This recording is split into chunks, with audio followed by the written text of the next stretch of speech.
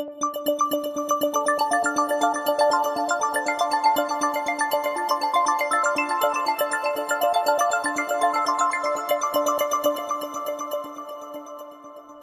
morning, and welcome family and friends of the MIT graduating class of 2006. We're speaking to you from the stage behind the podium. My name is Tom Roscoe, and I'm the MIT archivist and head of archives and special collections here at MIT. My name is Marilee Jones. I'm the Dean of Admissions at MIT, and I come to you as the representative of the Office of Personnel who admitted the students who will be graduating here today. Commencement is the most special day of all at MIT. At an academic institution, it really is a sacred rite. And this year we have this remarkable opportunity to bestow these degrees on all these young men and women who are a member of a special and exclusive club of people about to claim membership as MIT alumni. Remember, one of the many special things about MIT is that we have no honorary degrees. So there's only one way through here. There's only one way in, and there's one way out, and that's the hard way. We'll be visiting with you for the next 90 minutes as we wait the arrival of our graduates who will be coming over soon. They're currently gathering over on the west side of campus in Johnson Athletic Center. You can see them on the Jumbotron over here in this corner. We're pointing. And you'll see them on the screen. They'll be coming here about 9:50. We have some video pieces to share with you today about varying perspectives of the MIT student experience. And as you look around Killian Court, it's the perfect setting for commencement. We wish that the weather was a little better. We have the MIT big weather machine working on this to clear up all the drizzle today. But at least it's not pouring rain as it has been in the east for the last 3 months. But the reason we're here today in this great court is because it's really the only space at MIT that can accommodate a crowd this size. When everyone is in here at 10 o'clock, there will be 13,000 people gathered in this one space. It's a remarkable gathering. The court has a rich and interesting history, and no one knows more about this history than my pal, MIT archivist Tom Roscoe. Well, thank you, Marilee. MIT was founded in 1861. It was chartered on April 10th of that year, and actually 2 days later the Civil War broke out, so it took a little while before the first classes were held, which were in 1865. MIT was originally located in Boston's Back Bay, across from the Charles River, and it moved to Cambridge in 1916. We're surrounded here by the original main buildings, which made up the Great Court. This court was then renamed Killian Court in honor of James Rhine Killian, MIT's 10th president. In 1979, it was renamed. And since 1979, all commencement services have been held in the court, except 1992, when there was some really bad weather. Maybe snow. Marilee? Video coverage of these proceedings is being webcast live throughout the world right now. No pressure, Tom. Those of you here in Killian Court will be able to watch a recorded version of this from the webcast from your home or office computers. But this year, very exciting, we're actually, for the first time, offering a podcast of this. Now, all of the students gathering here at 10 o'clock will know what we're talking about. Those of you adults may not know what we're talking about by a podcast, but you'll be able to download this commencement onto your iPod or your child's iPod or your personal digital device later on. Earlier this year, MIT began producing a video podcast magazine with the purpose of capturing, communicating the richness and diversity of MIT. Each episode features stories on student life, research, special events, interesting people, and the occasional hack. We'll be showing you sample episodes of Zigzag throughout the morning. This episode you're about to see was podcast on April 5th of this year.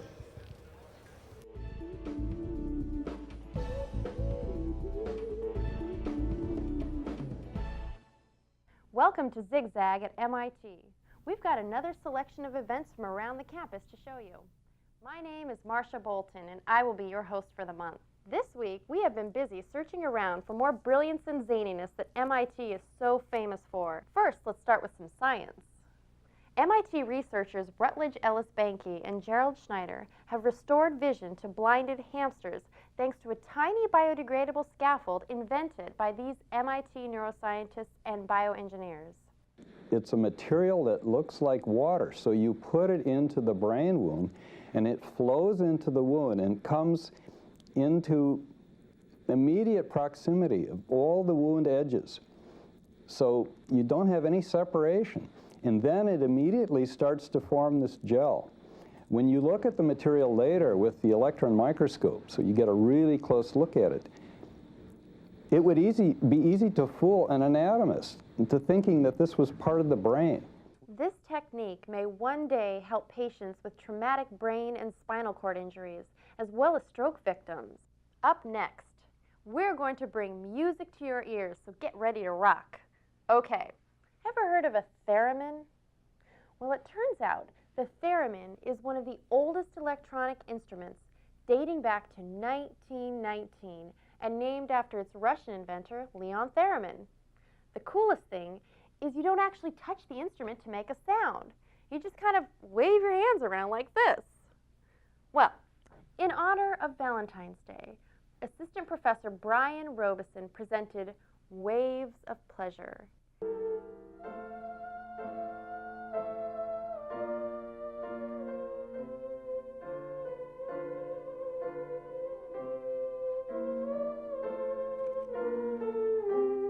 Pretty amazing. But the most fun was when Professor Robeson invited audience members to try it themselves.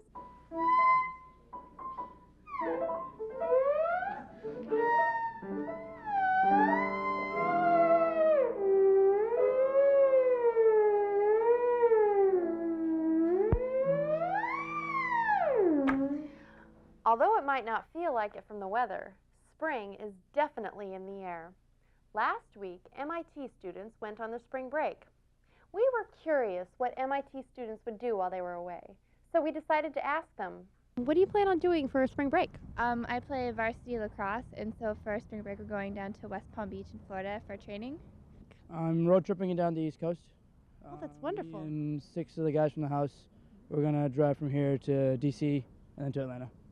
I'm going to Chile for one of my classes. We'll be climbing a volcano, ocean kayaking, and some other cool stuff, I guess. Hi, I'm Sonia. I'm an 07, and I'll be going down to New Orleans with InterVarsity for the Katrina Relief Urban Project. I'm helping a doctor from Hawaii pick up a new 2-seat airplane called a Diamond Eclipse, and we're going to fly the airplane from London, Ontario to Hayward, California. I'm going to be going to California with my fiance, and we're going to be looking for places to have our wedding after senior year.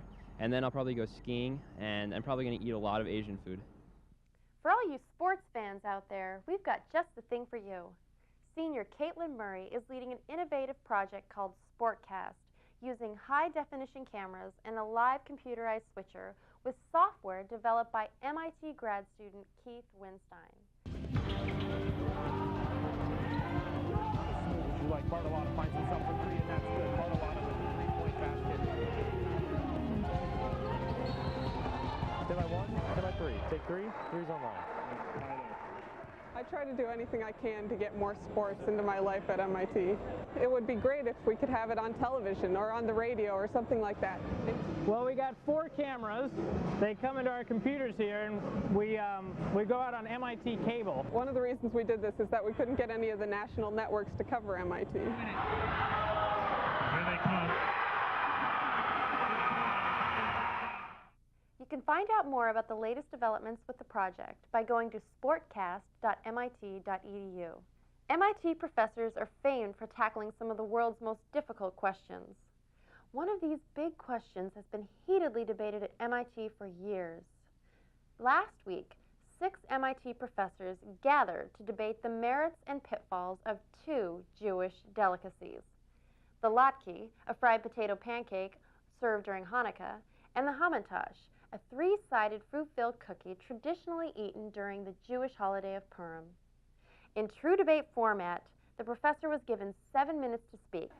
There's research in brain and cognitive sciences. Recent studies in the Canwisher lab shows there's a latke place in the brain. You show somebody a latke, lights up like a madman. You show somebody a hamantash, Nothing. This graph shows the graph of the density fluctuations as seen by the WMAP satellite. And as you see, the Klum-Mantashen curve fits it perfectly. The latke is a single, elegant trochee, a nice variation on the iambic norms of English verse. It's a classic. It is transparently superior to the ungainly double trochee of Hamantashen, which lends itself only to nursery rhymes and bad advertising jingles for good and plenty. A moon-filled Hamantash provides a glimpse of heaven. It is worthy of dreams. I long to eat one.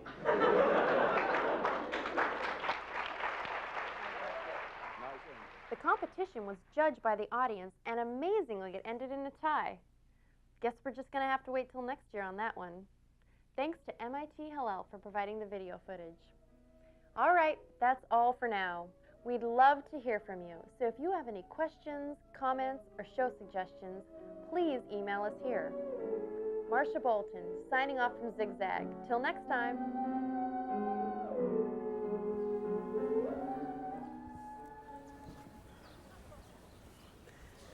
Okay, everyone. I'm about to introduce one of our favorite alumni, Eric Chemi, graduated last year.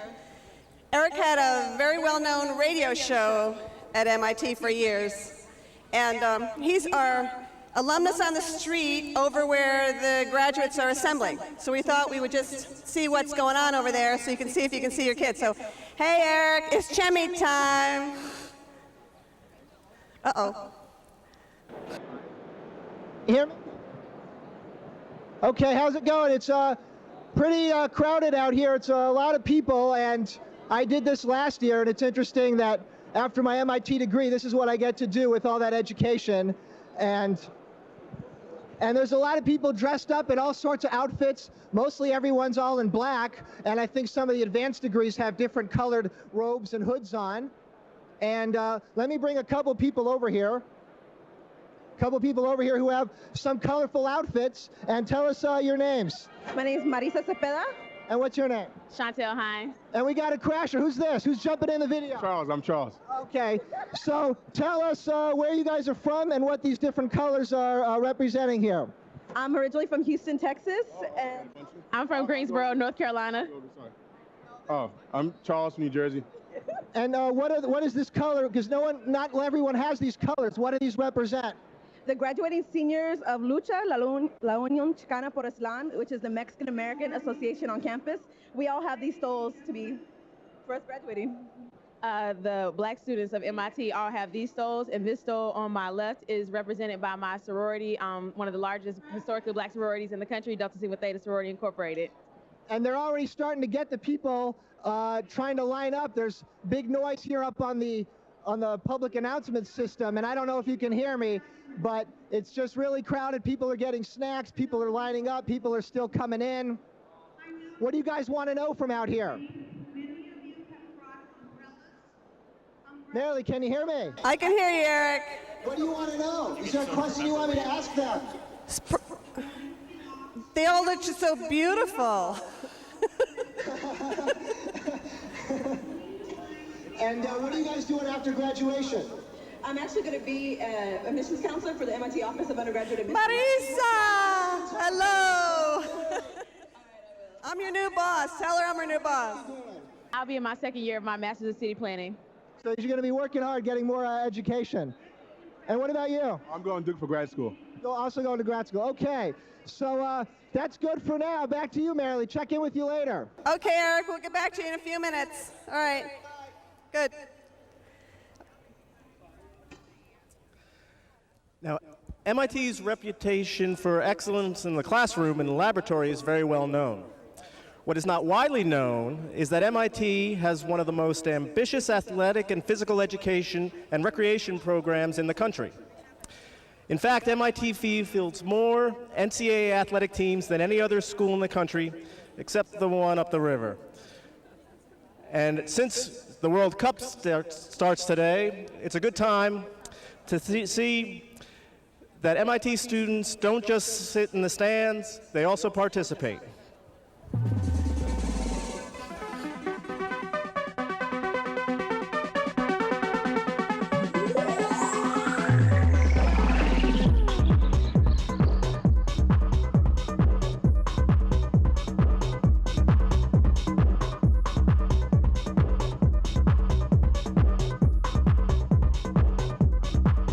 MIT sponsors a uniquely expansive athletic department, which features 25 intercollegiate sports, 40 club sport offerings, and 42 intercollegiate athletic programs.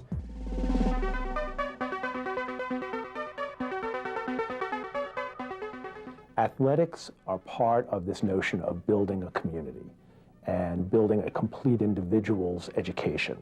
I certainly feel more well-rounded because of it.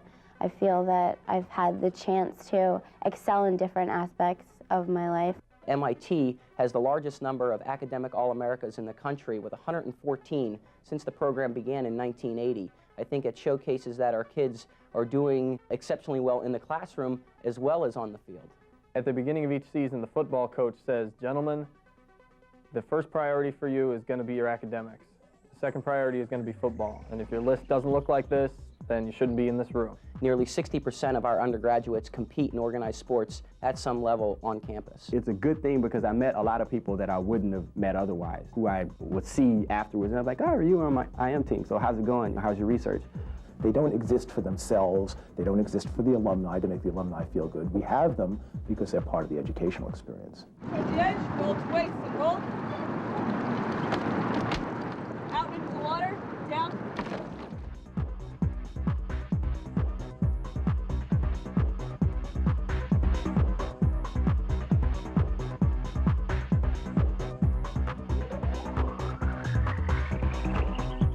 The crew boat itself, the 70-foot boat, is a micromanaged system in and of itself. You've got the administrator, your coxswain, and then you've got your powerhouse, you've got your stroke, who is your leader of your powerhouse. And then you've got your 4 and 5 seats, who are the peak of your boat. And then you've got your bow, who kind of guides you along in the little directions left and right. And so together you work as a team to the common goal. They learn incredible amounts about leadership, teamwork, sportsmanship, and courage, the willingness to take risks and push their abilities beyond what they think they can achieve. I have learned to push myself during races and during practices so hard and commit myself to a certain goal unequivocally and in a way that I never had before.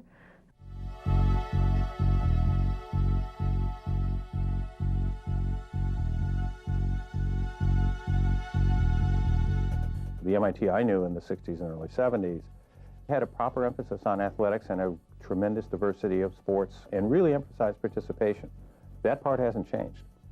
But what's happened is there's an even greater variety of sports today. If MIT doesn't have something, be it a club or an organization or a sport, if 2 people want to do it, they'll let you organize it and you can have it. It's up to the individual, but the MIT will embrace that. It always has been in the past and always will be about opportunity for all. One of the things that I think is particularly striking about the athletic program at MIT is the emphasis on participation in sports rather than spectator sports. You don't see the whole campus coming out to watch the football game on a Saturday afternoon like you might find on some college campuses, but you do see an incredible number of students that are engaged. Currently, about 20% of the students are involved in a varsity sport. About 80% of the students are involved in intramural sports, and 100% of the undergraduates are involved in the physical education program. So it really lets students pursue their interests, whether they pursued them as an extracurricular activity through their school previously or whether it's something brand new. We've been able to make major investments in facilities and support services that have enhanced an already vital program.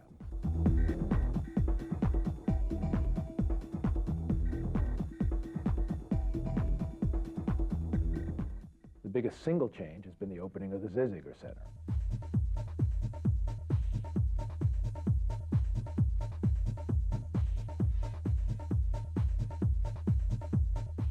The Z Center. That thing's just beautiful, man. It just seemed like the MIT campus became healthier because people were more willing to work out, because there were more facilities and they were nicer. The new facilities have been made possible because there was a vision on the part of MIT, but then the facilities could not have been created without the financial support of the alums who have come forth to say, yes, we recognize that that is an important priority and we want to be able to support it. You'll be in there lifting weights and your professor will be in there lifting weights also or something, and say hi to them, and just little things like that, seeing people outside of the classroom and interacting not in an academic way, I think really helps build the community. It's not just about the classroom or just about the laboratory, but it's about growing as a person. And part of that is working with other students or participating in sports or other sort of events, the arts, all of which will carry forward into their future lives.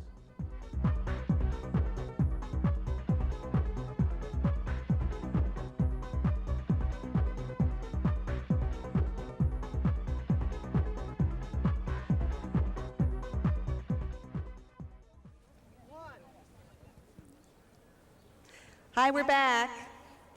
I'm overhearing, I grabbed some parents from the audience now, and I'd like to introduce them today. So why don't you introduce yourself and... John Getz. I'm Laura Getz. And your child is? Deanna Lentz. Deanna is graduating today, and she was MIT's Female Athlete of the Year. She's played varsity sports here all 4 years, field hockey and lacrosse. She was MVP for both sports, and she just recently won the Diane Geppies Aikens National Award for a lacrosse player who shows perseverance, strength, courage, and leadership, along with her amazing sports ability, obviously. Yay, a proud mom. I was at the awards dinner, the awards presentation that day.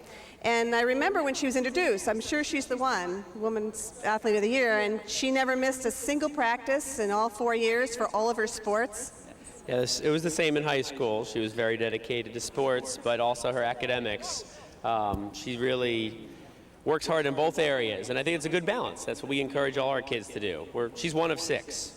One of 6 kids. Is she the oldest? She is not the oldest. Her son graduated from MIT. No, her brother. Her brother. she has no kids yet. Her older brother graduated from MIT 3 years ago. Her stepdad graduated from here in '92. So we're an MIT family. And what do you guys do? Where are you from? We're from Maryland, and we're high school teachers. I teach math. And I teach science. So there you go. No big surprise. Yes. Now, what did Deanna major in? What's she graduating with today? Mechanical engineering. Oh, she's an engineer. Yes. Ooh, very special. Yeah. We're very proud. Yeah. So you missed something to be here today for her, huh? We missed the high school graduation where we teach, so we're very sad. 2 graduations would have been a lot, but hopefully the rain will hold off today. Yeah. So is she happy that you're out here talking to me right now, or is she going to be totally humiliated when she sees this on her podcast? She is. We said we might just tell an embarrassing story about her. Oh, so good. Let's hear them. This is the time for revenge of the parents. I was my daughter's commencement speaker when she graduated from high school, and that was major revenge. Well, let's see. What can we say? Firstly, just us being here is embarrassing to Deanna. Although she's probably standing in line and not even watching, so you just have to tell her about it. Right. So what do you think she's going to do after she graduates from MIT? She's planning to go cross country for a few months, drive cross country and explore the U.S., and then she's supposed to work in August at Raytheon. Oh, she'll be at Raytheon. So she already has a job. She said school. She's done, but she's planned out her whole life. She's going to law school and having a family, becoming a teacher. So we approve. Yes. But her engineering degree serves her very well for all those things, right? Oh. Along with all her other friends that have graduated from high school, she's the one that's feeling the most secure right now. She has her job set, so she can go across country, relax, take a couple of months off because she was totally sought after. You know, there were companies vying for her to come work for them. So she wants to stay here in Boston because she loves it here.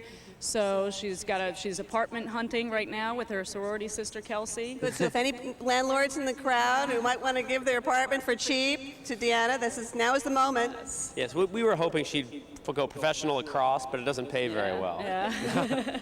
Well, we're very happy for you. You've done a great job raising this beautiful girl. She's a wonderful girl. We're very proud of her. Yeah, and a wonderful MIT alum. So Yes. thanks very much. Thank you. Back to Tom. Now we'll see another episode of Zigzag, which was podcast on April 18th. This one features the latest hack, a bit of MIT history, and a familiar phase.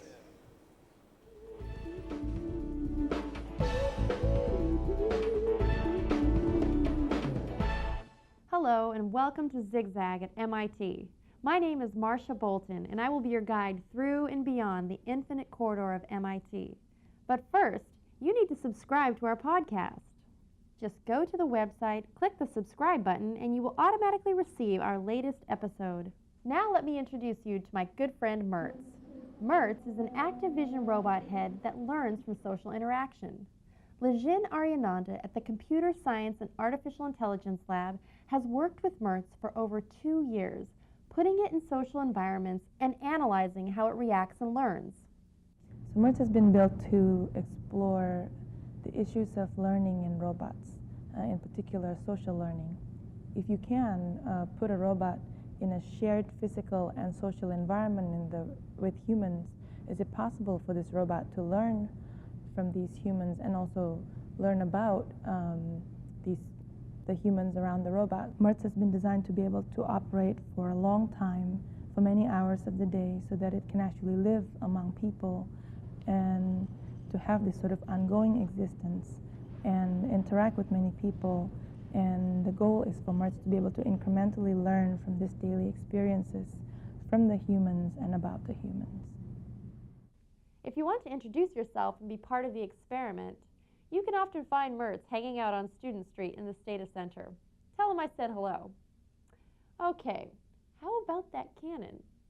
Last week, a strange new addition to MIT's landscape appeared on campus for a brief visit. MIT students have once again pulled off another fabulous hack that will be hard to beat. The 1.7-ton Fleming cannon was lifted from MIT rival Caltech. MIT students, posing as the Howe and Sir Moving Company, managed to get the cannon off Caltech's campus and transport it 3,000 miles to MIT with the addition of a large 24-karat gold-plated brass rat around its barrel. We asked Marilee Jones, Dean of Admissions, how the cannon hack affected Campus Preview weekend. It happened the day that Campus Preview began, really. And so at the student welcome, I was able to say, and how about that cannon? And that's all I said, and the whole audience exploded with cheers and laughter. They had already heard about it. And they thought it was great, because it was really fun, and it was elegant, and it was wonderful, and it was performance art. And the reason I call hacks performance art, especially a hack like this, is because it wasn't there before. Suddenly it surfaces, and it's only there for a short time, and if you're not here, you miss it. And there it is, and it's something extraordinary, and you think, whoo, where did that come from? And yet you know that so much time and effort went into planning that. It's a remarkable event. The resourcefulness, the creativity, the joy that brought that hack to us was such a great reflection of the quality of MIT students, who we are as a community, what we value here, why we matter in this world. Now we'll have to wait and see what Caltech has in store for us. It's things like hacks that make the history of MIT so rich. Speaking of history, happy birthday! Last week was MIT's 145th birthday. On April 10, 1861, MIT was founded by William Barton Rogers just across the river in Boston's Back Bay. We were going to bake a cake for the event, but we found out that the MIT Museum has even bigger plans to celebrate the 150th anniversary. They are leading an innovative project that combines history and science and puts it right in the palm of your hands. The MIT Museum is leading an innovative research project to turn the whole world into a museum. We're starting with MIT itself, but the goal is to create a system that anybody can use. Part wiki, part web, part iTour, part astonishment, blending the magic of new locative technologies with digital information and stories. This is a collaborative effort to create a different kind of infinite corridor. Radar is the new electronic device that can locate a target in any condition of visibility, including complete darkness. The Rad Lab was a hothouse of activity. Most loved the intensity and camaraderie that it fostered. The music you hear is from a play put on in 1942 by the staff and family members of the Rad Lab. No one gave us any name, the alphabet was finished. The hostelries were all filled up and office space diminished. Oh, no one fired off guns for us and not a hand. Not only will you be able to learn about the amazing history of MIT, you'll also be able to participate by sharing your own stories and experiences. Well, that's it for now. Please don't forget to email us your comments or suggestions to zigzag@mit.edu. I'm Marsha Bolton, signing off. Nelson got behind the ball and gave a portly shove, but nobody hit really hard, and Nippen wanted love. Oh, Nippen whistled in his teeth, and Franklin had to push. So at the end he came to us, to Conan, Compton, and Bruges. Okay. That's a pretty cool little ditty. But it's Chemi time. Back to Eric Chemi. Eric, hey. What's happening? It's just getting busier and busier, and people are crossing through, not paying attention. There's a big setup for food, and everyone's standing in line, but there's no real line, and no one's getting any food, and they're all staying hungry. It's very dry in here so far, and hopefully it'll not be so bad out there. They've started passing out the ponchos. I got a couple more people with me. This is Mike, and this is Johnny V. So say hello. How's it going, everybody? Hey, Mom. How you doing? So where are you guys from, and who are you? Who's visiting you today? I'm from Larnaca, Cyprus. I have my parents here, my grandparents from my mother's side, and my grandmother from my dad's side. What about you? I'm from Pittsburgh, Pennsylvania. My mom made the trip all the way out here to see me. And what did you guys study at MIT? Material science and engineering. I'm in electrical engineering and computer science. So we got a couple of engineers here, and you guys are both the athletic types, not getting out there. What did you guys do? We both swam for the swim team. Couple of swimmers right here, so maybe the rain won't be so bad for you guys today, huh? And you feel what? I feel at home. He feels at home in the rain. What are you guys doing after MIT? What'd you get ready for? What did MIT set you up for? Going to Santa Barbara for grad school. Santa Barbara, huh? Nice, nice. I'm staying at MIT for a PhD. Okay, so you'll be getting the nice weather. He's going to be still stuck here and maybe getting to go through this process again. Marilee, can you hear me? Do you have any questions for these guys? I'm just surprised they don't have jobs. Can't hear me. Okay, well, we'll send it back to you guys. Check in with you a little later. Bye-bye. Okay, bye, Aaron. Okay, Tom, what's next? So now we're going to see another episode of Zigzag. This one's set in the Stata Center. It involves the Energy Council, SwapFest, Media Lab, and a student film.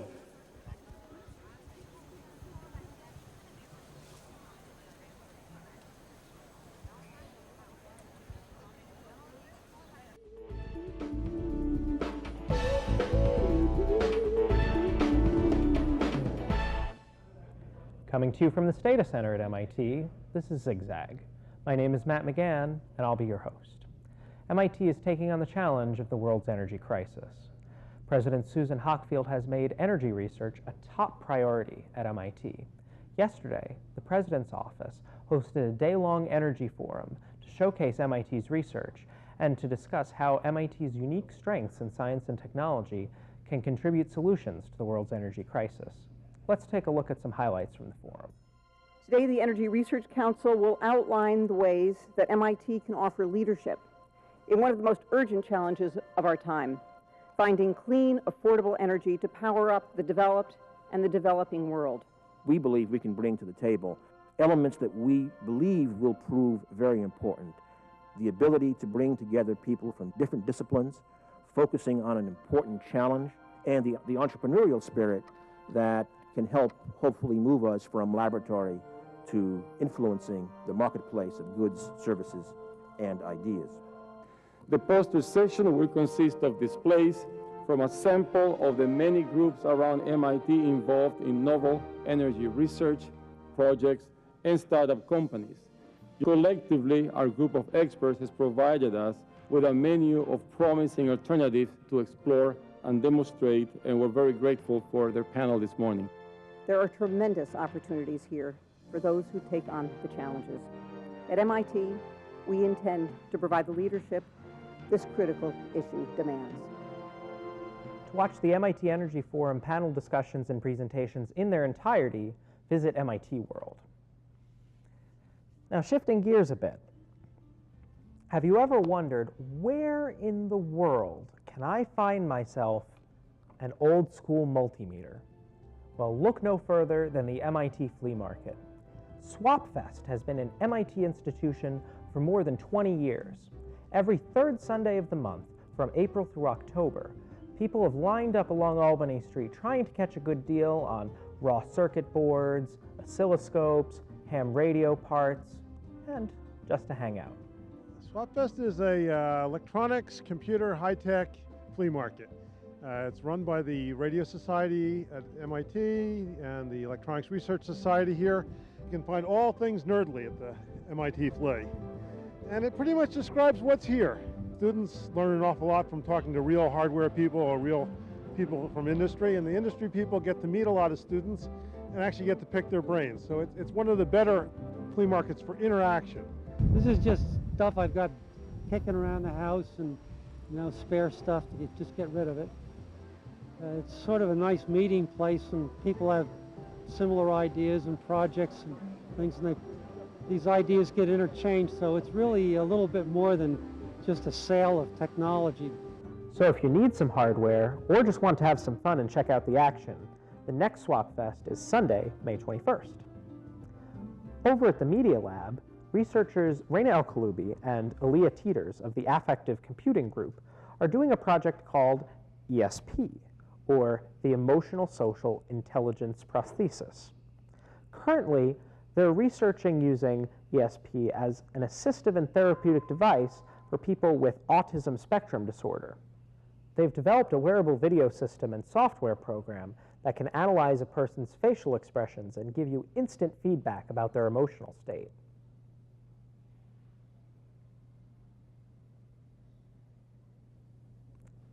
You'd be wearing this, and it's connected to this little hand top. It's an OQO, which would be recording your facial expressions and analyzing it in real time. So we use 24 feature points on the face, like the eyes, mouth, eyebrows, and we use those to recognize facial expressions like a smile, a lip pucker, an eyebrow raise, and a mouth open, and so on. And we look at these over time, and we sort of use them along with head gestures to make a guess at your hidden mental state. We took these cameras down to the Groden Center in Providence, Rhode Island, which is a center for autism, and we gave the children an opportunity to play around with the technology, and they really liked taking video and looking at video. So we're hopeful that they will also enjoy looking at themselves in the video and their conversation partners. Then you get to sort of the cognitive layers, which are beliefs, which we don't normally think of beliefs as knowledge, but from the scientific point of view, it's just... One of the reasons that we got interested in this is that computers have the same drawbacks that people with autism have. They don't understand facial expressions either. And so one of the advantages of working with this is giving insights into artificial intelligence and into robotics, and helping those interactions develop as well. A couple of episodes back, Zigzag went around campus asking students about their plans for spring break. Now that they've returned, we thought it might be nice to hear about some of those experiences. Juniors Adam Love and John Glowa traveled to Paris, Amsterdam, and Berlin for their spring break, teaming up on a collaborative art project based on their journey. Here now is that short film that they produced especially for Zigzag. Europe folds around Amsterdam, but where that battered worn crease reaches its peak cannot be said. Trains stream in and out as their passengers question consciousness, surrounded by blue skies. It is a different beauty than what we found in Paris. Fountains, Notre Dame.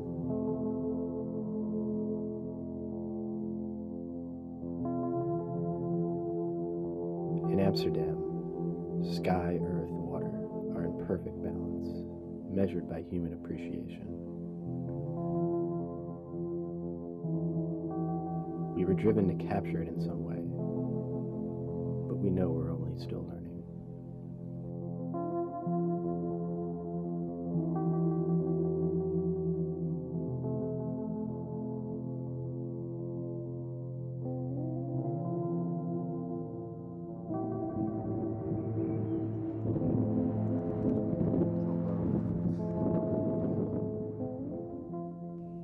When they're not making films, Adam and John are majoring in physics and mechanical engineering, respectively. That's all the time we have for now. From the Stata Center at MIT, I'm Matt McGann.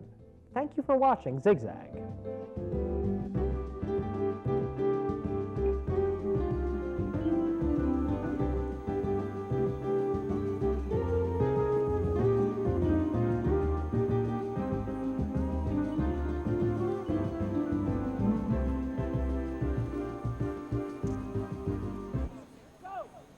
So this commencement is an all-admission show, I guess. Matt McGann, who is just your host on Zigzag, is Associate Director of Admissions at MIT. Matt, wave to the crowd. Yeah, there he is, Matt. Matt's blogs are unbelievable. So if you even know what a blog is, go on our My MIT site and read his blogs. So we've received such great feedback about Zigzag. It's a very interesting show, and many alumni have actually subscribed to it as a way to stay informed about MIT. So now it's time to go back to Eric Chemi. It's Chemi time. Hey, Eric. I'm back, and it's getting busier and busier now. It's just a few minutes away till they get lined up, and then they're going to be marching out soon enough.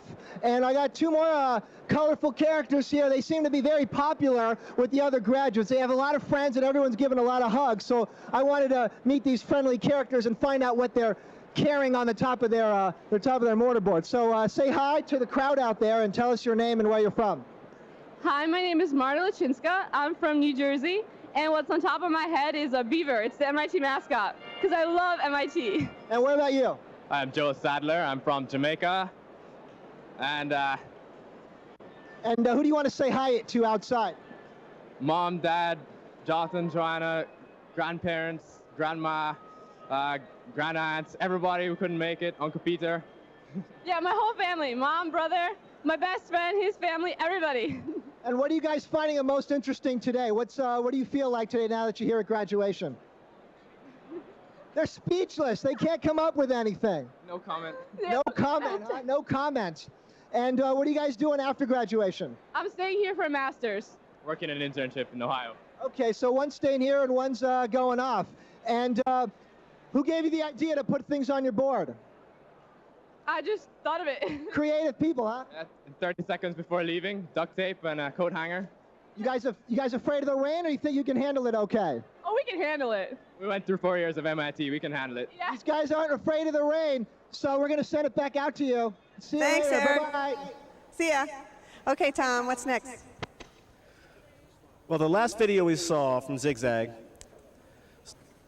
was a nice art film produced by two MIT juniors, one majoring in physics and one in mechanical engineering. The arts at MIT play an important role in overall education, as this next video will illustrate. One morning, I came up the steps of Massachusetts Avenue and walked through the door, and the entire space had been transformed into a wheat field. Innovative visual arts projects like that are happening all the time on campus. The arts at MIT, like science and engineering at MIT, are on the cutting edge of their disciplines. They are serving the students, and in the way they're serving the students, ultimately, they're going to be serving the entire society. At MIT, you'll find some of the best musicians, virtuosos completely. The person who lives next door to me has perfect pitch, and if you name any song whatsoever, he can strum it out on his guitar. If it has multiple lines of music, he can strum out all lines on his guitar. And you can see that it's indicative of the level of quality at the MIT Symphony Orchestra, the MIT Concert Choir, etc. Last year I got to premiere a song cycle written by an MIT composer, and that was a lot of fun. Modern poetry, modern music, and everything. Everyone at MIT cares about something, whether it's their classes or their Europe or some student activity they do. There's always something that they really care about. The thing about MIT students that I most appreciate is the elegance of their thinking and the fact that it's sort of live and let live here.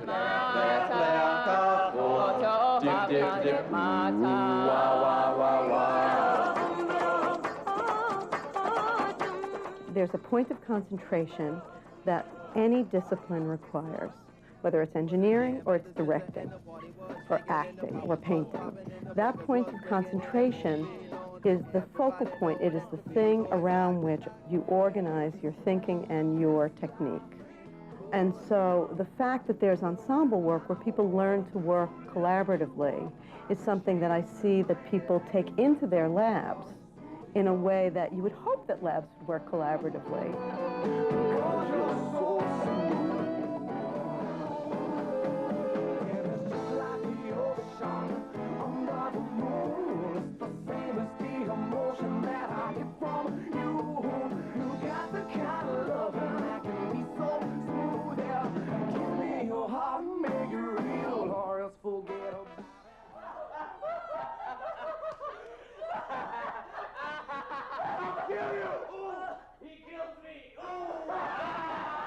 Well, right now, it's sort of the theater is a way I can investigate my own sort of identity, especially my own cultural identity.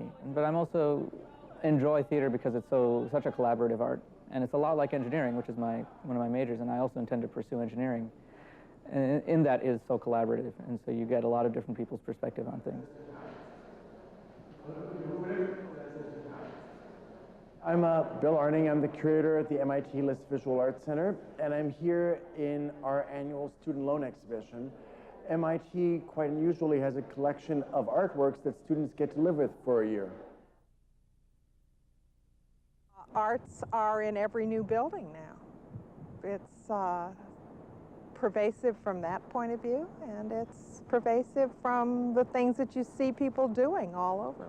My favorite program is the Council Scholars, of course, because I'm very involved with them. It started with 20 or so undergraduate students, and now we have both undergraduates and graduate students, computer scientists, they're chemical engineers, they're architectural students, and they are not, with a few exceptions, actually going out and leading professional lives as artists. But this is something that's been very important to them all their lives.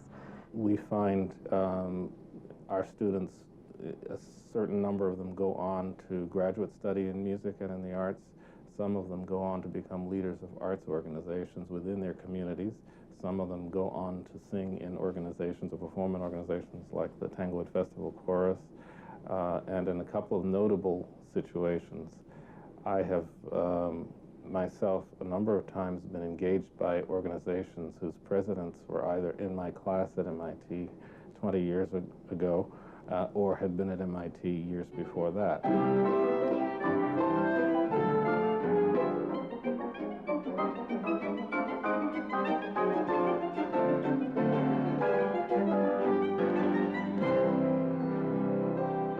My first visit to MIT, when I walked through the halls, I remember passing through the math department on the way to Building 14, where we used to be. And I looked in a door and saw mathematicians hunched in carols, and I felt right at home, because that looked exactly like walking down the halls of Juilliard into the practice rooms and seeing people working personally on something. One of the amazing things about MIT students is the incredible wide range of interests and abilities that extend far beyond the intellectual and the academic. And our special guest with us this section of the concert is no exception to that. His name is Jonathan Lee.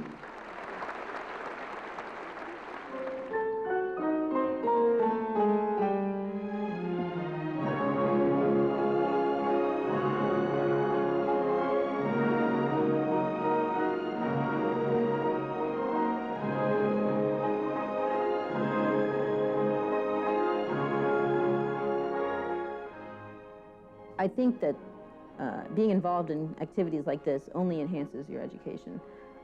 I think it's important that while you're at school to focus on things besides your own research. So people come here as scientists, as engineers, as mathematicians, but when they are making art, they're artists.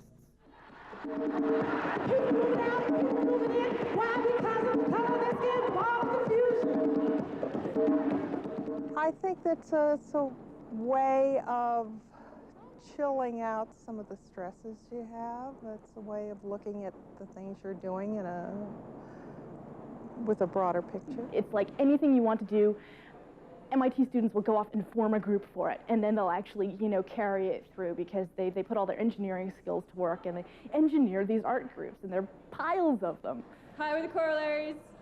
We have our new CD, which you should buy. We're the Institute's only co-ed, secular, all-MIT, non-jazz, competing a cappella group.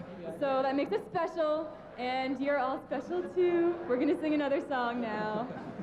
We are the engineers, we are the engineers, yes, we are the engineers, we are the MIT engineers, we are the engineers, yes, we are the engineers.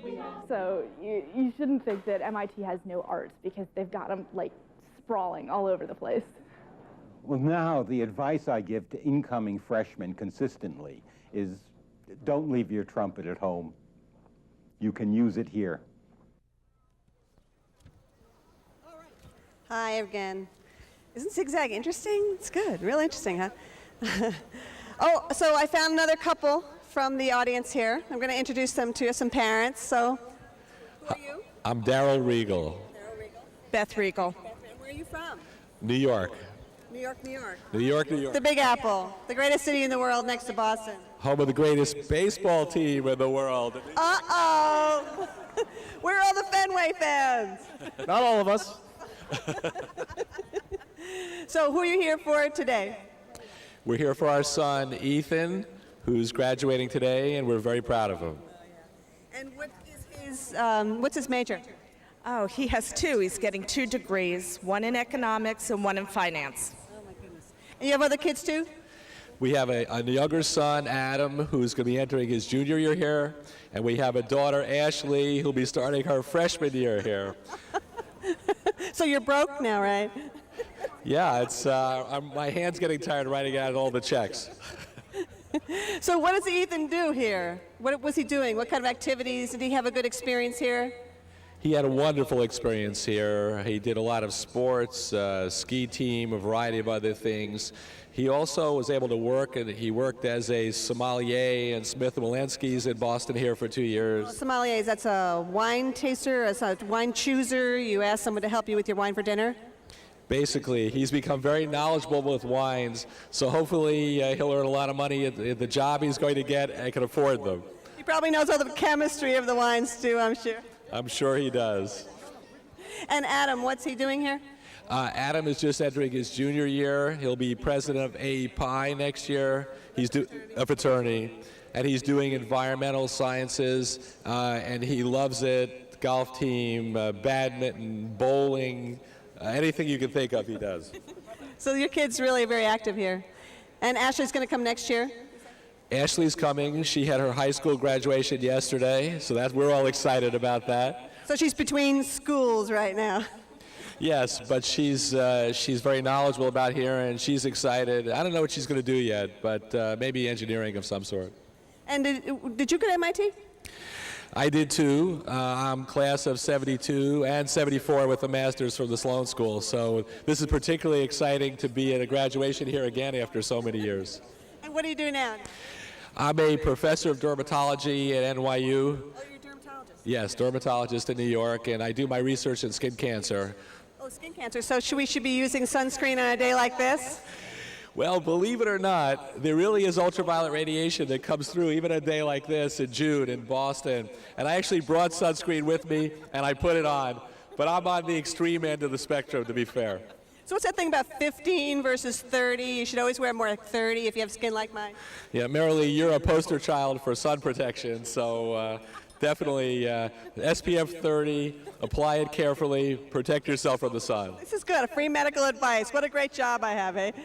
Well, thanks very much, and we're very happy about Ethan and Adam, and of course Ashley coming. Yeah, you're a wonderful family. We want to thank MIT for everything they've done for my family. I know how much it's meant to me, and it's meaning a lot to our kids, and we want to thank you for all you've done for our kids. Thank you. That's unpaid, folks.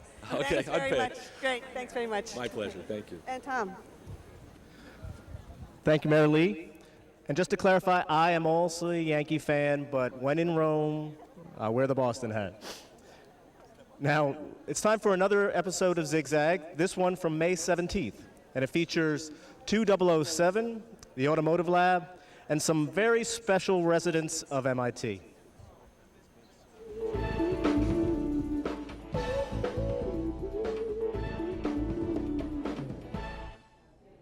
Coming to you from the Pappalardo Lab at MIT, my name is Marcia Bolton and this is Zigzag. Here in Building 3, this mechanical engineering lab is home to a number of courses that teach design and fabrication. One of MIT's most popular courses is called 2007. For over 30 years, students have designed and built robots to compete in the year-end robot contest celebration.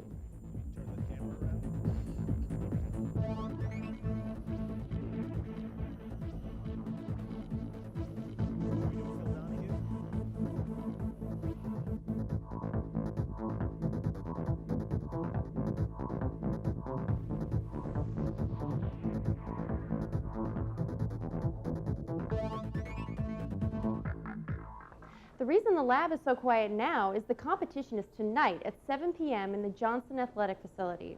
On the next episode of Zigzag, we'll bring you highlights from the contest. While we were passing through Lobby 7 last week, we noticed another interesting course demonstration. Professor Herbert Einstein's civil engineering design class was building and testing their newly designed bridges for all of MIT to see.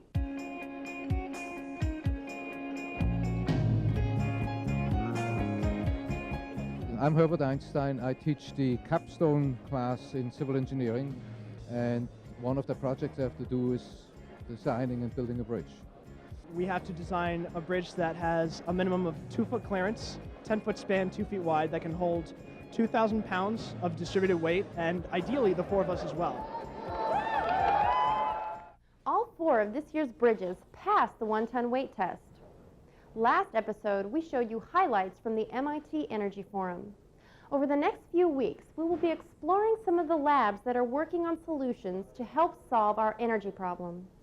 The Sloan Automotive Lab has been doing research on improving automotive performance and efficiency since 1929.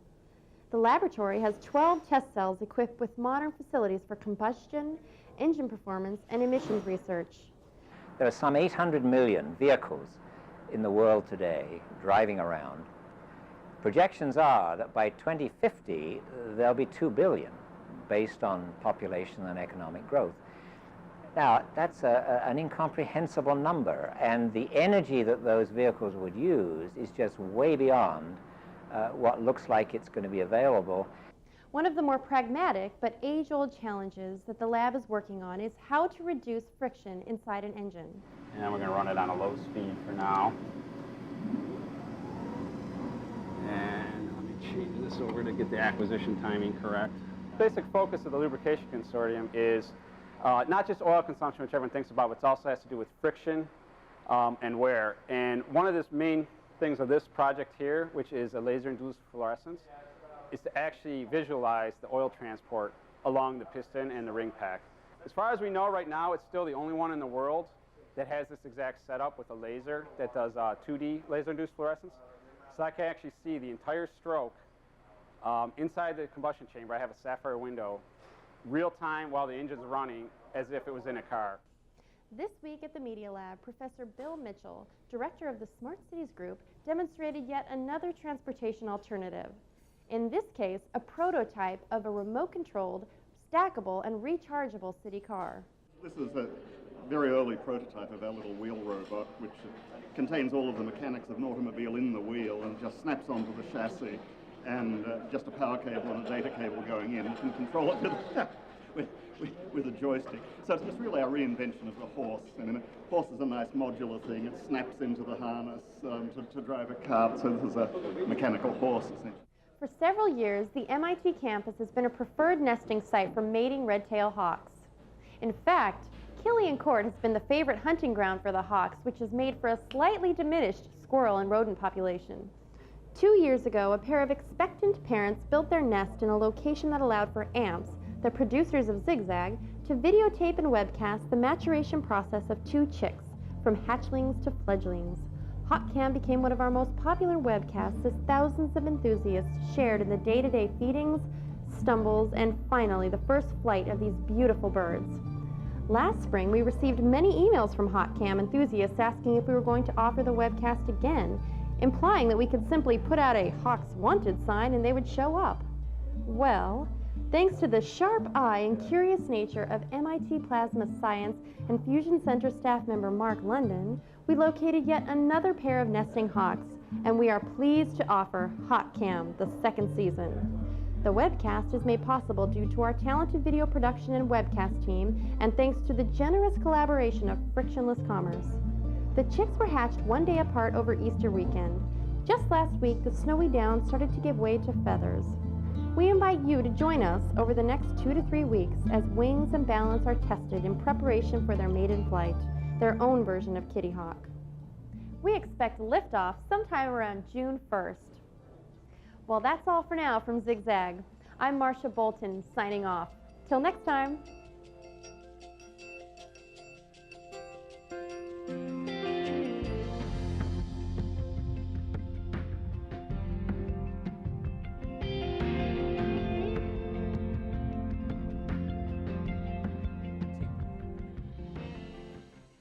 Hi, everybody. We're back. We plunged into the crowd and pulled out this family at random, so this is wonderful to meet you. I'm going to ask you to introduce yourselves. So you're the parents right here, right? I'm Nancy. We're from North Richland Hills, Texas. Our son is David Legault. I'm Andy Legault. And your son is? My son is graduating. He's also being commissioned in the Navy today, too. He'll be a submarine officer. So what's he graduating in, what degree? Nuclear engineering. So he's nuclear engineer as of today, and he's also being commissioned in the Navy, in the nuclear Navy, right? So who are you? I'm Megan. I'm his sister. And this is the red side of the spectrum, if you can see us. 3 redheads in a row. That's always good luck. And who are you over here? I'm Brian. I'm David's brother. What year are you, Brian? You're older, obviously, because you're already commissioned. Actually, no, I'm a midshipman, but I'm a junior in college, and I came here to see my brother get commissioned. Perhaps I'll give him a salute. So. Yes, that shows what I know about the Navy. My father was in the Navy. He would kill me. And who are you? My name is Tricia Legault, and I'm David's aunt. And I love him, and I'm so excited for him. So you're also from Texas? I'm from Dallas, Texas. And I heard there was a little University of Texas action going on in this family, right? Right. I'm sorry, what? University of Texas action going on in this family. Correct. Yes. Who's the University of Texas here? I see Hook'em Horns. That's what we know. Hook'em Horns. Longhorns from University of Texas. Okay, well, you have a lot of family here, right, today? My mother is here. She's 84 in excellent shape, walks a mile every day, and she's walking faster than any of us all over Boston. So hi to her. I know she's here somewhere. Now, your son, what did he do here? What kind of life did he have? Was he in a fraternity, dormitory? Did he play sports? What? Dave was in FLP all 4 years. His second year, he went back as a counselor. This is the freshman leadership program. Yes. We call it Fish Camp in Texas. And his senior year, he was the coordinator, or one of the coordinators, and he was very involved with that and made a lot of friends through that. And one thing about David is he says, I want to be everybody's friend. And I'm most proud of him for that. You know, this is a wonderful accomplishment, but he's really a nice man. See, that's the bottom line, isn't it, when you're a parent, that your child is a wonderful human being? And you got 2 more of them here. That's. Oh, there's another one. Yeah, we only had 5 tickets, so she had to be in an auditorium. Oh, so the other sibling didn't make the cut. Only 5 tickets. Who else is here? My sister Susan, who's from near Fort Worth, is here also, and our oldest daughter Lindsay, and her husband Daniel, and Chris Meek, who's also in the Naval Academy, and one more. My sister, Lindsay, my grandmother. Anyway, hello to all of y'all. It's a big family. And these 2 are twins. Not identicals, we see. Well, it's wonderful to see you here, and I'm sure your son really is a leader. Did freshman leadership program here and commissioned as a naval officer, and pretty soon he's going to be running that submarine. So thank you very much. It's a pleasure to meet you all, and have a wonderful day. Thank you. Okay, Nice bye-bye to now. meet you. Thanks. Bye. Okay, Tommy, back to you. Well, thanks, Marilee. And the next thing we're going to see is the end of the last Zigzag video. You saw a feature story on the Hawks of MIT. And as predicted, the Hawks did fledge last week, so we prepared this brief piece about growing up and leaving the nest.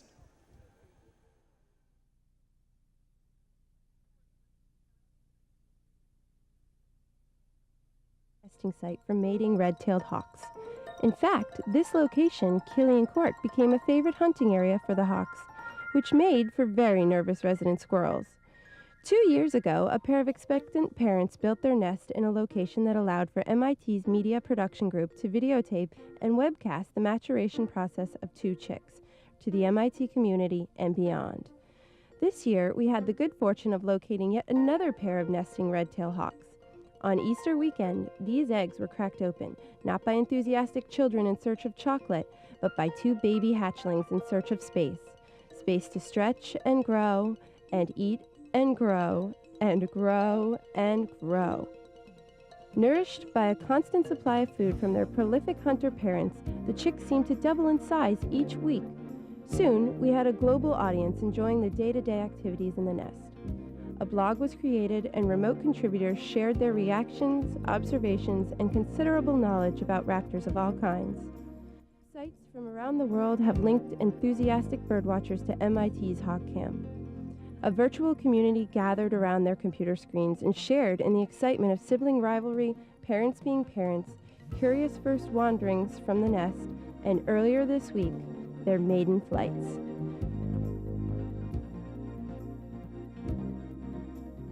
We wish our fledglings the best as they explore the world beyond MIT.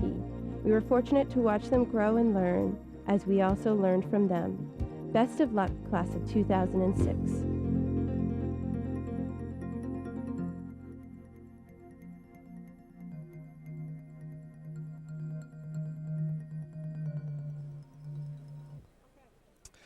And now we have a few public address announcements. Each of you here is going to be very anxious to get the best possible view or photograph of your graduate. But I urge you to remain respectful of your fellow guests when doing so. Please, do not stand on the chairs to take pictures. We've had folks get hurt in the past doing this, so please don't. We would like to also request that you take the time to put your cell phones in a non-audible mode. The medical tent is located at the rear of Killian Court. Official photographs and DVDs and videos may be ordered. Ordering info is at the info tents in the court. Refreshments are available for purchase in the lower courts. And the words of the national anthem and MIT school song are printed in the commencement program. Now on to another video. The most recent episode of Zigzag featured an interesting story on the marriage of art and technology. Let's take a look.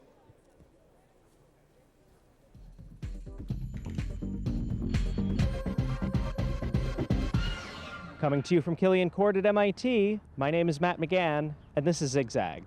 Behind me, you can see preparations being made for this year's commencement ceremonies.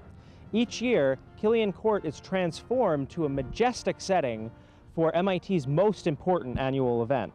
On Friday, June 9th, 13,000 people will gather in this court to celebrate the achievements of the students and their families, but also the achievements of the greater Institute community. Gracing the stage this year will be commencement speaker Ben Bernanke, current chairman of the Federal Reserve and an MIT graduate in 1979. Previous commencement speakers have included Bill Clinton, Kofi Annan, and Tom and Ray Magliozzi, better known as Click and Clack, the Tappet brothers from NPR's National Public Radio, MIT alumni themselves. Last time, we told you we'd be bringing you some highlights from the 2007 robotics competition. It was an exciting year with lots of drama going into the final rounds. 207, if you want multiple technogasms, you just come here and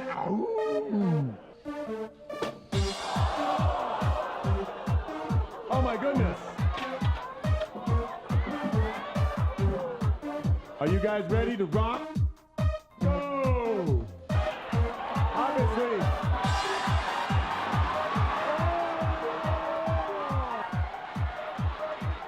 The table I have to fantastically pass takes them from entering MIT as sweet innocents, looking forward to the graduation goal. Well, that's not so hard. And then as their machines go, and some of them went all the way down fast. Other ones got hung up between freshman and sophomore year as they collected their scoring balls. But every one of the students did a fantastic job. That's why they're here, to have fun and learn and get those neurons connecting. My robot picks up balls, not much unlike everybody else's, but with a slight emphasis on looks as well as function and form, because I think it's important to look good as well as work good. But it made it to the top 16. If just looking at my robot, you wouldn't really think it'd work. It's too long, it's too wide. It really shouldn't run at all, but it seems to work okay, and I'm pretty proud of it. I didn't think at many colleges that you could actually build something in your sophomore year when you're really only starting mechanical engineering classes, but I thought this was great. I knew before I got here that 2007 would be the best course that I'd take in my life, and it has not disappointed. Lots of vibrations. Look at that.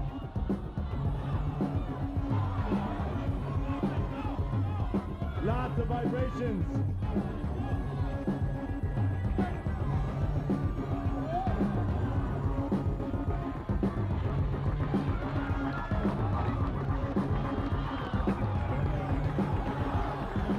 because I had trouble in the beginning of the semester to get stuff done, but it all came together at the end. I just rushed along.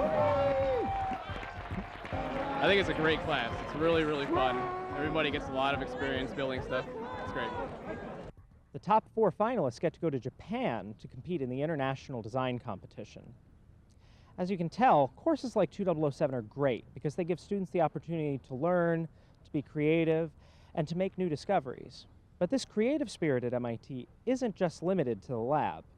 You'll find students engaged in collaborative and hands-on projects in and out of the classroom. Over at the Dormitory East Campus, a group of enterprising students designed and built their very own disco dance floor from scratch. Every year, East Campus throws the Bad Ideas Competition, which is a weekend in January where we buy a whole bunch of different materials and people just design crazy ideas and build them. And this always ends in a party on Sunday night. This floor definitely started as a joke of how awful of a party could we throw in the sense of being retro and disco-y, but then it turned out to just be awesome. The floor is built in 8 sections. We call them modules, and each module contains one of these custom circuit boards, which is effectively just a USB interface to controlling 192 LEDs and 64 switches, so that we have 4,000 different colors in each cell, plus a pressure sensitivity option.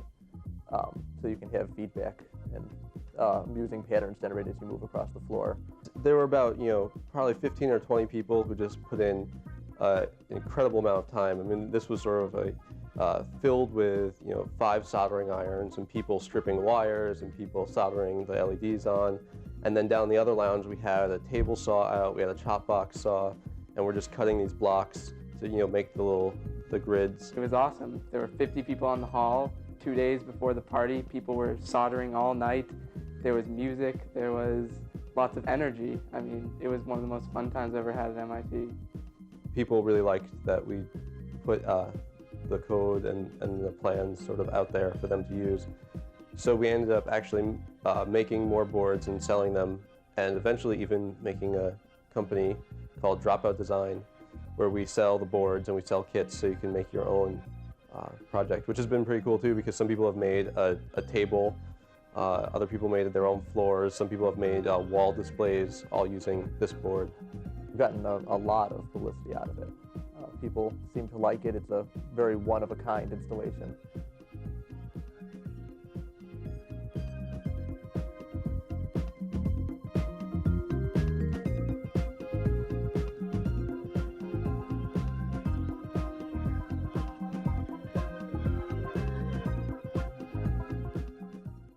MIT is a place where advanced research leads to amazing new discoveries. And MIT is also a place where art flourishes and can sometimes lead to technological innovation. Elizabeth Goldring is an artist and poet who's been affiliated with MIT's Center for Advanced Visual Studies since the late 1970s. Her collaborative research at CAVS includes visualizing her own vision loss and developing both a visual language and a seeing machine for people who are blind or visually impaired.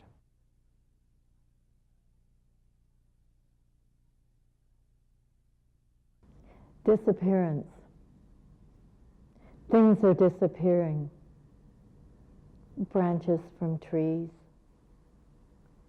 pieces of words, lines in faces. I've been visually impaired since the late 70s. I currently, after several operations, have limited vision in my left eye, and in my right eye I have light and shadow perception. A friend of mine at the Center for Advanced Visual Studies and I got together and we began to visualize my vision loss using video and using my writing. I then was exposed to the scanning laser ophthalmoscope at the Scapin's Eye Research Institute. The physicians wanted to look at my retinas to see if it would make any sense to try to operate. An ophthalmoscope is a device for looking inside the eye so that a physician can see what's wrong with it. They projected some stick figures onto my retinas, and I could see the figures. And I asked if they could write a word, and they wrote the word sun. It was the first word I'd seen for many months. And at that point I said, I've just got to get in touch with the inventor of the machine, Rob Webb, who's senior scientist at the Scapin's Eye Research Institute. He and I have been collaborating ever since. And with his consultation, I developed a visual language and visual experiences that I could use with the scanning laser ophthalmoscope in the same way that it was being used as a diagnostic tool, but I was using it as a seeing machine. With the advent of LED technology, it made it possible to build these new prototype seeing machines.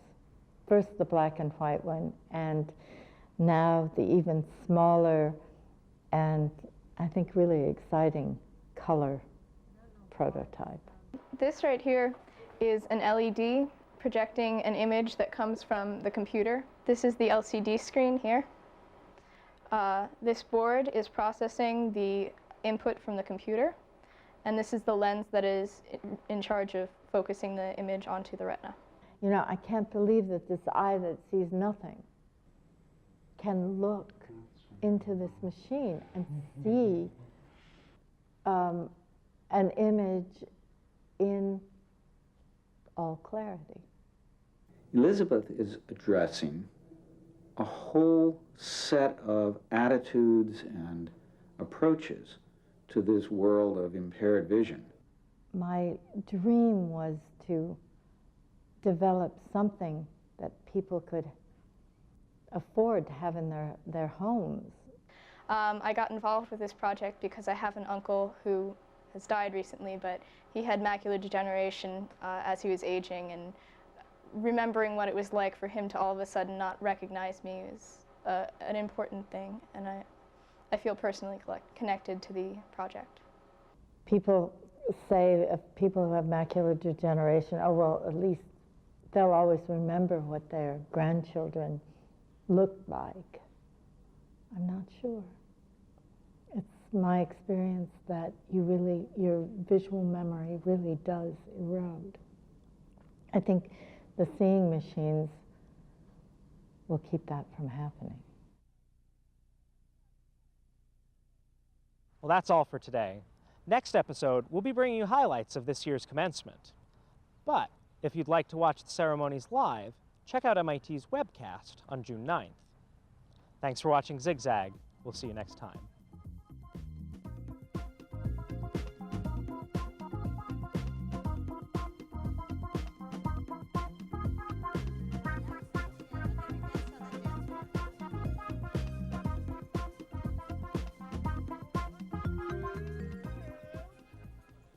Hi, welcome back. I want to dance on that dance floor. We'll have a dance-off with anybody in the audience after the commencement is over, okay?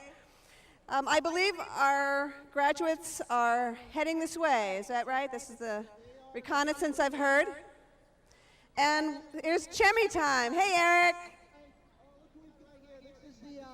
The dean of the freshman class and the most important person in this entire building. She's the nice one that lets us actually get away with putting video cameras in here and distracting her from her work. This is Julie Norman, and you can hear the sirens going off now. Julie, thanks for just coming out of your busy morning here and telling us what is going on, because MIT does graduation a little differently than everybody else. What makes it special? Well, actually, Eric, right now we are accounting for every student. Either they're here, they're absent, or they're late and they're outside the building because we've locked down the building. Once we have accounted for all the students, we'll begin processing out. This process is very important because we're letting the registrar know who is here, and they will actually receive their individual diplomas when they cross the stage. So they actually get their real degree right on the spot. Nothing's mailed to them later, right? That's correct. Nothing is mailed to them. It's got their name. It's their own. And what time did you wake up this morning to get ready for this? A long time ago. A long time ago? You don't want to say? About 5.5 hours ago. And so you're going to start the student procession, and then they're going to be joined by faculty, staff, and administrators out there, right? That's correct. We leave the building, we pick up the faculty, and then we pick up the stage party right in front of us. And Julie's a real pro. She was first very nervous about letting us in here, and I'm hopefully not screwing up everything so far. We had not messed up anybody. No one's out of line. No one's in the wrong spot, because they're all in. If you can pan back at all, I imagine you can probably see people are really just nicely organized now, and they're getting ready. It's not big commotion. Julie's making sure people are getting into line if they're strays. And how many years have you been doing this, the graduation organization?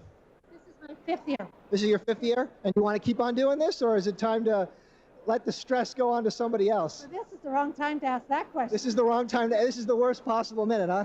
As long as everyone gets their degree on schedule today, I'll do it again next year. And then you'll keep doing it until it doesn't work anymore.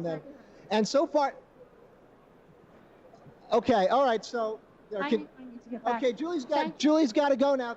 Thanks a lot, Julie. Thank you. Okay, so Julie's going to get this thing started. I don't know if you guys want to stay with me as we see him get ready, or if you guys have anything else to show out there, because it's getting easier now because everyone's lined up.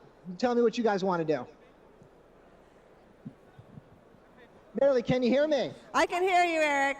So can you guys get a good view of what's going on in here? Yeah, it's pretty good. I'm curious about what happens to all those students who are late who are outside the front of the building. Most of them have not put on their ponchos. Most of them are just letting it go as their normal clothing. What is the weather like out there? Actually, it's stopped drizzling, stopped raining. It's very nice now. We have a little window of opportunity. So it's not too bad. Yeah. And how have you guys found the talking to the families out there? How's that been? Oh, it's very good. Wish we could talk to everybody here. Look at that. Somebody's coming in late over there. Look at that. He's going to be in big trouble. He just showed up coming from the staircase. So Julie's going to get mad at that guy. And I'd say 1,990 people out of 2,000 are probably lined up. And we got a couple strays over there. So this should get going pretty soon. And then you guys will see him out there. Okay, thanks, Eric. Okay. We'll see you soon. See you later, Marilee. Have fun. Thanks. Bye-bye. Bye-bye.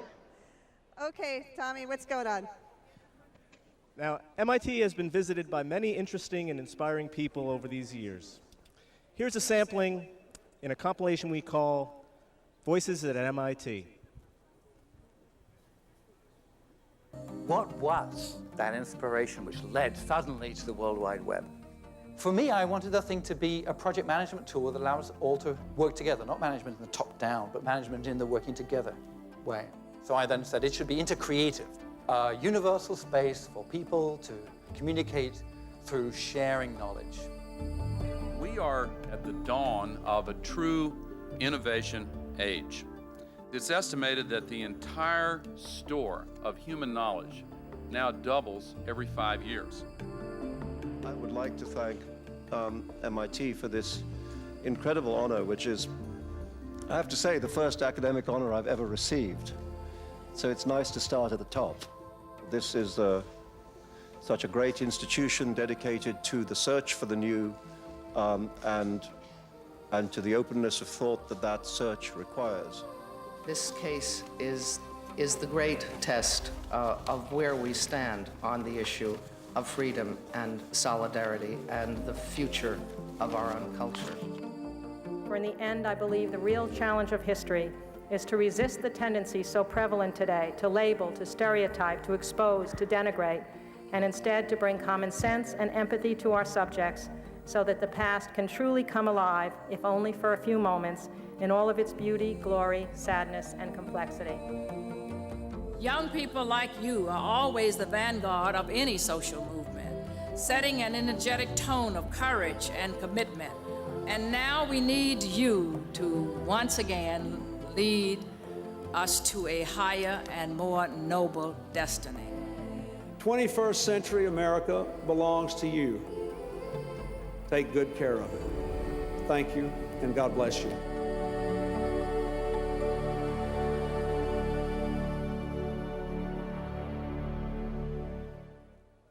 Hi, everyone. We're back. We're back for the final time. I'm sure that you're waiting for your graduates to come. You want this to start before the rain starts pouring down. So we're very grateful for your attention this morning and for your goodwill in semi-trying circumstances. I want to say a word from my heart right now as a Dean of Admissions, that MIT is a unique place on this planet, founded to teach people to apply science and technology for the benefit of civilization itself. And truthfully, that's what we do in the admissions office. We worked very hard to pick your children years ago. And you've given them to us in an act of faith, and now they're in the world. And I just pray that they use their education to fulfill the mission of MIT to advance civilization in every way possible. And I have complete faith in every one of them. They're very special people. So now we're going to turn you over to the Mass Brass under the direction of Larry Isaacson. Thank you very much. We've enjoyed your company today. Yes, thank you very much. And the MIT Police Honor Guard will be presenting the colors. And now Thank you're you. the Good luck MIT to everybody. family. Goodbye. Thanks a lot. Bye-bye. Congratulations. Congratulations.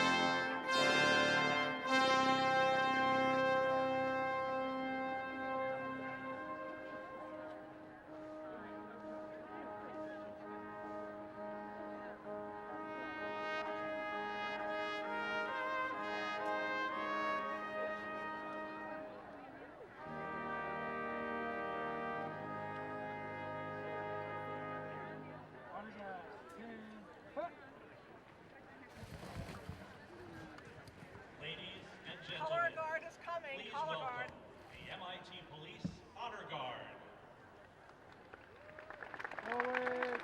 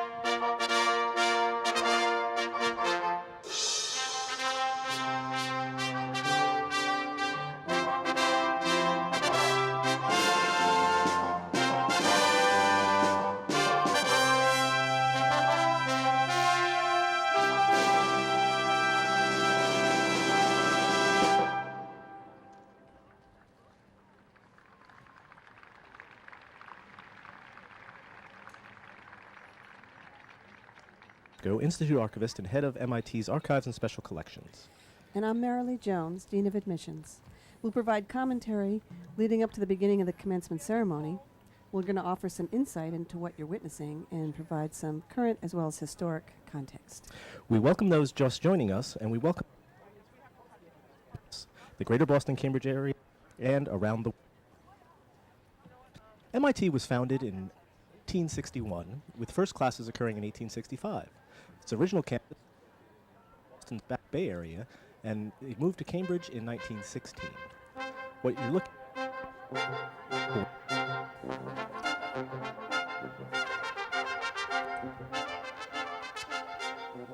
What you're looking at is a scene from Killian Court at MIT, the surrounding of the campus that was created in 1916 for MIT's commencement.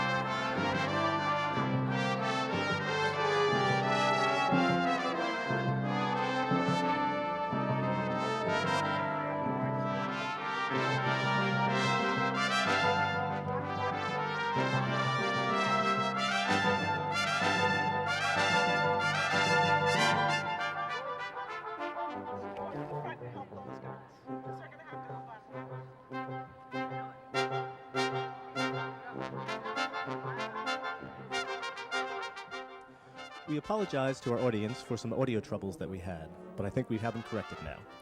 Welcome to MIT's 140th commencement exercises, the commencement for the class of 2006. I'm Tom Roscoe, the Institute Archivist and Head of Archives and Special Collections at MIT. And I'm Marilee Jones, the Dean of Admissions. We'll provide commentary leading to the beginning of this commencement ceremony. We're going to offer insight into what you're witnessing, and we'll provide some current and historical context. We welcome those just joining us, and we welcome our audience from across the MIT campus, the greater Boston-Cambridge community, and from around the world.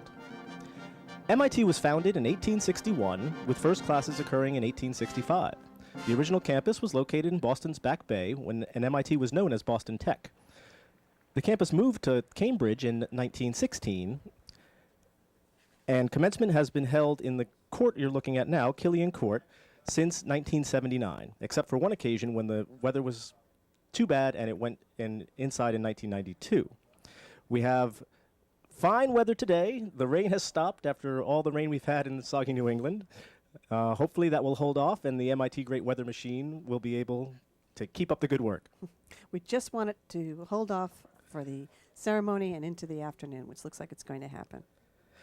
I'm going to review just the elements of the ceremony for you. What you'll be seeing is first a procession of the students coming in. The MIT Police Honor Guard proceeded with the colors of the nation and MIT and placed them on the podium that you see, the stage in front. There will be an academic procession led by the president of the Association of Alumni and Alumnae, Scott Marks. Then there will be followed by the stage principals, which will include President Susan Hockfield, as well as former presidents of MIT, the corporation chair, Dr. Dana Mead, Mayor of Cambridge, Kenneth Reeves, Kathy Minahan, President and CEO of the Boston Federal Reserve, Miriam Rosenblum, Chaplain and Director of Hillel, the Provost Raphael Reif, Chancellor Phil Gray, and the Deans, as well as guest speaker, Chairman of the Federal Reserve, Ben Bernanke. Then it will be followed by members of the corporation, and then members of the faculty, and then members of the class of 1956, an MIT tradition that the class holding its 50th reunion marches during commencement. Then followed by the graduates. Elements of the ceremony include a greeting from the corporation chair, the invocation, a national anthem which will be sung by the MIT chorallaries, the speech of the guest speaker, a salute to the class by Sylvain Brunei, president of the Graduate Student Council, then presentation of the class gift by Kimberly Wu, president of the class of 2006, a charge to the class by President Hockfield, and then the awarding of degrees. Degrees will be rewarded on both sides of the stage. And MIT does things a little differently for such a large institution in that every student will actually receive their actual diploma. It's a quite an organized affair and quite a remarkable thing to actually achieve. Takes about 3,000 people to make it work, I think. Speaking of people, there are about 13,000 people expected to be in attendance today, even with the weather.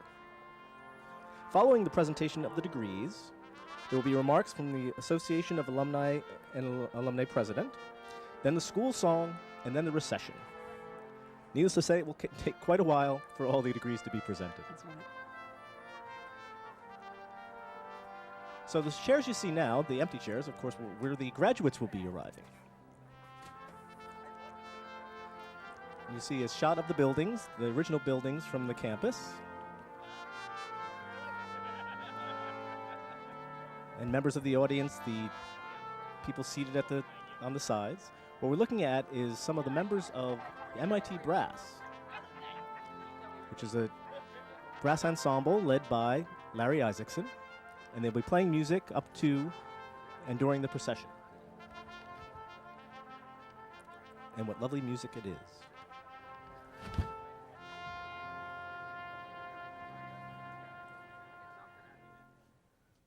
That's a beautiful shot of There you see a shot Lobby of 10? Lobby 10, the main building of MIT. A site of many of the hacks. Mm-hmm. Remember that police car on the roof there? The police car and the Wright brothers biplane. Mm-hmm. That and was the up ring there. from Lord of the Rings. R2-D2. R2-D2. many hacks. We may see something again today. Yeah, Well, I noticed a hack as I came by, as there was a MIT's student newspaper, The Tech, and next to it was latex. And I won't necessarily read any of the headlines or the articles from it. From latex.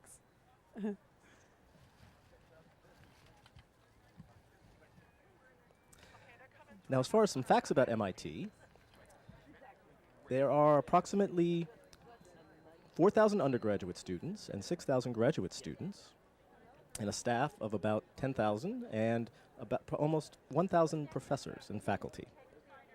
MIT consists of 5 schools: the School of Engineering, the School of Science, the School of Humanities and Social Sciences, the School of Architecture and Planning, the Sloan School of Management.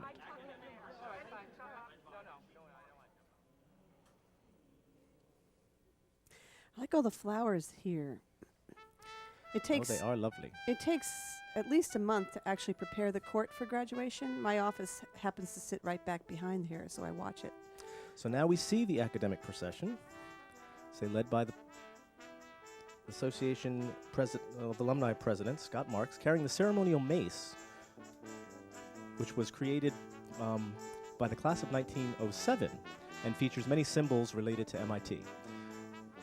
To the right of President Marks of the association, you'll see to his right, your left on camera, behind him is President Susan Hockfield. To the right, you see Chair of the Corporation, Dana Mead. Behind Susan Hockfield is Ben Bernanke, Chair of the Federal Reserve. And behind Dana Mead, we see former President of MIT, Chuck Vest. Lorna Gibson, Chairman of the Faculty. And you see the colors of MIT, which are cardinal red and gray. The Provost, Raphael Reif. And Provost Reif is actually carrying a shepherd's staff, which was a symbol presented as he leads as chair of the. Actually, I'm sorry, that's the Raphael Reif is the provost and is actually the chair of the faculty who will be carrying that staff.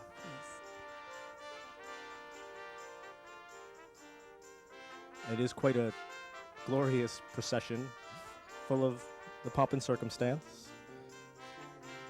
You see it's still with the traditional academic regalia, the gowns. More press here than usual because of the speaker for today's commencement, chairman of the Fed. Who is a alumnus of MIT, graduating with a PhD in 1979. Everyone wants to know what he has to say. I'm sure people will be listening Very intently. carefully today. So they're working their way up the middle of Killian Court towards the stage. Now, Susan Hockfield's sash there, especially made for her. Yes, that represents the schools of the Institute. Actually, I'm sorry, the 5 bars on the side represent the schools of the Institute. And this was actually the robe was actually designed for Paul Gray when he was president. You see Paul Gray, former president of MIT and chair of the corporation behind Chuck Vest. In the yellow hood. Now we see a procession of members of the corporation. Corporation and the board of trustees at MIT. Right, MIT has a corporation, which would be the same as when we think of the board of trustees. MIT being incorporated actually in 1861. Paul Gray has a beautiful robe. Oh, he does? I think that perhaps was made when he was chair.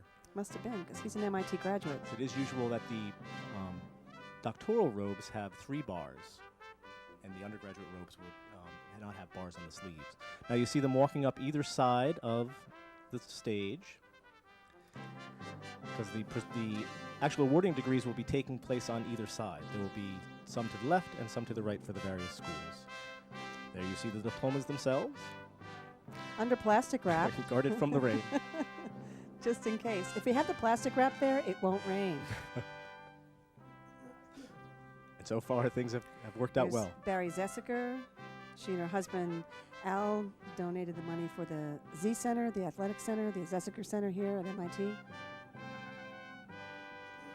You'll see a lot of different colorful robes from different institutions represented.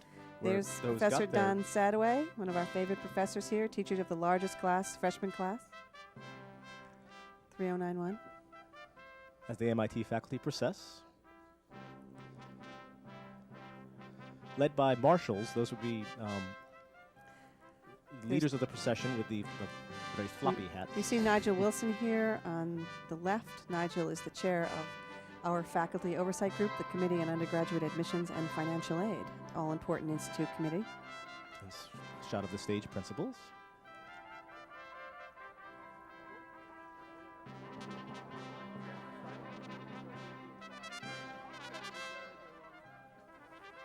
More of MIT faculty.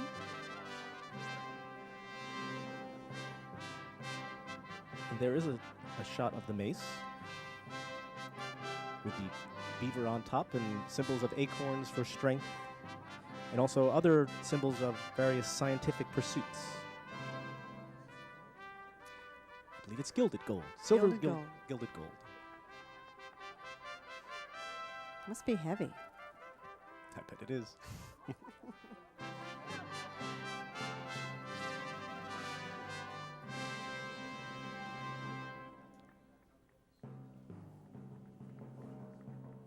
Once again, you're listening to Mass Brass, playing music in the background for the procession.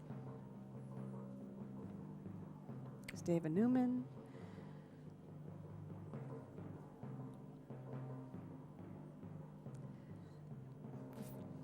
Professor Steve Lerman. Many good friends here coming onto the stage at Killian Court.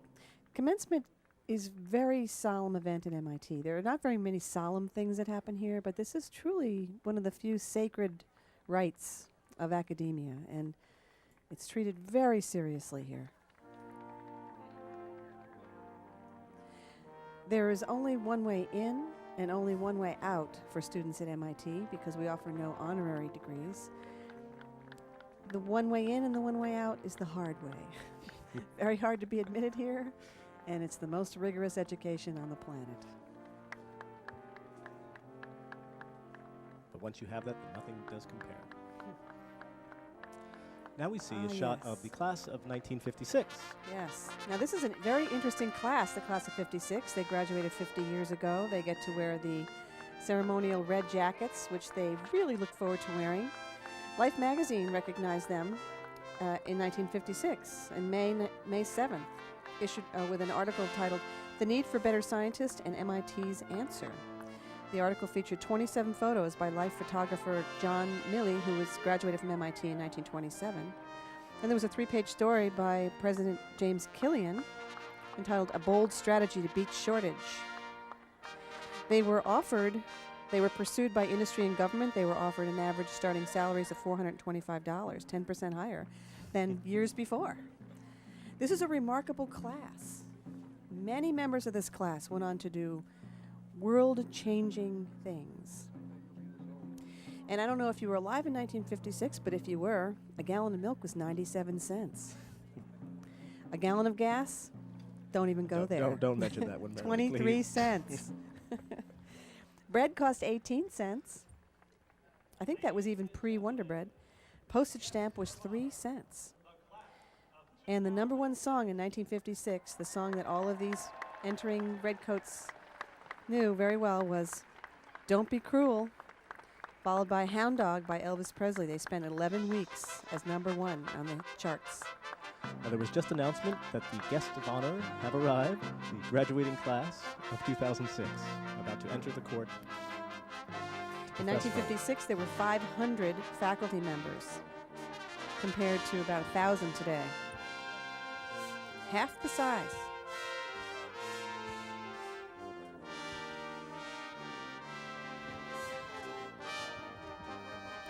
President James Ryan Killian was the president of MIT when these redcoats graduated from MIT in 56.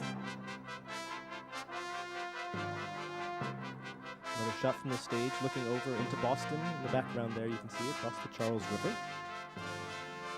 Killian Court is one of the most beautiful places in the greater Boston area. Peaceful, serene, always a place to sit in the shade. Home of the Hawks, who live here, the red-tailed hawks who live That's right. at MIT. And I look out my window in my office sometimes and see them swooping down on... And indeed, there's a webcam set up that you can actually watch the progress. And they just fledged last week. They fledged. Left the nest. So they've kept the rodent population down and the squirrels, and they are beautiful birds to behold. Look at how many redcoats there are here. I say that, well, the spirit of MIT certainly keeps them coming back. Yes, And it certainly you know, does. The bond you have, as certainly evidenced by so many individuals, so many alumni returning. How many of those people came from humble beginnings? Unlike many other selective universities, MIT has a very high percentage of first. And we see the class coming in forward. The two deans. Dean Dan Hastings, On your left. with the red and gray. He's the dean for undergraduate education. Dean Larry Benedict in the black robe with the pretty robin's egg blue collar, and he's the dean for student life. These are the two deans that oversee life and the undergraduate school at MIT. And we see the students coming forward in the class of 2006. And here come our kids. I say that as the dean of admissions. I sign off on every single one of our admits, so I consider that they belong to me. In this class graduating, there are 2 Gates Scholars, a Mitchell Scholar, 2 academic All-American athletes, 1 in track and field and basketball, 2 juniors, academic All-Americans. There's a now best soloist at the International Competition of Collegiate A Cappella Singers. There's also the discoverer of the largest star in the known universe. She is an undergraduate student, just graduating today. This class comes from all 50 states. They come from 50 different countries, including Bangladesh, Belgium, Jamaica, Japan, Kenya, Kazakhstan. They're from everywhere. When we admitted these students 4 years ago, 10,664 students applied to MIT. We admitted 16% of that pool, or 1,724. 980 enrolled. They were here 4 years ago in this very place for their freshman picture. Including double majors, we're going to reward 1,036 bachelor's degrees today. When they were in high school, 43% of them were number one. They were the valedictorians. 93 were in the top 5% of their class. Today, there is no valedictorian because MIT does not have class rank. Interestingly, their SAT mean scores, that was the old SATs in those days, math score was 757 out of 800. That's the mean score. And verbal SAT was 712 out of 800. Impressive.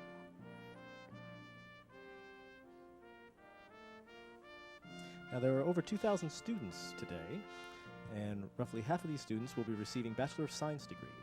Over 1,000. Over 1,000 will be receiving master's degrees. 9 will earn engineering degrees, and 2,070 will receive their doctorates. The total number of people receiving degrees, 2,089.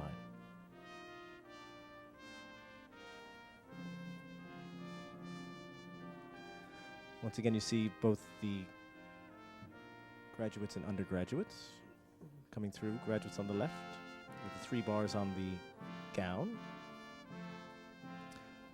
The marshals lining up.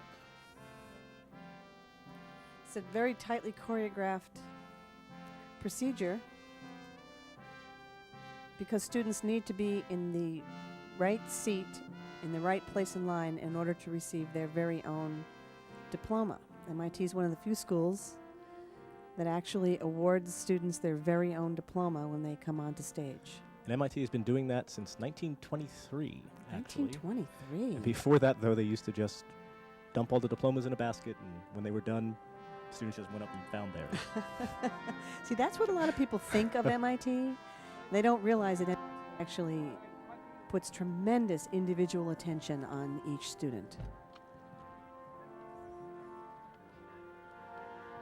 Now, to contrast the class of 1906 with 2006. Oh. The freshman class consisted of 400 students. Tuition was a little different. It cost $200. $200. Apparently, you have a daughter going to college. Yes, we don't want to talk about that $50,000 price tag So per my, year. My 4 daughters, Ingrid, Fiona, Maeve, and Prudence, are very young, so I don't need to worry about it. It'll have We to be hope free you by win. then, or else. We hope you win Powerball, Tom.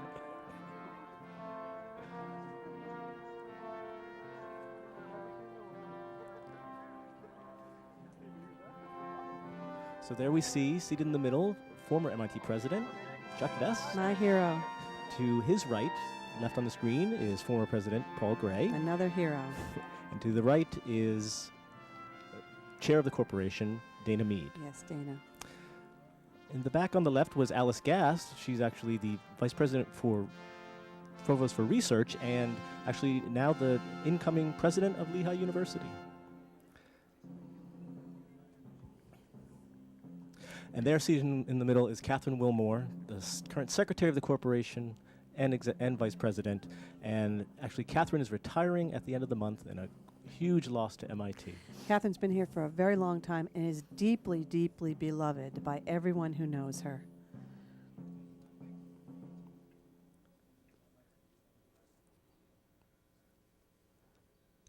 And here's one more shot of the guests of honor. The thing about Catherine, I just want to say, is Catherine knows how to take good vacations. She really does. This is very important when you work in an institution like MIT where everyone works so hard. It's so important to go away and then get recalibrated, and she does that extraordinarily well. She's very, very balanced, and therefore she's been a terrific role model for the rest of us coming up as young administrators to keep balance in our lives.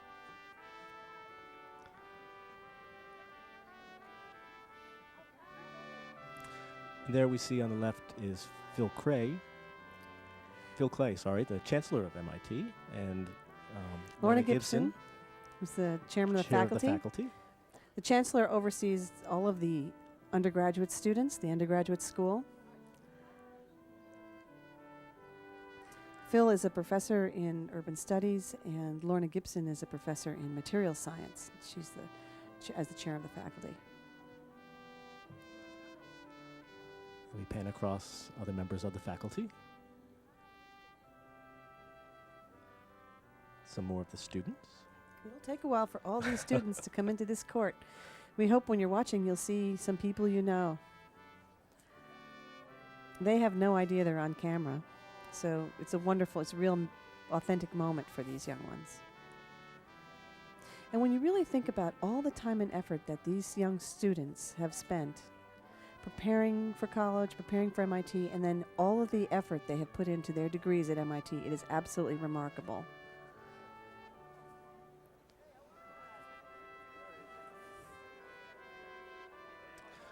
And here we see various heads of the departments at MIT, the various academic pursuits. Wes Harris from Aeroastro.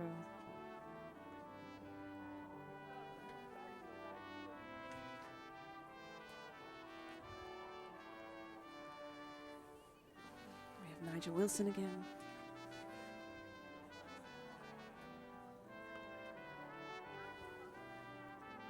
We see some graduates in military uniform. MIT does have ROTC programs. It is the site for ROTC for the greater Boston area. So there are students at MIT in the ROTC programs from Harvard and Tufts, Wellesley, I believe.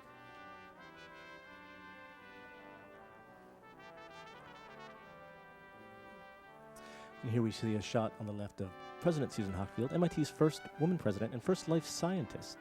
And to the right and her left is the chair of the Federal Reserve, Ben Bernanke, who, as I mentioned, is an alum of MIT and actually did his PhD thesis on effects leading up to the Great Depression.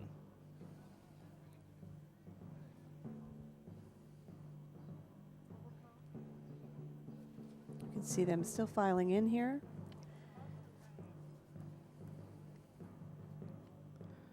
Hope that the weather still continues to hold. And hope that they all stay in line.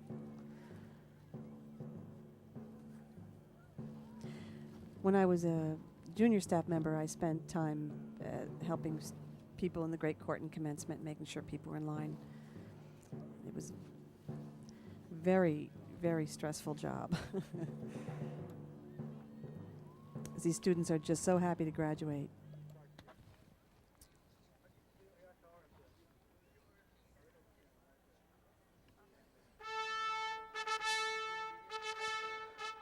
Alan Bufford. Alan Bufford. Alan Bufford is retiring as well. He's been treasurer at MIT for quite a long time. Very well loved here. Now, graduating today are both the undergraduates and graduate students, and a hooding ceremony for PhDs occurred yesterday afternoon.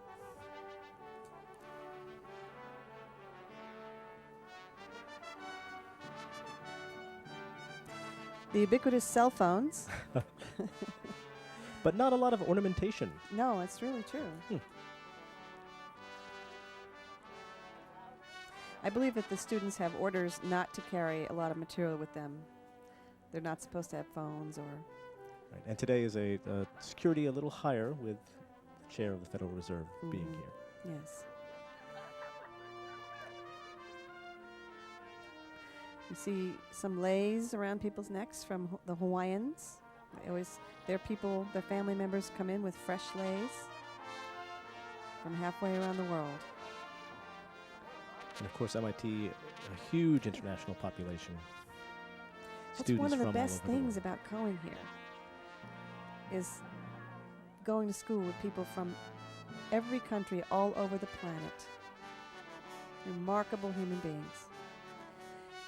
And because MIT is a residential school, what these students have the benefit of is simultaneity, of being in the same place at the same time with each other.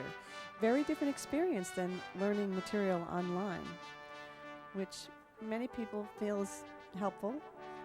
Many other people do not consider online education to really be a true education. Great debate about this. But it's true that something magic happens when human beings like these are all together on common projects, studying classes together. Remarkable, innovative things happen at MIT. And we who work here wait for those moments. Very creative kids.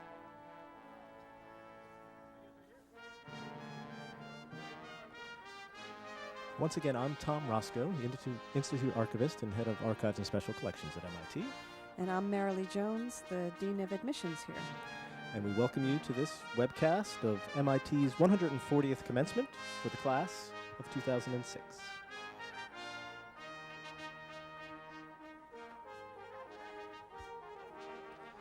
There we see MIT's seal. So MIT was founded in 1861, and MIT's colors of cardinal red and gray. And the motto on the seal, mens et mandus, mind and hand, the notion of both the general knowledge and applied practice combining together in MIT's education. Not an ivory tower. By no means.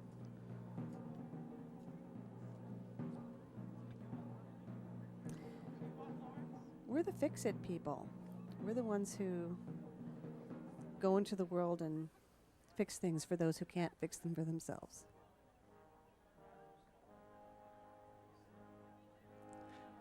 And the seal has a laborer at an anvil and a scholar with a book to embody the educational philosophy of William Barton Rogers, the original founder. To quote that that MIT was founded with the interests of commerce and arts as well as general education. They call for the most earnest cooperation of intelligent culture with industrial pursuits. William Barton Rogers was the preeminent geologist of his day. Indeed he was, and in fact he did the survey of Virginia. Before coming to MIT, he actually was at the College of William & Mary and then the University of Virginia, and that's actually where he came up with his object for the plan for MIT. He was handpicked by Thomas Jefferson to be a faculty member at University. Actually, it was his father who was handpicked. Oh, see, there you go. He actually succeeded his father at MIT. Here. But very much in the Jeffersonian mold. He was a true visionary, William Barton Rogers. This is true, and we're happy to celebrate him. It was actually 2004, the day after Susan Hockfield's first day here, was William Barton Rogers' 200th birthday. And we do have MIT's quickly approaching its 150th anniversary, and I know there's many plans in the works for a wonderful celebration.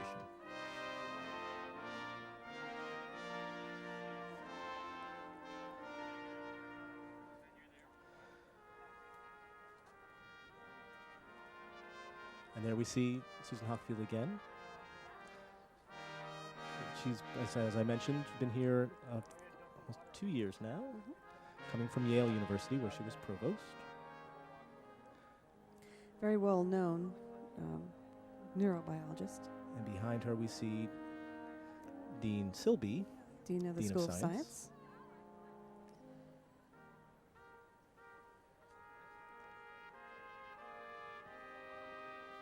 We're getting a nice pan of the dome and Building 10. It's a beautiful building. Say the courtyard is actually, it's surrounded by buildings, but it's actually one sort of large interconnected building that forms a U and then faces over into the Charles River. The original plans actually called for a large statue of Minerva to be placed right in the middle, which wouldn't allow for the wonderful procession we have We'd have today. to move her out one day a year. Those plans never came to fruition. Wells Bosworth, the original architect who designed the Beaux-Arts style buildings, actually based on some of the work of John Ripley Freeman, very influential MIT person of the turn of the last century, civil engineer who did some work on the Panama Canal and other very noted projects. So he brought us the Infinite Corridor. Yes, indeed. The much beloved Infinite Corridor. I love the Infinite Corridor. It's Main Street at MIT. It's hard for me to go from one meeting to another without You have to running time it into right. 100 people who want to do business in the hallway. I love the floors. I just love the whole utilitarian feel. The Infinite Corridor running from Lobby 7, connecting from Massachusetts Avenue across to the eastern side of campus.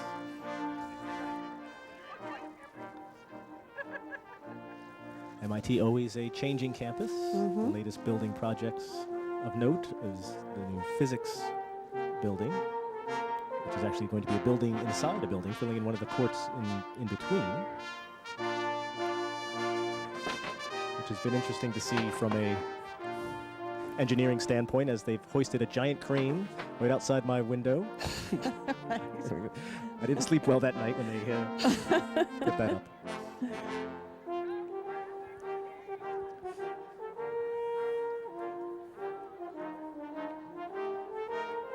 Oh, here we see some of More MIT's faculty members. faculty, well noted. Mildred Mildred Dresselhaus Dresselhaus on the there. right.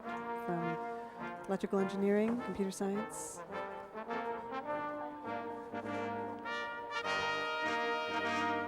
The faculty positioned on the stage.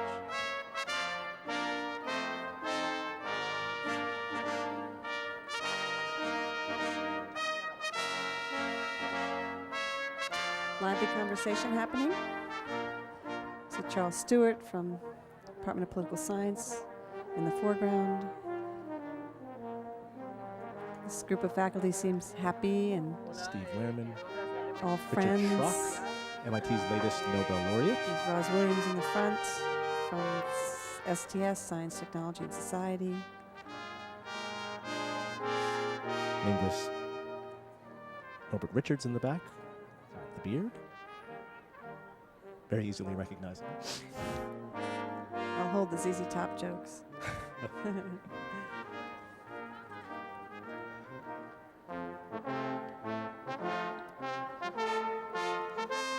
Oh, here they are. The last but not least.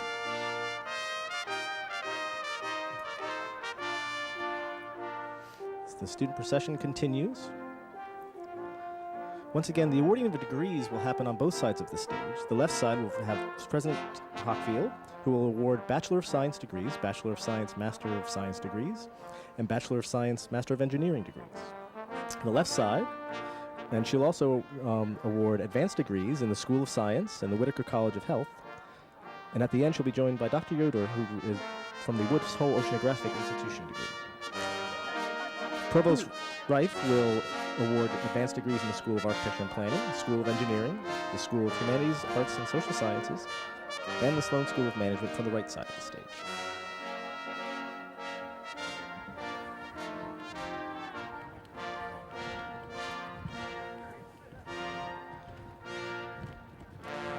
These We're actually flowers coming are from you from below the stage. Yes, we're actually, you can't see us, but we can see you. Well, We're we can tucked see. in underneath all these faculty. Oh, now it sounds like perhaps it's... Oh yes, we can hear the cheering in the court, so we must be close to the end. Maybe it's these families who've been sitting out there listening to us, Tom, from 8 o'clock this morning.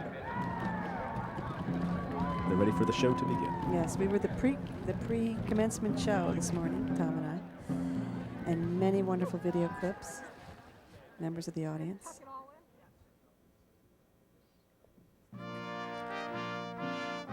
I believe our webcast will be available online and after. And there'll be podcast available for downloading to your iPod or personal digital device.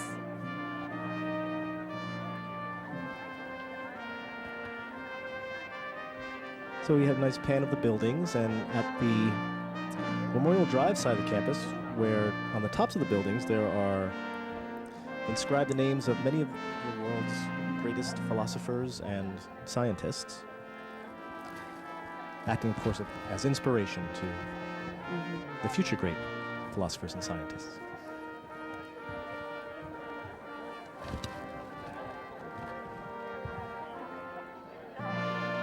And the students actually came across from the Johnson Athletic Center, where they were all lining up to get ready.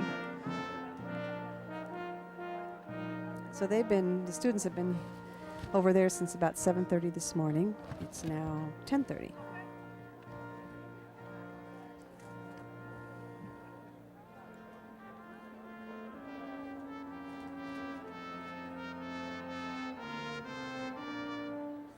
I believe the gift of the class of 2006 is a scholarship to be awarded this year. I'm not quite sure. But I know the gift of the class of 1906 was a hygienic marble fountain. Hygienic marble fountain? Yes. And where did they install that fountain? It was installed in the Rogers Corridor. Is it still there? Is it the one I drink from every day? It may well be. It's hygienic. Actually, one of the fountains in the corridor just now, has the sounds of running water in the background and flickering lights that make it look like a waterfall. It's a very cool effect. So somebody just did that recently. I think that must be a nice little hack. Once again, the shot of the ceremonial mace, and we saw the lovely flowers in front of the stage, which I believe will be actually on sale after commencement to support good activities. Student activities, yeah. Going over those last-minute directions, making sure everybody knows what's going on. Everybody has a role to play here. And MIT likes to do things on time. And we see the marshals taking their positions.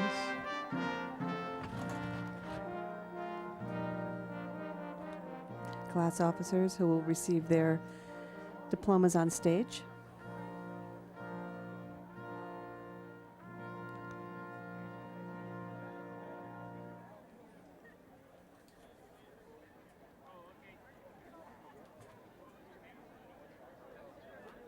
It'll be the opening of the ceremony, at which point we'll be leaving you. So we hope you enjoyed the commentary we were able to give, and particularly those who've been with us since the very beginning, earlier this morning. Yes. Thanks for being such good sports and laughing at all our jokes. For some of them. I see Dana's looking at his watch saying, okay, let's go. We want to stay on time.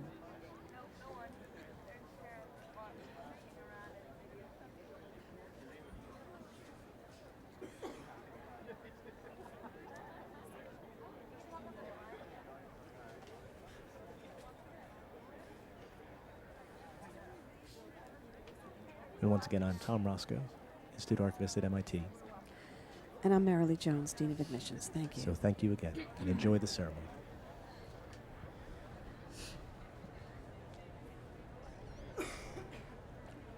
Good morning. The corporation and the faculty of the Massachusetts Institute of Technology are now declared convened. Together with this assembly, on the occasion of the commencement exercises of this institution for the conferring of its degrees. I'd now like to ask the stage assembly and the audience to rise for the invocation by Miss Miriam Rosenblum and to remain standing to join the MIT chorallaries in the singing of one verse of the Star-Spangled Banner.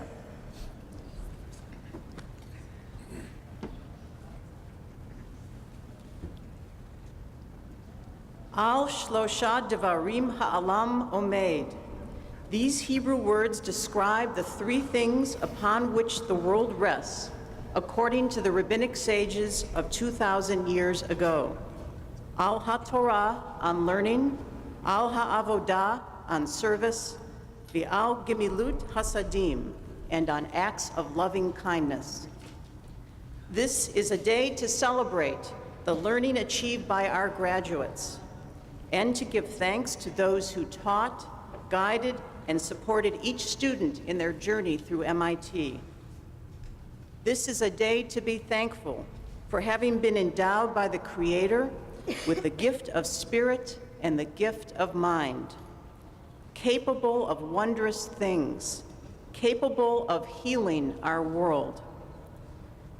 This is a day for our graduates to go forth and shine a light upon the earth through acts of loving kindness towards family and community, toward friends and strangers, acts that enhance the well-being and human dignity of all people.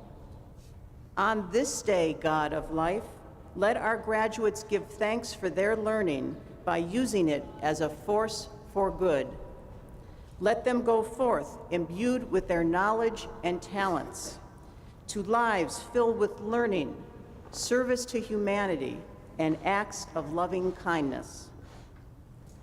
May the Creator bless us and guard us. May the Creator show us favor and be gracious unto us. May the Creator deal kindly with us and grant us peace.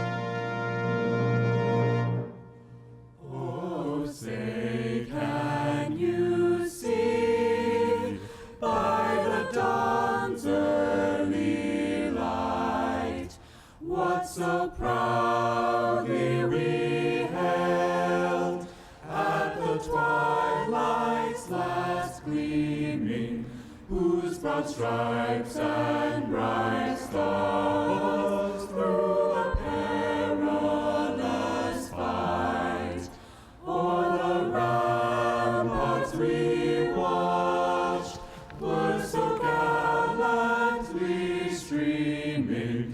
And the rocket's red glare, the bombs bursting in air, gave proof through the night that our flag was still there.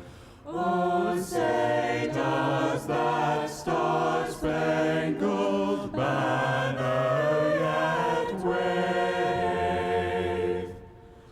o'er the land of the free and the home of the brave.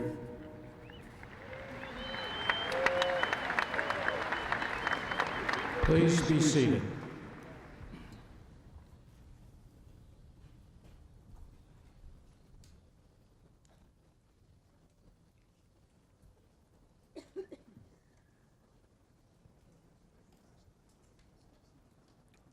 I'm pleased to welcome to the platform the Honorable Kenneth E. Reeves, Mayor of the City of Cambridge, and Ms. Kathy Minahan, President and CEO of the Boston Federal Reserve Bank.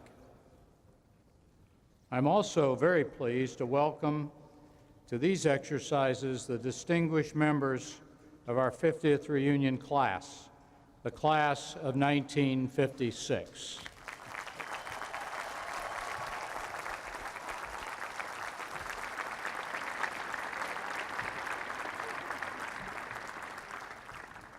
It is now my pleasure to introduce our commencement speaker, Dr. Ben S. Bernanke, the 14th Chairman of the Federal Reserve.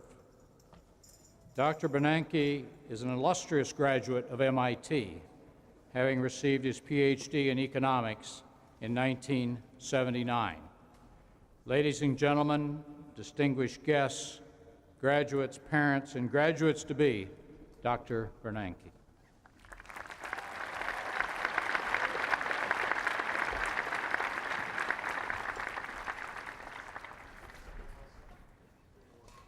Good morning. President Hockfield, members of the faculty, alumni, families and friends of graduates, and especially members of the 2006 graduating class, I'm honored to speak at the 140th commencement exercises of this distinguished institution. It's wonderful to be back at MIT.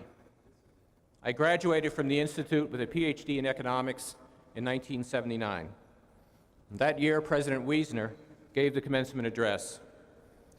He spoke about, among other things, the nation's transition from an era of cheap energy to one of energy scarcity and the need for new technologies to aid in that transition. Obviously, these issues still confront us, and one can't help but wonder whether that theme will feel as current 27 years from now as it does today.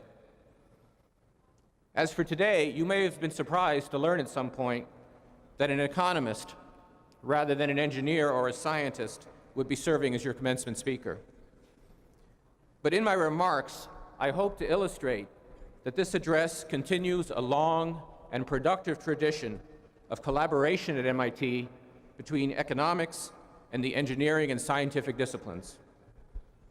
Building on that theme, I'd like to discuss the essential complementarity of technology and economics in modern economies. And finally, I'd like to have a few words with you as MIT graduates about what you can do to strengthen our economy and our society, even as you pursue your personal and professional goals. If you'll bear with me, I'd like to begin with a short history of economics at MIT. The MIT Economics Department is, of course, the part of the institute that I know best, and I hope to persuade you that it has played a unique and special role in this institution. MIT's connection to economics dates at least back to 1881, when Francis A. Walker became the institution's third president. To say that Walker had already had a distinguished career would be an understatement. He was named a brevet brigadier general at the end of the Civil War at the age of 24. He served as the superintendent of the 1870 and 1880 decennial censuses of the United States and was one of the leading economists of his era. The year he arrived at MIT, he taught the first economics course ever offered at the Institute. The course covered political economy and was so popular that it was soon accorded its own course classification as Course 9, General Studies. Walker helped found the American Economic Association, which is still the leading professional association for economists. And during his tenure at MIT, he moonlighted both as the first president of that association and as president of the American Statistical Association. In the early 20th century, the economics program at MIT aimed to prepare undergraduates for leadership roles in business. During those years, economics as a discipline gained greater prominence both here and abroad. But the modern era of economics at MIT began in 1940, the year that Paul Samuelson, not yet having even received his doctorate, was persuaded to emigrate here from a somewhat less technically proficient institution on another stretch of the Charles River.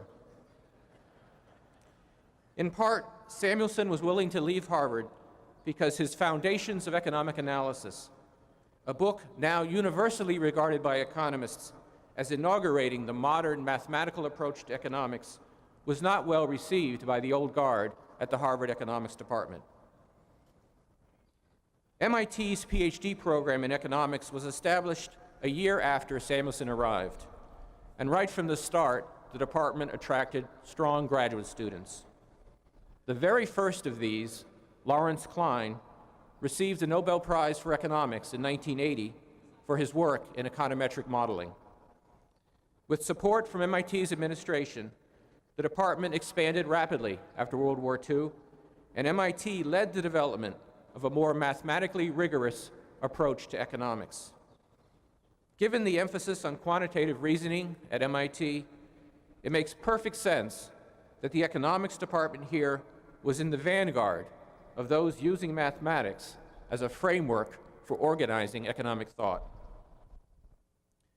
These developments laid the foundation for economics as a discipline in the second half of the 20th century, and the department quickly rose to the top of national rankings. Besides Samuelson, many economists contributed to the department's outstanding reputation: Franco Modigliani, Robert Solow, Charles Kindleberger, Rudiger Dornbusch, and Stanley Fischer, to name just a few. Modigliani, Samuelson, and Solow all won Nobel Prizes for their research, and in addition, 9 other economists with MIT connections have won Nobels. The MIT Economics Department has trained many economists who have played leading roles in government and in the private sector, including the heads of 4 central banks, those of Chile, Israel, Italy, and I might add, the United States. One of my teachers at MIT, Stan Fisher, is a sterling example of what MIT training can produce. Stan followed a brilliant career as a researcher and a teacher at MIT with important work as a public servant, including top positions at the World Bank, the International Monetary Fund, and currently the Bank of Israel. Why did economics at MIT become so successful? Perhaps Paul Samuelson and the people he helped to attract here could have been equally successful anywhere. But I suspect that the placement of economics in a milieu where quantitative reasoning and the scientific method were the coin of the realm was an important contributing factor. The Sloan School, with its close links both to the economics department and to other parts of the Institute, has benefited from the same milieu and has been the source of many important fundamental advances as well. Notably, in recent years, the global financial industry has been transformed by quantitative approaches to pricing complex financial instruments such as derivatives and the measuring and management of risk. This transformation stemmed from the application of formal tools of mathematical economics that were developed to a substantial extent by the faculty at the Sloan School, including Fisher Black, Robert Merton, and Myron Scholes, the latter two of whom won Nobel Prizes for their work. As MIT economics has benefited from its proximity to the scientific and engineering expertise of MIT, so the Institute has benefited from the presence of a world-class economics department over and above the addition of still more luster to the MIT name. The exposure of students and faculty from other disciplines to economics has stimulated creative thinking about how technology can be used to improve the economic welfare of the average person. That thought brings me to my second topic, which is the link between technology and economic growth.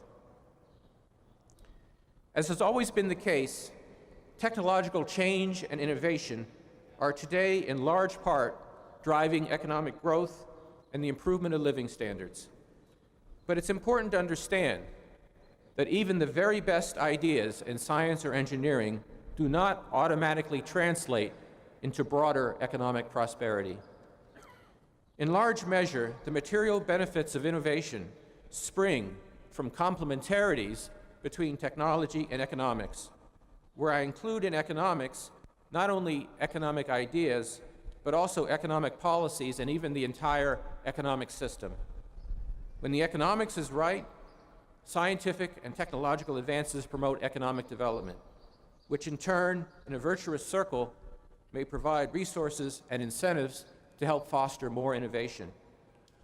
A negative example is the former Soviet Union, which certainly did not lack for scientific and engineering talent, but which had an economic system that was poorly suited for translating scientific advances into economic progress. The experience of the United States over the past decade illustrates the essential complementarity of technology and economics. Before the mid-1990s, the growth of productivity, the amount of output produced per worker or per hour of work, had been relatively sluggish for more than 2 decades in this country. As productivity is perhaps the single most important determinant of average living standards, a country in which an average worker can produce a lot is also typically a country in which an average consumer can consume a lot. The so-called productivity slowdown of that earlier period was the source of much concern on the part of economists and policymakers. The growth rate of productivity increased and picked up in the mid-90s in the United States and increased still further around the turn of the century, and it remains strong today. This productivity revival augurs very well for the future of the U.S. economy. But why did it happen? You graduates, of all people, will not be surprised to hear that research suggests that the pickup in U.S. productivity growth in the mid-1990s was importantly related to advances in information and communication technologies. But these technical advances, in and of themselves, can't be the whole story. For example, even though the new technologies are widely available around the world, many other countries appear not to have derived the same benefit as has the United States. Notably, productivity in Europe, which increased rapidly in the decades after World War II, but then decelerated in the mid-1990s, about the same time that U.S. productivity growth picked up. Thus, the gap between the productivity levels in the United States and Europe, which had nearly closed by 1995, have been widening. What accounts for the apparent differences in the effects of technology here and abroad? Differences in economic policies and systems likely account for some of the differences in performance. Another example of the complementarity of technology and economics. One leading explanation for strong U.S. productivity performance is that labor and product markets in the United States tend to be more flexible and competitive, and that these market characteristics have allowed the United States to realize greater economic benefits from new technologies. For example, taking full advantage of new information and communication technologies may require extensive reorganization of work practices, reassignment and retraining of workers, and ultimately some reallocation of labor among firms and industries. Regulations that raise the cost of hiring and firing workers and that reduce the ability of firms to change work assignments, like those in a number of European countries, may make such changes more difficult to achieve. Likewise, in product markets, a high degree of competition and low barriers to entry of new firms in most industries in the United States provide strong incentives for firms to find ways to cut costs and to improve their products. Competition is one of the key benefits of a free and open trade, and companies that are exposed to global competition tend to be more efficient and produce goods of higher quality than companies that are sheltered from international competition. Other economic factors have probably been important in translating technological change into material progress. Some observers point to the depth, liquidity, and sophistication of American financial markets as contributing to recent productivity gains. Sizable markets for venture capital and ready access to equity financing facilitate startup enterprises, which are often the best means of bringing new technologies to market. The United States also benefits from its high-quality research universities, which have shown both the willingness and the ability to collaborate with the private sector, and in some cases with the government as well, in the development and commercialization of new ideas. For example, Intel was co-founded by an MIT graduate, and MIT graduates have played key roles in designing and developing the Internet. One interesting feature of U.S. and global experience with major innovations is that often a significant amount of time passes between the initial development and diffusion of new technologies and the realization of the associated productivity benefits. Computers were first commercialized in the 1950s, for example, and personal computers came into widespread use in the early 1980s. But until the mid-1990s, these developments had little evident effect on measures of productivity.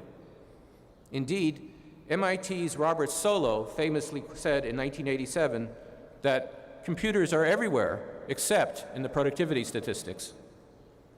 Moreover, despite the sharp decline in information technology investment after the meltdown of high-sector stocks earlier this decade, the growth rate of productivity has actually increased in recent years, as I mentioned. These long lags raise additional questions about the nature of the links between new technologies and the resulting productivity gains. Perhaps the answer lies in taking the longer view. Some research by economists has drawn an analogy between modern information and communication technologies and earlier so-called general-purpose technologies such as the steam engine, the electric motor, and the internal combustion engine. General-purpose technologies have broad application and thus have the potential both to revolutionize methods of production and to make a host of new goods and services available to businesses and consumers. As graduates of MIT, you will be at the heart of this critical process of developing new technologies and, in some cases, taking them to the marketplace. We are in an age in which technology and its fruits will be a dominant force, not only in our economic lives, but in the cultural, social, political, and personal aspects of our lives as well. Your training at MIT equips each of you exceptionally well to take the fullest advantage of the professional and personal opportunities that technological innovation and change will create. Each of you, because of your youth, your talent, your demonstrated commitment to learning, and your personal and intellectual achievements during your time at MIT, will soon find, to paraphrase Shakespeare, that the world is your oyster. I hope that you will contribute in some measure to economic progress, whether in the United States or elsewhere, and I hope you find some measure of financial reward. But the world has a great deal more to offer than money, and a key question each of you will face repeatedly in your lives is how to use the talent and education that you've been given and the knowledge that you have attained. With respect to your professional lives, I hope that when you make career choices, you will look first for opportunities that excite you intellectually, that allow you to use your creative powers to the fullest extent, and that let you continue to learn and grow.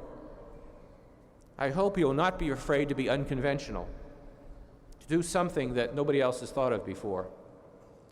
And remember that the path to success and fulfillment may well not be well marked, the scaling of some predetermined ladder. It may instead be a road without signs and without maps. And remember, it's okay to fail, really. New opportunities will always arise for those who seek them. And if you remain nimble in searching out new and unexpected opportunities, it will not only benefit you, but it will also benefit the economy and the society, because long experience has shown that dynamism and creativity are the seeds of innovation and of progress. In the personal sphere, as you make your way in the world, I hope you will not forget the importance of your family and how much it has already contributed to your journey through life. Remember, too, family members are the ones who are going to still love you even when things aren't going so well. And even as you focus intensively on your professional interests, I hope you will remain intellectually broad, well-read, well-informed, and open to new experiences. And finally, I hope you will remain engaged with the broader society. That may involve entering public service at some point, as many MIT graduates have chosen to do, but it need not. There are always opportunities to make a difference in the world through volunteering, civic participation, charitable activities, or just the nature of the work that you choose to do. I congratulate all the graduates and your families for what you have accomplished, and let me end by wishing you the very, very best for the future. Thank you very much.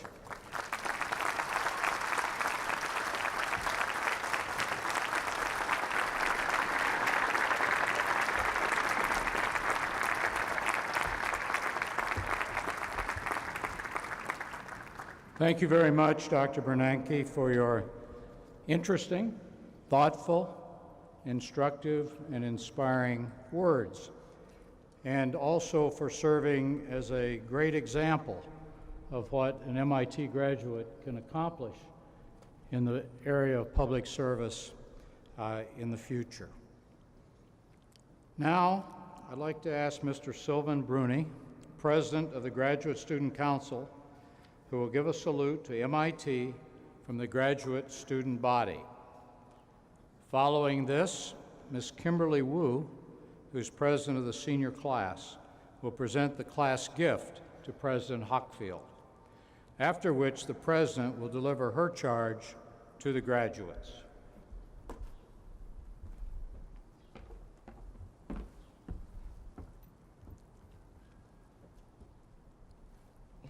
Graduates of 2006, families and friends of the Institute, may this day be remembered as a landmark in our lives as we celebrate those entering MIT's grand pantheon of exceptional technologists.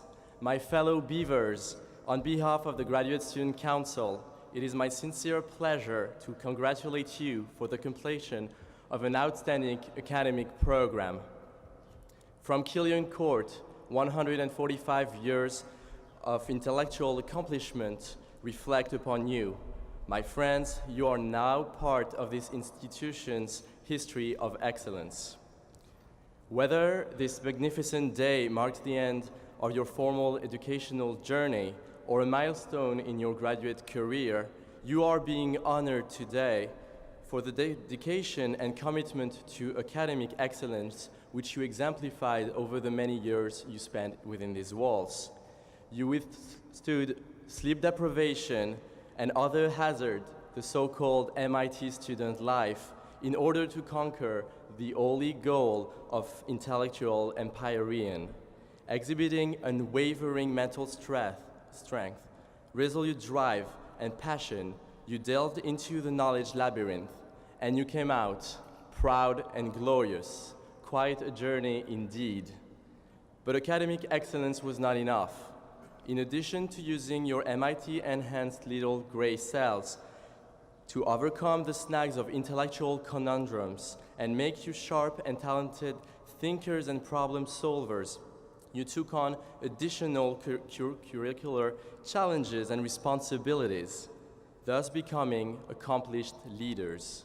Whether in a lab or in a student group, I have observed many of you take charge by leading the few the way Napoleon was leading the many, with openness and sincerity, engaging in fair collaboration for the greater good of your fellows. Your drive and perseverance cultivated a passionate ambition to succeed, and here you are now, graduates of MIT, indeed top-notch thinkers and leaders among your peers. You have, but make no mistake, becoming a graduate student, a graduate from MIT comes with responsibilities. You have implicitly entered a lifelong contract, a contract that binds you to make good use of your top-notch thinking and leadership abilities. Voltaire believed that every man is guilty of the good he didn't do. Graduates of 2006, do not forget, the power to change the world is right here today, in your hands and in your minds. Now that you possess the tools to advance the world, I challenge you to transform the dreams of a better future into the reality of a better today. For you, for your children, I know you can, and I know you will. Both in the academic and leadership realms, you have superbly crossed the meritocratic finish line of MIT's challenges. Through this very education, you have blossomed as citizens of the world, now ineluctably set to pursue the betterment of mankind.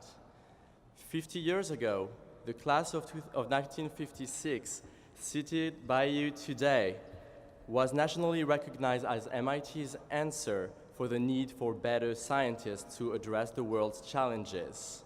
And they addressed them, not just for their own benefit, but also to the benefit of the subsequent generations.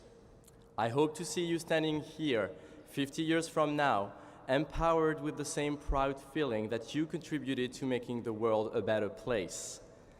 A citizen of the world before his time, President Woodrow Wilson declared, "You are not here merely to make a living.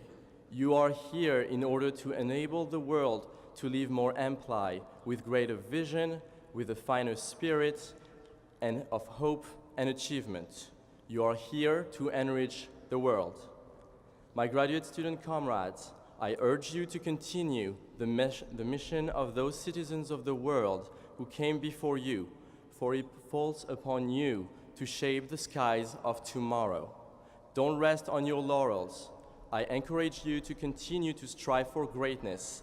You set the bar high by entering this institute. You are setting the bar higher by graduating from it.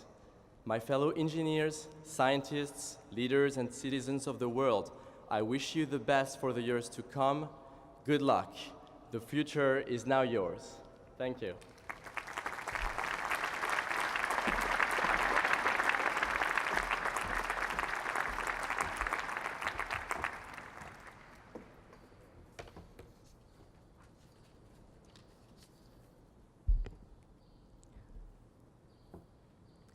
There's a famous saying at MIT that goes, work, friends, and sleep. An MIT student only has enough time for two. My statistics professor taught me that the number of permutations of 3 categories taken 2 at a time is 3 factorial over 2 factorial, which equals 3. How's that for an MIT education? So, there must be 3 types of people here at MIT. First, they're the people who chose work and friends. They're the ones whose heads you watch dip left and right throughout lecture. Or sometimes they would get up and leave at the beginning of class because they had slept through from the previous class. Second, those who chose sleep and friends. We never saw much of them in lecture because they all cross-registered at Harvard after freshman year. But at least they've always been good for a round of drinks at Rhodes. Finally, our friends who chose work and sleep at MIT. Well, commencement is a joyous time because we haven't seen any of these people since freshman orientation day. Congratulations on finishing. We've missed you. It's been quite a journey for the class of 2006, but we've made it. There are a lot of things I think we take for granted and we'll all miss about MIT. For example, referring to everything in numbers as in, I have 1803 and 54100 at 10:30. I'll have to stay up until 6 a.m. if I want to keep up my 5.0. Or drinking from the proverbial fire hose of MIT education every day. Going to class and finding that MIT hackers have put a police car on top of our dome, or borrowed the Caltech cannon to grace MIT's campus.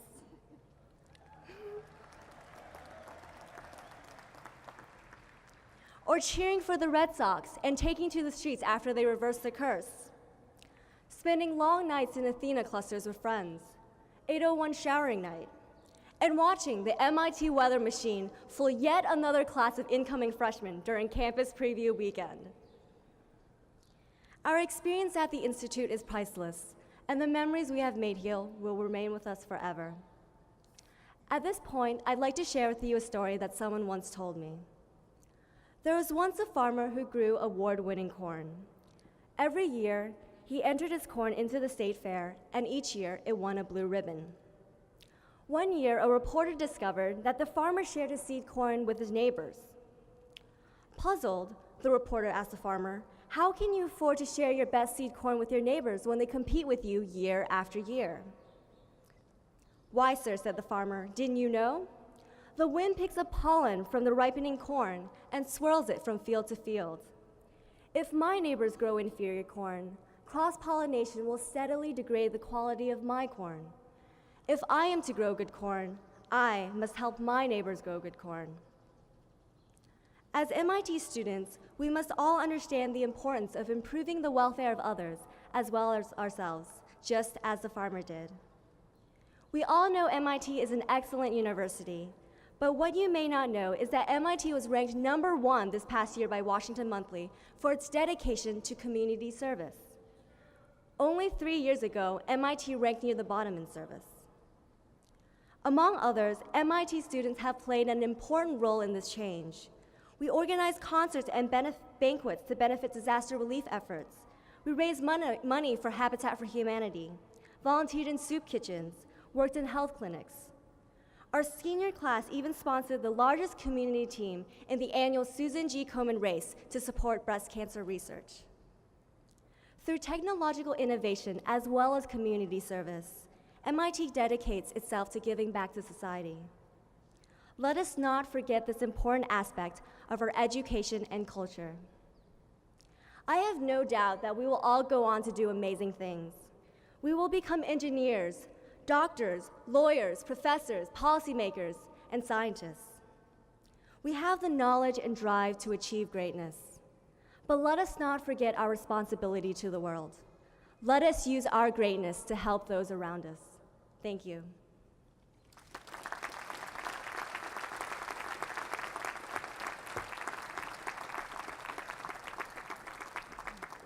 And now for the presentation of the senior gift.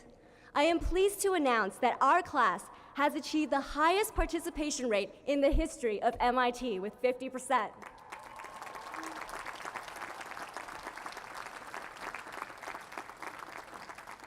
No class has ever even come close to such a high giving rate. We far exceeded last year's giving rate of 27% and shattered the 39% records previously set by the class of 2001. A portion of the senior gift will go towards the class of 2006 Student Life Scholarship Fund, which will provide financial aid to seniors who held leadership positions in organizations that impact student life. On behalf of the student class, I would like to thank MIT Alumni Association President Scott Marks for his generous matching donation of $20,000 for a class giving rate of over 50%. At this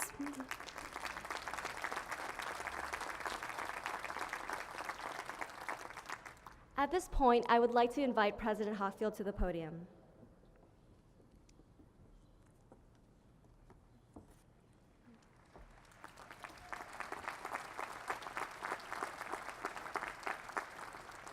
President Hockfield, it is with great pleasure that I present to you our senior gift of over $31,000. Thank you.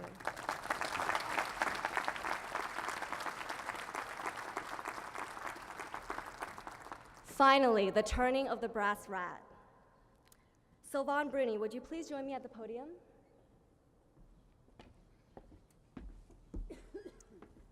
Graduates, this is the moment we've all been waiting for. Take one last good look at your brass rat and the view of the Boston skyline. Now take your brass rat and turn it around to symbolize that we are now graduates of MIT.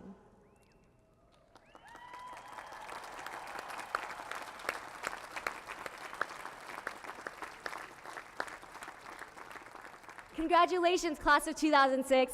We made it.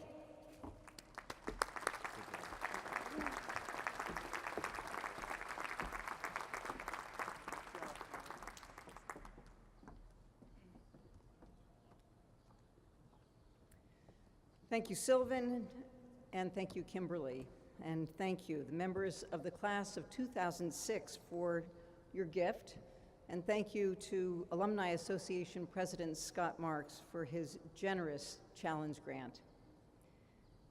Class of 2006, you have made history. You buried all previous records for class participation. I am delighted. And in doing so, you have set a new standard for those who will come after you, and you've set an example for all of us.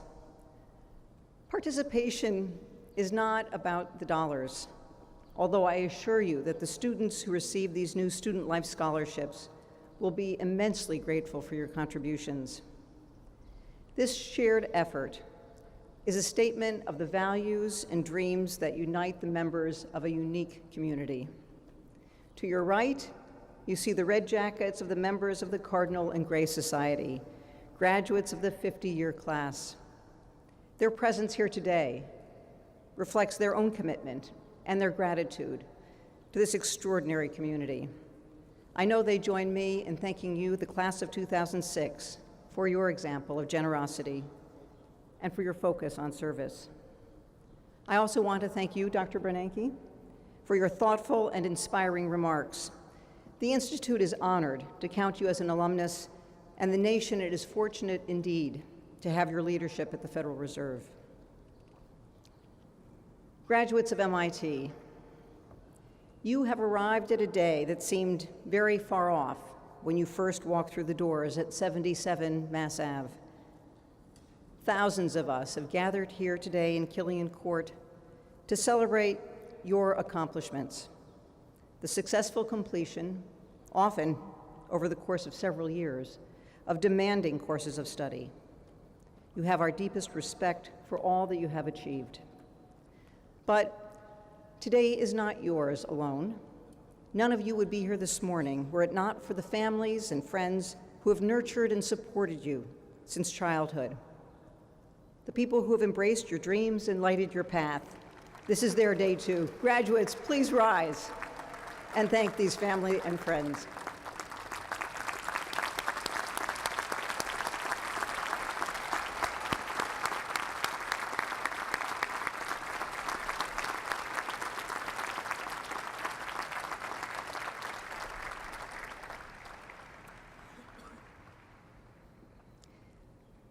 You, our graduates, are truly exceptional individuals. Even before you arrived here at MIT, you'd already demonstrated your great talents and your willingness to work hard. But at MIT, we raised the bar for ourselves and for one another. We challenge every member of our community to reach farther and to dream larger than ever before. Fortunately, along with MIT's challenge, comes its inspiring teachers and guides, a brilliant faculty, and just as important, brilliant students. Every part of the Institute, from lecture hall to residence hall, from problem sets to athletics, from the Public Service Center to the music practice rooms, every part of MIT has provided opportunities for your education. An education that embraces not just the subjects you have studied, but the lessons of how to work together for the common good, and probably the most important of all, how to live a life of learning. You will draw on all these lessons after you leave here, because the world looks to you, the graduates of MIT, to lead in answering its most pressing challenges. And at times in the years ahead, when a choice of direction presents itself, I hope you will ask yourselves, where can I do the most good? How can I make the greatest difference in the world? During your years here, your passion and ideas have already changed the world. You've tutored students in Cambridge public schools. You have brought your design and planning expertise to the Gulf Coast in the wake of Katrina. You have launched promising startup ventures, and you have participated in path-breaking research with faculty all across the Institute. In the years ahead, you will help the world meet its need for sustainable energy. You will use the converging tools of the life sciences and engineering to cure and even to prevent disease. You will develop ways to accommodate urban growth without urban sprawl. You will bring the benefits of economic growth to developing economies. And you will answer fundamental questions about nature and society. And even as you take up the world's challenges, you will remain part of this community. At the close of this morning's ceremony, Scott Marks, the president of the Alumni Association, will formally welcome you into the association's membership. We hope that even after you leave campus, your lives will be enriched by an ongoing connection with the Institute. It is my fervent hope that you will transmit the values that define this community to the other communities you will now join. I hope that you will see leadership as an opportunity to serve the common good. I hope that you will make integrity the touchstone of your judgments, that you will exemplify the pursuit of truth and an unwavering drive for excellence, and that you will continue to demonstrate the value of good old-fashioned hard work. Finally, and perhaps most crucially, I ask you to inspire your own generation and the generations to come with a renewed sense of possibility and optimism for the future. Here at MIT, we see up close the myriad ways in which science and technology promise to benefit humankind. If we are to realize that promise, we need to kindle in others the same love and passion for truth and discovery, for creativity and problem solving that brought all of us here. I hope that each of you will embrace this challenge as your own. I would not set you this charge if I did not think you could meet it. I have tremendous faith in you. Your intelligence, dedication, and creativity have inspired us during your time here. And I know that in the years ahead, you will do even more. You will surprise and delight us with your further achievements. But for today, for your accomplishments on this campus, I offer my congratulations, graduates of MIT.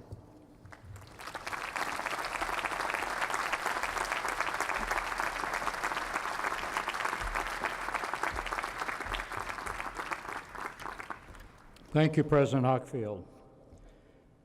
Now we're getting to the point of this ceremony that maybe a few of you have been waiting for.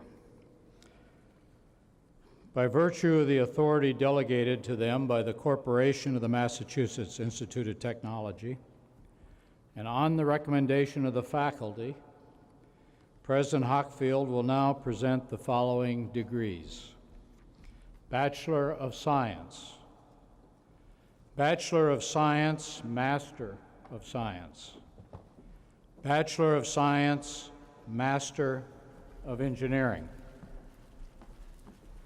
and the advanced degrees for the School of Science and Whitaker College of Health Sciences and Technology. Provost Reif will present the advanced degrees for the School of Architecture and Planning, the School of Engineering, the School of Humanities, Arts, and Social Sciences, and the Sloan School of Management.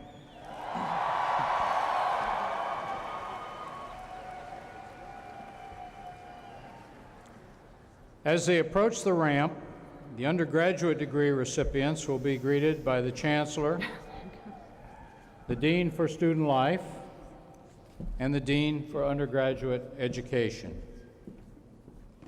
Graduate degree recipients will be greeted by their school deans.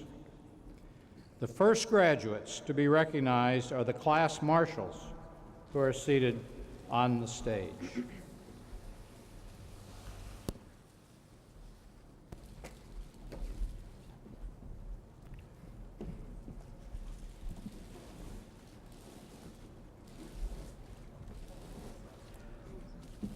Recognition will now be given to the officers of the class of 2006 and the officers of the Graduate Student Council who are seated on the stage.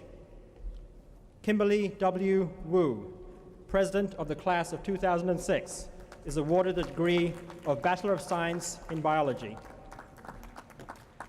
Clarence Lee, Vice President of the class of 2006, is pursuing the degree of Bachelor of Science in Electrical Engineering and Computer Science.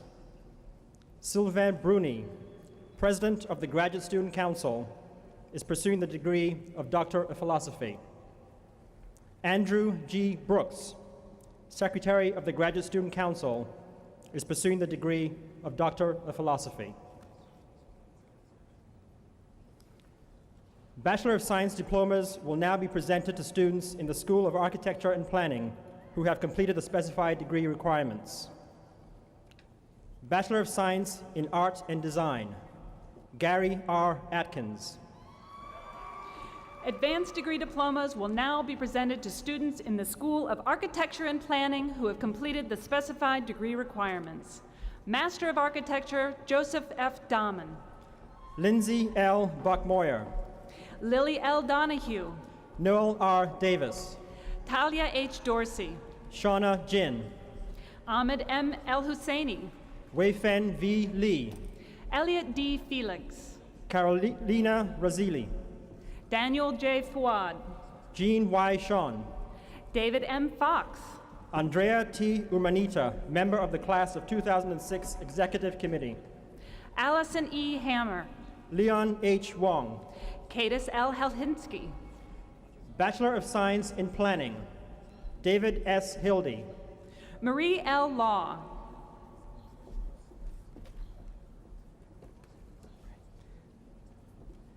Orlin Zekov. Evangelos Limpadudis. Chantel B. Hines. Marco L. Maracchini.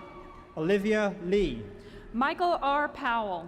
Ivy S. Morgan. Nicholas G. Rader. Sandra M. Yu. James M. Smith. Bachelor of Science diplomas will now be presented to students in the School of Engineering who have completed the specified degree requirements. Bachelor of Science in Civil Engineering, Ricardo S. Davila. Shuji Suzumori. Patrick J. Hart. Midori Taki. Phaedrus J. Kuthari. Natalie M. Westervelt. Luis C. Loya. Lucy L. Wong. Salafa Anusila A. McGuire. Master of Science in Architecture Studies, Sergio Araya. Brittany N. Montgomery, Marcel Bota, Ira H. Simkovich, Christine M. Kane, Diana K. Sturk, Shuheng Chen, Laura B. Stonehill, Barbara Cipriani, James F. Vanzo, Kostov K. De Biswas, Thaddeus J. Wozniak, B.S. Francisco, Bachelor of Science in Environmental Engineering Science, Amelia N. Hollingsworth, Kenfield A. Griffith, Helen F. McCreary, Anur Yuje Gun, Lynn L. No, Allison J. Liss, Skylar Semtgrupp, Edward O. Rice, Elizabeth R. Walker, Nomita Sani, Elizabeth Ward, Andres Septsuk, Bachelor of Science as recommended by the Department of Civil and Environmental Engineering, Atu Alzen Apia, Leonardo Shi, Bachelor of Science in Mechanical Engineering, Nicholas A. Allard, Ajit Singh, Stephen T. Amanti, Na Sun, Louis H. Basil, Olga Tulumi, Marcos G. Berrios, Kenny Vierbeek, Christina C. Chestnut, Emily J. Whiting, Jeremy A. Conrad, Maria Zafiriadu, Emil A. Cuevas Melendez, Master of Science in Building Technology, Sean A. Kleindienst, Thor Usner, Wanda W. Lau, Asan Fracande, Master of Science in Visual Studies, Maximilian M. Goldfarb, Michael D. Flores, Oliver Lutz, Margaret H. Gentile, Master in City Planning, Anjali Agarwal, Andrew D. Greenhut, Marlon P. Aranda, Daniel J. Guada, Anna O. Bentley, Tristan J. Hayek, Jigger D. Bott, Elizabeth L. Hempel, Anna L. Brown, Philip W. Hum, Cece Chen,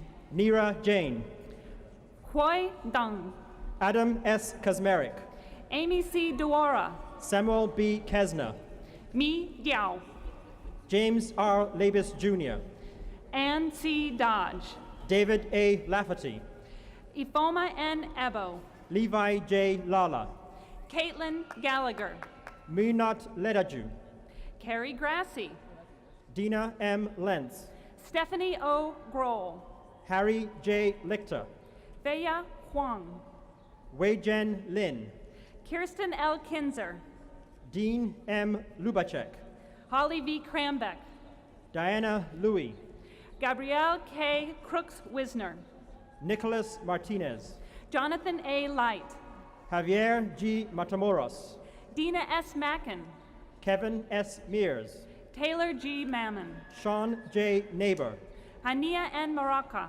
Alexandra T. Nelson, Masatomo Miyazawa, Laura E. Nichols, Britannia A. Murillo, Daniel A. Nunez, Sara Nafisi, Olumuyiwa A. Oni, Kiara L. Nagel, Elliot A. Ortiz Soto, Marina S. Pasaros, James S. Otten, Daniel G. Riemann Klingler, Salvatore B. Palante, Miguel A. Rodriguez, Andres J. Pino, Ahmed S. Sate, Ethan A. Post, Alice A. Savage, Jessica A. Rabel, Oliver H. Sellers Garcia, Roberto C. Rangel, Xiaoyu Shi, John R. Rebula, Tumar Shohan, Arliss A. Reynolds, Antonina M. Simeti, Christopher R. Rhodes,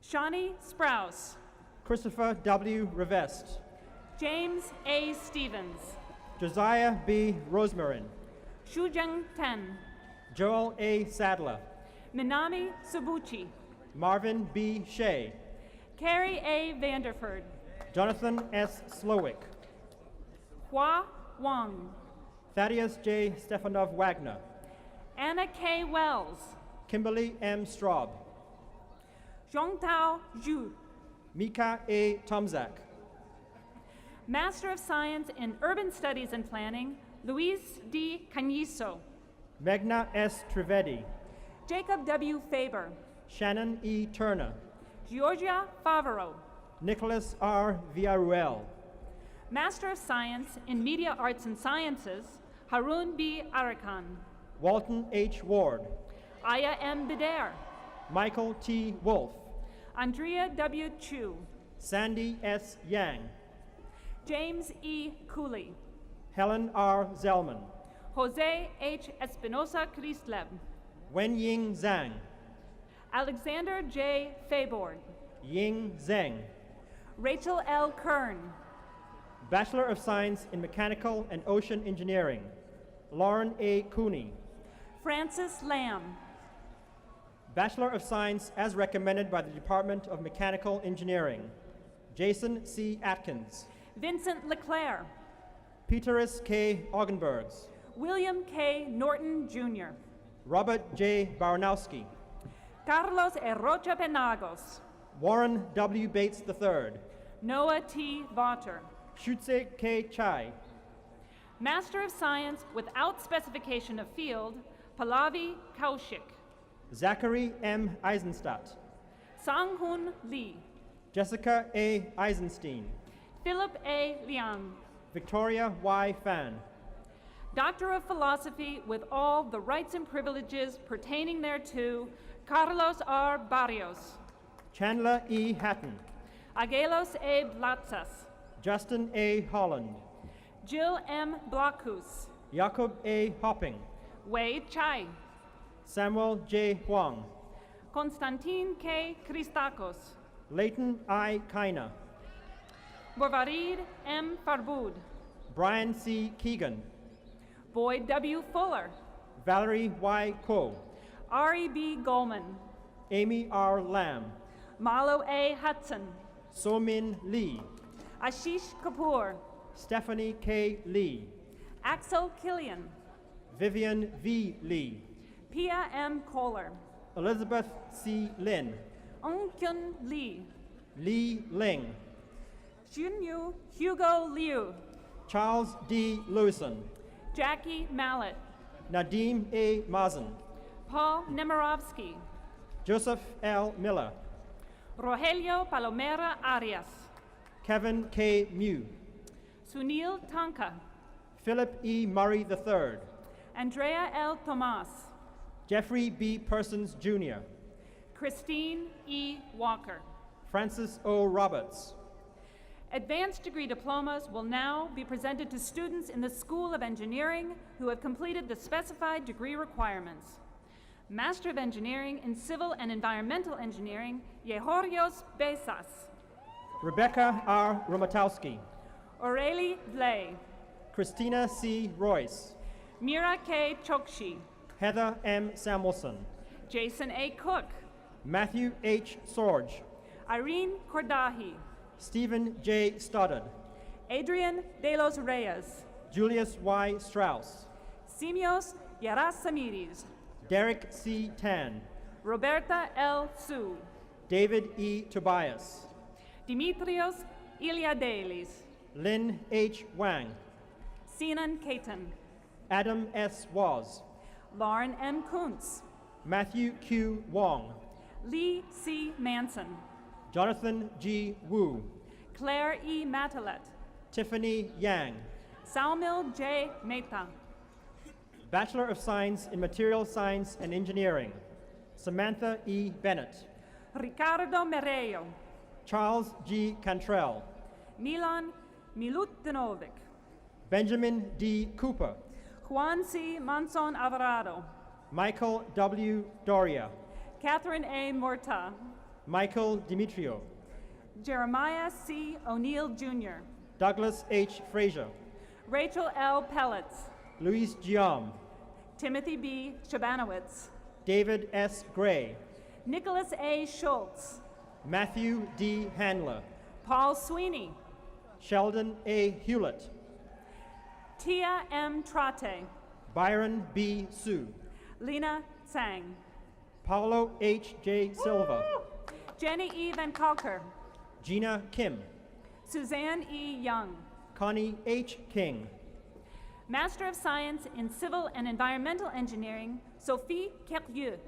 Yao Chang King, Paul Donalek, Anita S. Chris, Nina Guthrie, Janet H. Leung, Gunwoo Lee, Jennifer J. Liang, Abraham D. Menzen, Forrest W. Liao, Enda Murphy, Stephen K. Maltus, Jose A. Ortega. June May, Master of Science in Mechanical Engineering, Abhinandan Agarwal, Sarah S. No, Anjali Apapale, Yunlai O, Saeed Bagri, Juliana D. Olmsted, Augusto E. Barton, Vinay F. Rodriguez, William T. Becker III, Janet S. Rue, William D. Booth, Thomas C. Schilling, Jordan D. Bryanov, Stephanie R. Silberstein, Angela Y. Chen, Grady A. Snyder, Melinda J. Cromie, Kelsey Y. Vandermeulen, David P. Cuff, John T. Wong, Matthew A. Dawson, Hannah Yoon, Ajay A. Deshpande, Bachelor of Science as recommended by the Department of Material Science and Engineering, Michelle A. Kaufman, Jose A. Dominguez Caballero, Jinsuk C. Kim, Brendan P. Epps, Forrest R. Sprout, Randy H. Ewalt, Jane S. Yoon, Ryan A. Griffin, Elizabeth G. Zellner, Talon Hahn, Bachelor of Science in Archaeology and Materials as recommended by the Department of Material Science and Engineering, Antonella I. Anuli, Sangmak Han, Bachelor of Science in Electrical Science and Engineering, Hassan Abdu, Nevin C. Hanamara, Jorge L. Alvarado, Larry E. Haw II, Natalia M. Alzano Soltero, Maria Luisa Isamas, Lance L. Bork, Richard A. James, Ian W. Berlinski, Craig E. Jimenez, Raymond Chen, Timothy P. Johnson, C.U. Chen, Emmanuel Caceres, Jonathan A. Cox, Kahul J. Carney, Elizabeth R. Ames, Barry M. Kadrawitz, Eva A. Enns, Siddharth Kumar, Mabel Y. Fang, Dongun Lee, Ross N. Glashan, Judy L. Lin, Elizabeth C. Godoy, Jack J. Ma, Noshin Hawk, Sasha R. Manusing, Haiyao Huang, Luke F. Moen, Michael E. Hughes, Lowell U. Odner, Susan Huang, Atanas I. Pavlov, Mubarak F. Imam, David J. Quinn, Karsten F. Jensen, Melissa B. Reed, David J. Lopez, Bridget M. Revere, Heather Marie C. Knight, Brian P. Ruddy, Matthew H. Kwan, Alexander G. Sapok, Richard C. Lean, Grant T. Shoji, Shirley X. Lee, Satoshi Takahashi, Patrick L. Marr, Kunal H. Thacker, Ali Mashtizadeh, Alexander Didioth, Brian D. Myrie, Richard W. Tim, Bilha N. Dirangu, Dimitrios S. Geranis, Uzoma A. Orji, Andrew Valiente, Ruby J. Pei, Connor J. Walsh, Subodh Paudel, Chi Huang, Christopher E. Perez, Elizabeth N. Wayman, Masood Kazi, Malima I. Wolf, Yin Ren, Yarum Yun, Kenneth C. Schrock, Ting F. Zhu, Daniel Z. Shen, Master of Science in Naval Architecture and Marine Engineering, Ilkail Darimas, Bo Shi, Matthew L. Unger, Yasuhiro Shirasaki, Master of Science in Ocean Systems Management, Panagiotis G. Athanasopoulos, Jianlong Tan, Athanasios A. Karendros, Amy Y. Tang, George B. Katsufis, Cheryl A. Texan, Xiaojing Li, Archana Venkatraman, Mark Lopez, Dira Venkatraman, Aristides Miroyanis, Christopher M. Vogt, Nikolaos M. Petrakakos, Pooja M. Wag, Nikolaos T. Veniamis, Dennis Wei, Athanasios V. Voudris, Michael P. Whitaker, Master of Engineering in Materials Science and Engineering, Cassandra H. Ott. James J. Vonarovsky. Master of Science in Materials Science and Engineering, Jeffrey C. Payne. Yoon Woo. Stephen A. Steiner III.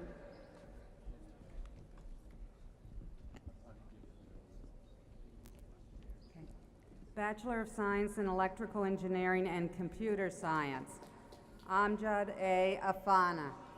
Federico Villalpando Pais. Arun K. Agarwal. Master of Engineering in Electrical Engineering and Computer Science, Wasim S. Bakr. Abad Ahmed. Michael S. Bradley. Ishan Anand. Sheldon Y. Chan. Gautam V. Rumali. Eric D. Cohen. Abdul Basir Aziz. Felicia C. Cox. Freddie N. Bafuka. Francisco Way Cruz. Benjamin D. Bao. Stephanie A. Delicacios. Michael C. Bridge. C. Hendrata Dharmawan. Noel L. Campbell. Casey A. Dugan. Dexter Y. Chan. Evelyn Eastman. Tiffany Chen. Gustavo A. Gill. Joseph Y. Cheng. Grayson P. Giovine. Christopher P. Child. Sandro Herrera. Albert C. Chu. Ethan G. Howe. Victoria H. Chow. Antonio R. Jimenez. Alan Chu. Rubayet Khan. Natan T. Clifford. Tin He Zhao. Jeffrey S. Cohen. Kartik S. Lamba. Orhan Dali. Edmund Lau. Daniel R. Dale. Daniel D. Leeds. Ryan A. D'Amico. Michael F. Lynn. Christian R. Donier. Rose F. Liu. Mayor M. Desai. Michael J. Machinsky. Manal Dia. Jose A. Mendez. Matthew K. Dougherty. Joseph Patrick Michael Motion Champana. Jonathan B. Downey. Aman Narang. Jeremiah A. Ager. Ajanami A. Ocholi. Michael J. Ehrenberg. Surapap Rayanakorn. Christopher L. Falling. Michelle A. Rubez. Stanislaw L. Fiddleholtz. Tara N. Sineth. Robert A. Figueredo. David D. Shin. Saeed E. Francis. Tawanda C. Sibanda. Anthony R. Grew. Temitope O. Shonui. Mohammed A. Hajid. Eric G. Town. Tian Y. He. Jonathan S. Varsanik. Amir Hirsch. Jasper F. Vicenti. Robert M. Hoffman. Samuru Wiragorn Watugala. Liang Hong. Colin J. Whitaker. Tom C. Su. Candace N. Wilson. Jia Lily Wong. Thomas B. Wilson. Xiaoming Jia. Shuang Yu. Christopher S. Kim. Su Y. Young. Shirley X. Lee. Toid R. Zaman. Edward F. Lynn. John Dalbert Zamfirescu Pereira. Edward T. Mabanga. Master of Science in Electrical Engineering and Computer Science, Nikolaos Andrikoyanopoulos. Ricky D. Wing. Scott K. Arfin. Aquia A. Inti. Demba E. Ba. Usman A. Usman. Bradley N. Bond. Ravi K. Palakadidi. Douglas J. Angelis. Richard L. Pell. Michael J. Feldstein. Bobby B. Wren. Apostolos G. Furtus. Alma E. Rico. Borian A. Gagoski. Isaac J. Rosemarin. Stephen B. Gerding. Lean R. Salome. Ali Hadiashar. Rodrigo Sanchez Rios. Elizabeth A. Hone. Michael Sharfstein. Shane Jean. Omri Schwartz. Shiriar R. Kushrushahi. Shiling Xiao. Joyce Y. Kwong, Christopher T. Sheehan. Payam Lajavardi, Weja V. Sai. Ricardo Latanzi, Joseph J. Sikowsko. Edward Chin Wang Lee, Robert J. Speaker. Xu E. Lee, Christopher A. Suarez. Jun Sung Lee, Daniel M. Taub. Karen K. Lee, Carlos E. Vella Varela. Kevin S. Lee, Amy A. Wibowo. Jonathan K. Maple, Mary R. Williamson. Chad Marchuka, Leo C. Wong. Daryush D. Mehta, Kenneth D. Wu. Miriam Modir Sanachi, Indy Y. Yu. Scott L. Page, Marisa C. Cepeda. Brandon J. Pierarchi, Bachelor of Science in Computer Science and Engineering. Gabriel Alatorre. James R. Pasota, Brian D. Arbacheski. Yogesh K. Ramadas, Arturo A. Arispe. Matthew D. Rasmussen, Robert G. Aspel Jr. Vusunt Saruthi, Marios A. Ashiotis. Lavanya Sharan, Arna Bhattacharya. Neha Soni, Solomon M. Bisker. Vivienne C., David A. Blau. Jit Ken Tan, Jonathan E. Blum. Melinda F. Wong, Philip J. Bramson. Master of Science in Chemical Engineering Practice, Nathan M. Omuk, Lindy A. Briggs. Kevin P. Brower, Mark D. Brigham. Paniotis P. Lemonidis, Matthew D. Brown. Jonathan D. Mendenhall, Jason W. Carver. I. Temitope Populu, Kevin W. Chen. Ernest Sadjana, Marjorie Cheng. Terrence T. Seo, Kevin R. Chevalier. Sarab Tabjwani, Austin T. Clements. Lin Lin Yi, Fivos Constantinou. Master of Science in Aeronautics and Astronautics, Anton Abukelu, Kevin G. Durr. Andrew D. Anderson, Pawan Deshpande. Julie A. Arnold, Tiffany K. Dozen. Brian K. Bairstow, Matthew H. Drake. Sarah H. Bairstow, Joel Fernandez. Jonathan S. Beaton, Sean J. Foley. Amy M. Bilton, Ryan E. Gala. David A. Broniatowski, Igor A. Ganichev. Enrique J. Garcia, James G. Garcia. Kenneth A. Gould, Michael J. Gebauer. Christopher D. Graff, Igor A. Ginsberg. Kara M. Huffman, Joseph S. Gianta. Jinho Zhang, Brian D. Gladwell. Anya R. Jones, Saba Gul. Nicole C. Jordan, Abra D. Haldar. Tom Krenschke, Alexis J. Hauser. Francois T. Lefolk-Hien, Pamela B. Hollingsworth. Ryan S. Lim, Brandon B. Hong. Anuja A. Mahashabde, Andrew W. Houston. Brian E. Mihawk, Darius A. Hupp. Aina M. Mavrachak, Eric A. Huang. Angelique P. Pla, John D. Jackman III. Jeremy M. Pooley, Dylan C. Jayawardena. Douglas J. Quattrochi, Harvey C. Jones III. Matthew G. Richards, Stephen K. Cannon. Brian Schaff, Yulia Kodish. Z. Leung Sim, Robert L. Kwok. Francois Strina, Justin R. Lindsay. Garrett O. Tehan, Sha Li. Olivier Toupé, Marta M. Wuchaneska. Glenn P. Tournier, Omer S. Malik.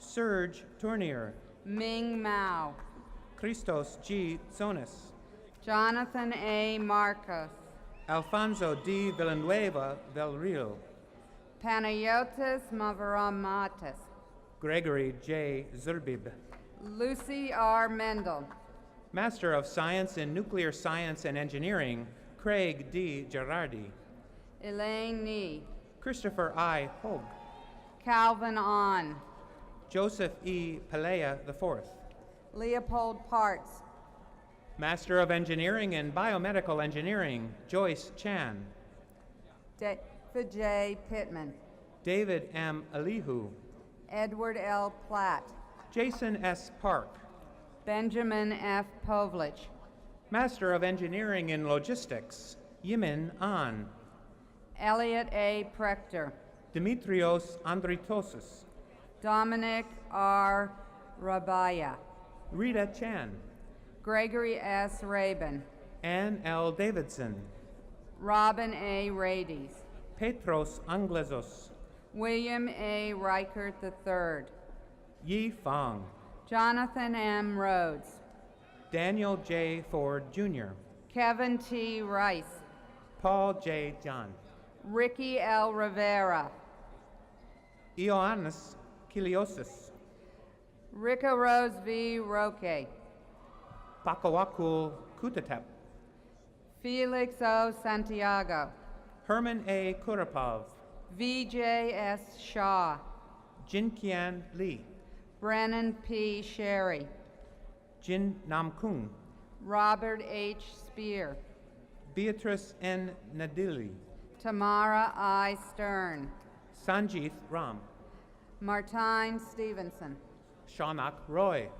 Kevin E. Stolt, Yinglai C, Kevin Su, Samuel Srethapakti, Wing Hei I. Tang, Peng Quan Tan, Matthew S. Shantz, Shou Wen Young, Valin K.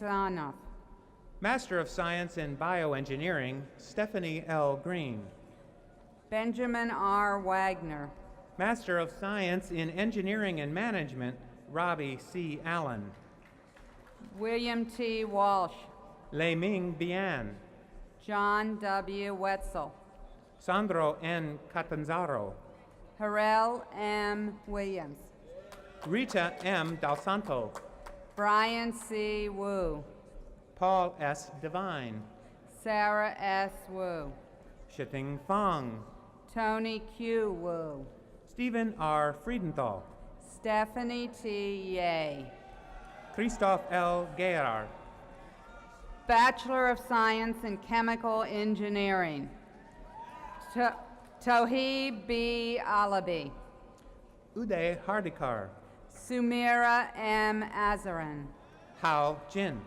Robert D. Batten, Jeannie A. Kesapredist, Patrick J. Bossai, Maddie J. Kinuanen, Wei Chen, Kanakamar Kiduswamy, Paul Cheng, Matthew J. Lamantia, Kathy Chu, Spiridon Damianos Lakakos, Nicholas Cordella, Sonny H. Lee, Nina L. De Benedictis, Evangelos Mamas, Andrea J. Dooley, Hee Sung Moon, Mei-Ling Gao, Shivashish Nayak, James G. Glenn III, Wenu J. Osuri, Yelena Gorlin, David A. Schiller, Evita V. Grant, Deepak Seth, Brian A. Haddon, Santosh Shanbag, Michael M. Hankey,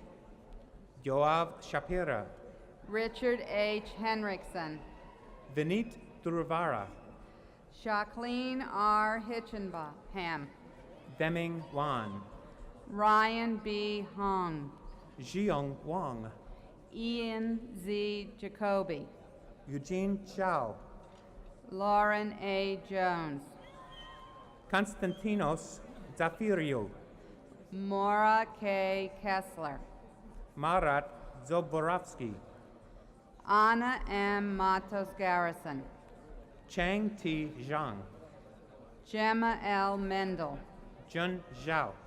Joshua K. Mitchner, Master of Science in Engineering Systems, Weihong Ang. Suji A. Omnick, Master of Science in Technology and Policy, Alexander Aquinin. Marjan Rafat, Raphael Berger, Irene M. Rahman, Michael P. Berlinski, Nikhil S. Shenoy, Mark C. Bohm, Robert J. Steininger III, Francois J. Delegue, Priyanka M. Sundaration, George S. Esper III, Terrence Ta, Human Katti Wraui, Austin A. Taranta, Jeita Kundu, Cynthia M. Wilson, Hirunori Matsunaga, Stephanie N. Reitman, Yujiro Mochizuki, Jia Xing, Matthew S. Oros, Bachelor of Science in Chemical Biological Engineering, Aichin Bai, Theodorus Patromanas, Alexander L. Borsha, Alisa Ri, Nathan P. Douglas, Reynaldo Sandoval Lopez, George M. Eng, Megan K. Sweeney, Wenlian Gang, Karen D. Tapia Ahumada, Karen E. Hunter, member of the class of 2006 Executive Committee, Tristan J. Weir, Sandy Wong, Master of Science in Transportation, Alexandra F. Bartolin, Ingrid E. Lawhorn, Tara N. Blakey, Kawai T. Liu, Laura C. Cham, Junhua Ray, Meito Dar, Christopher L. Smith, Andrew T. Desatol, Julie Y. Say, Celia Jaslin, Yang Shui, Samya Gupta, Debbie Z.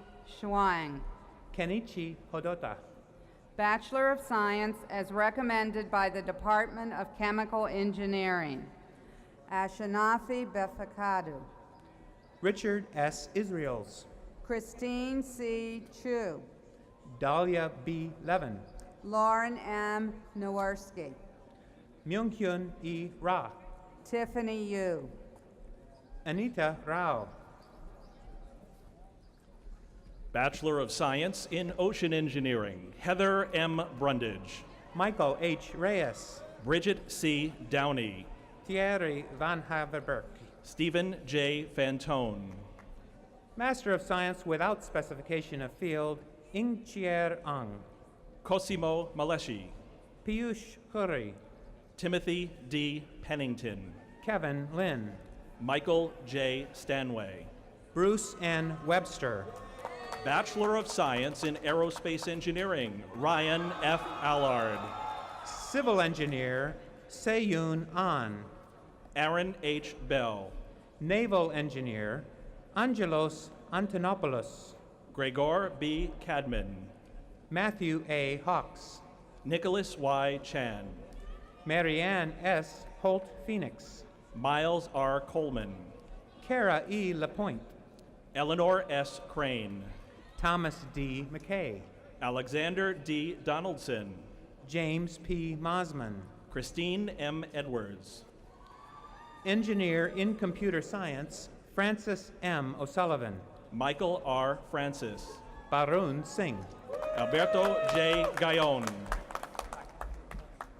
Doctor of Science with all the rights and privileges pertaining thereto, Petros Boufanos, Thomas L. Gray, Ivan L. Chalanovich, Brian P. Guerrero, Brendan A. Harley, Jian Han, George Kokosalakis, Joy N. Hart, Jongyun Lim, Catherine M. Higgins, Mark L. Richard, Xiaojie J. Hu, Fin Chung, Mariel M. John, Doctor of Philosophy with all the rights and privileges pertaining thereto, Ingvar Aberg, Shambhavi H. Kadam, Brian P. Adams, Benjamin S. Kendall, Babang S. Adiwijaya, Rachel K. Lee, Giuseppe Alessio, Monica M. Lewis, Hal S. Alper, Jonathan R. Long, Brian J. Anderson, Tudor Meshik, Brian W. Anthony, James T. Miller, Maciek Antonievich, Shauna J. Moran, Nava Ariel, Piku A. Neal Jr., Roger L. Arono, David J. Newell, Ada Au, Jacqueline A. O'Connor, Mihai Badawiyu, Christopher R. Pentakoff, Ramachandran Balakrishna, William C. Peters, Magdalena Balazinska, Michelangelo A. Raimondi, Bahara Banijamali, Carolyn S. Riley, Joydeep P. Bardhan, Jason S. Ruschelsman, Simone C. Belmar, Nabori D. Santiago, Gilles Benoit, Adam Shebshelowitz, Stanley M. Bileski, Jonathan Tekleab, Ian Bita, Brian L. Velades, Raul Blasquez Fernandez, David Walfish,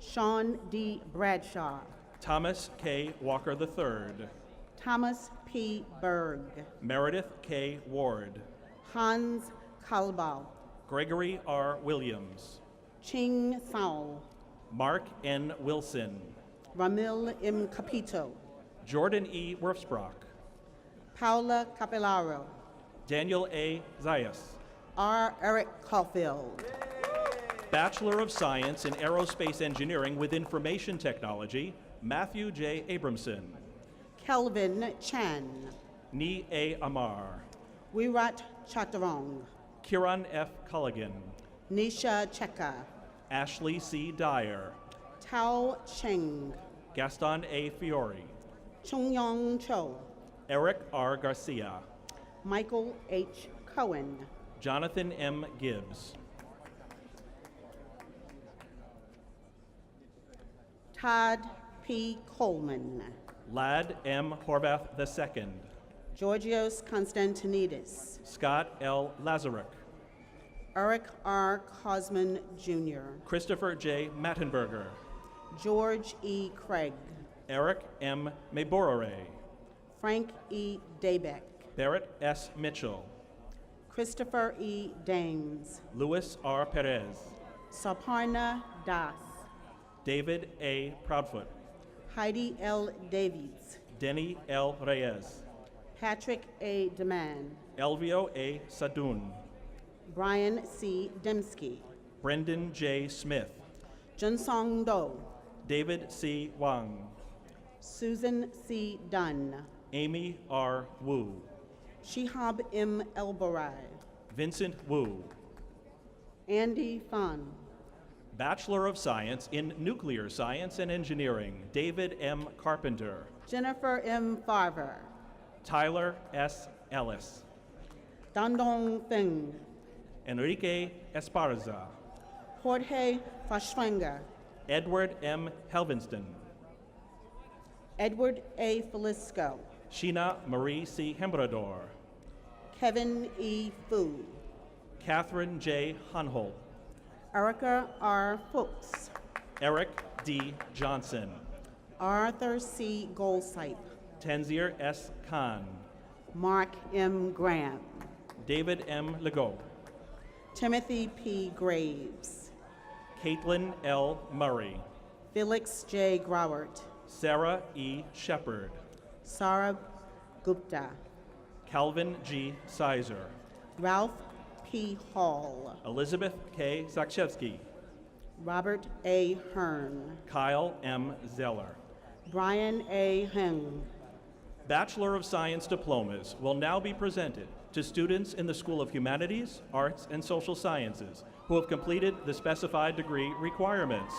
Bachelor of Science in Economics, Leila S. Aga, Songmu He, Iman F. Alion, Sean Yuan Ho, William J. Burke, Andreas G. Hoffman, Lydia B. Chilton, Francis A. Honore, Kaylee M. Clark, Shan Hu, Rafael Farzan Kashani, Everest W. Wang, Brian Ian P. Goodness, Valerie Y. Ivanov, Nicholas R. Hunter, Saida M. Jafar, Marine Khan, Siddhartha Jang, Elizabeth C. Laws, Kyle L. Jensen, Judith H. Lin, Songho Zhou, Gregory J. Martin, Jeremy C. Johnson, Yasin Ozjan, Damian B. Jordan, Veena Ramaswamy, Jayon Zhong, Samir I. Riaz, Constantinos Caballeros, Arunod Sanglankan, Kisuk Kang, Jun J. Shin, Jungli L. Kiger, Jonathan P. Orsprung, Hee J. Kim, Deborah A. Watkins, member of the class of 2006 Executive Committee, Yon K. Kim, Danielle Wen, Michael J. King, Donald H. Wang, Jason G. Kroll,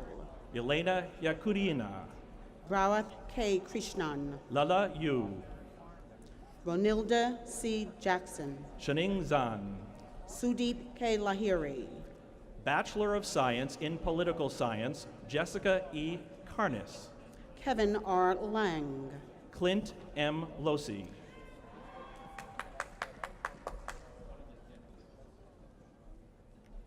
Samuel B. Larson, Dinsha F. Mistry, Harry Lee, Samantha J. Newworth, Janice C. Lee, Samuel L. Raymond, Sanghyun Lee, Josiah Q. Seal, Sunwong Lee, John R. Velasco, Bayman Lay, Bachelor of Science in Anthropology, Aisha Siddiqui, Ben W. Leong, Bachelor of Science in History, Miranda E. Knudsen, Jenyang Lee, Benjamin J. Calkin, Preston P. Lee, Bachelor of Science in Literature, Jocelyn A. Rodal, Xiang Lee, David L. Rowe, Xiaohan Lee, Bachelor of Science in Music, Arshan J. Galis, John E. Liptak Jr., Peter A. Majid, Li Liu, Bachelor of Science in Writing, Jessica O. Young, Yun Liu, Bachelor of Science in Humanities, Janet J. Yu, member of the class of 2006 Executive Committee, John Louis Z. Loxan, Bachelor of Science in Humanities and Engineering, Erin C. McLaughlin, Yi Chiang Lok, Mary Presley, Leandro M. Lorilia,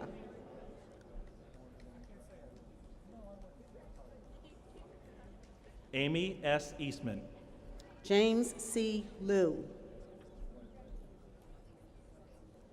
Heather M. Phipps, Desmond S. Lun, Dorothy A. Phoenix, Cheng Luo, Yunjae W. Song, Albert Ma, Bachelor of Science in Linguistics and Philosophy, Stefan H. Stilla, Connor F. Madigan, Bachelor of Science in Comparative Media Studies, Victor M. Castanon, Bobby D. Middleton, Christina S. Chen, Catherine E. Miller, Jonathan R. Harris, Alan K. Mew, Daniel F. Kanamori, Richard C. Montesanti, Julia D. Kernick, Juan C. Montoya, Nikki A. Farr, Kota Morali, Elizabeth A. Smith, Edward R. Murphy, Andre A. Sugai.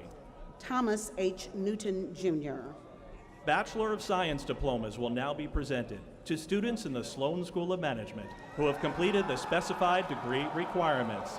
Bachelor of Science in Management Science, Riva L. Bakal, Christine B. Ng, Jennifer A. Bartels, Samuel S. Ngai, Philip G. Campbell, Frederick A. Nantong, Shruti Chandrasekhar, Victor T. Nguyen, Kenneth Chang, Roshanak Nilchiani, Parama Chattopadhyay, Minsu No, Lisa Y. Chen, Elwin C. Ong, Hannah K. Che, Juyon Park, John M. Cloutier, Stephen L. Peters, Curtis B. Cook, An D. Pham, Tanya D. Das, Chanatip Perino, Brian J. DeLeon, Scott D. Phillips, Christopher P. Farm, Jean-Sebastien Plante, Elizabeth A. Farrelly,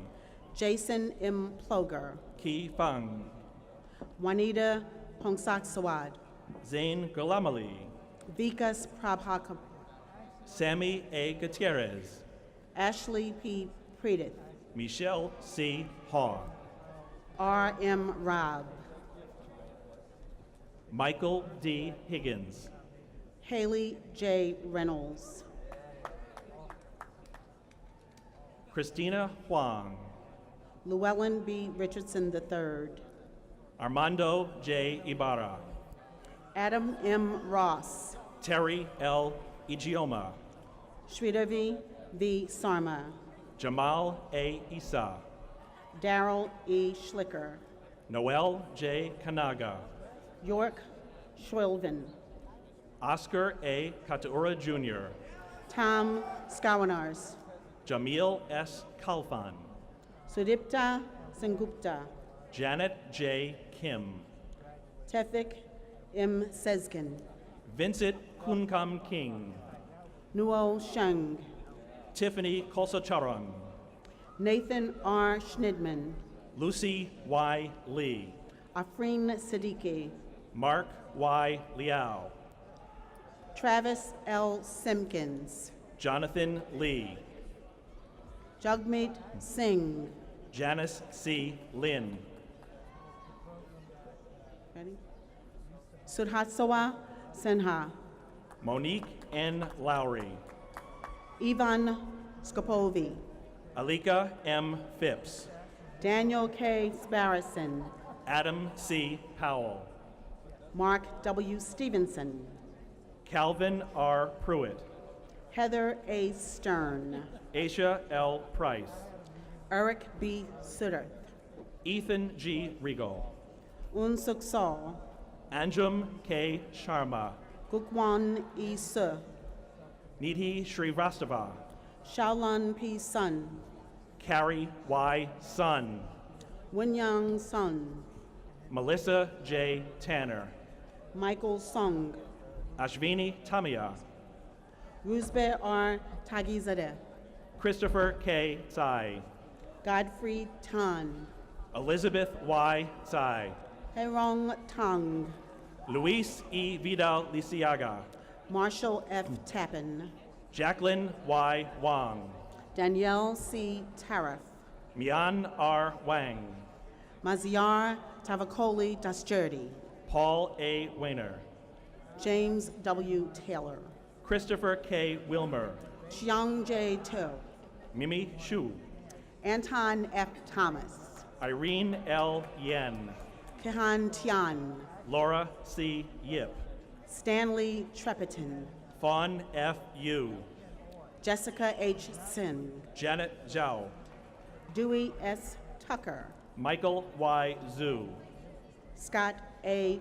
Ubelart, Youngie Zhu, Jennifer M. Vandiver, Alexi A. Zikor, Rong Wong,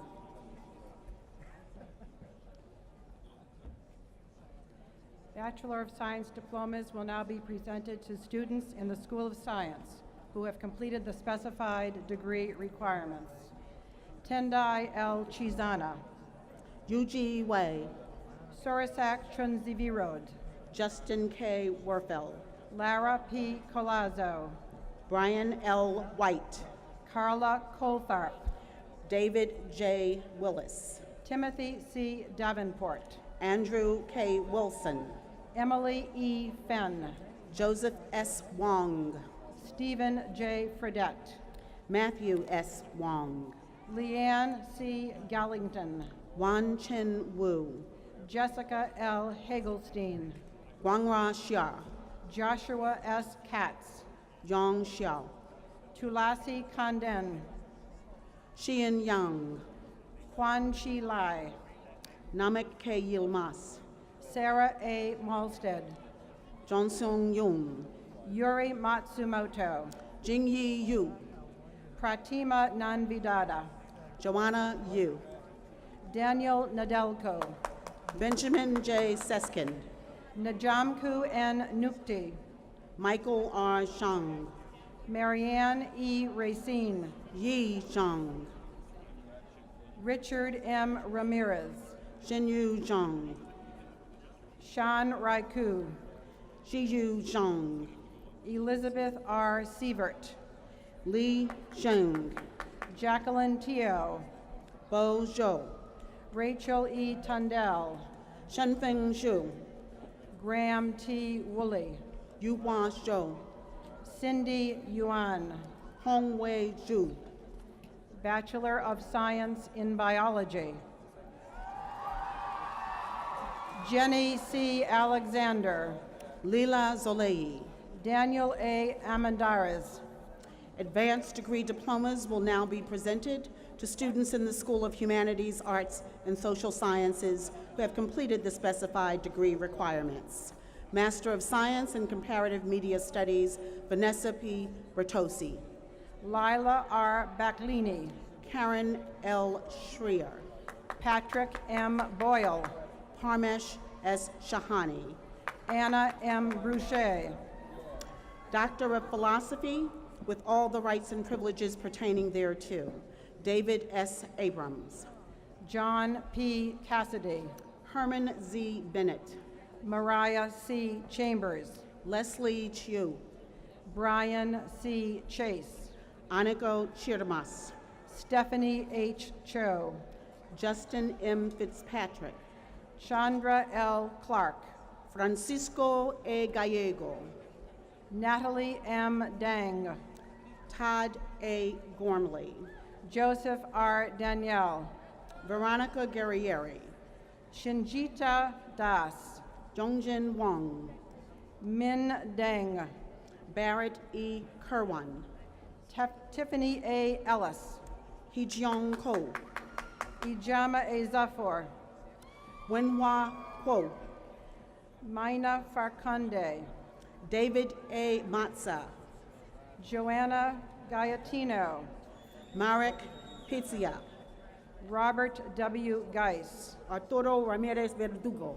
Melissa W. Gredson, Shoichi Takahashi. Andrew L. Guerra, Jonathan L. Weinstein. Maya Hassan, Bilal H. Zia.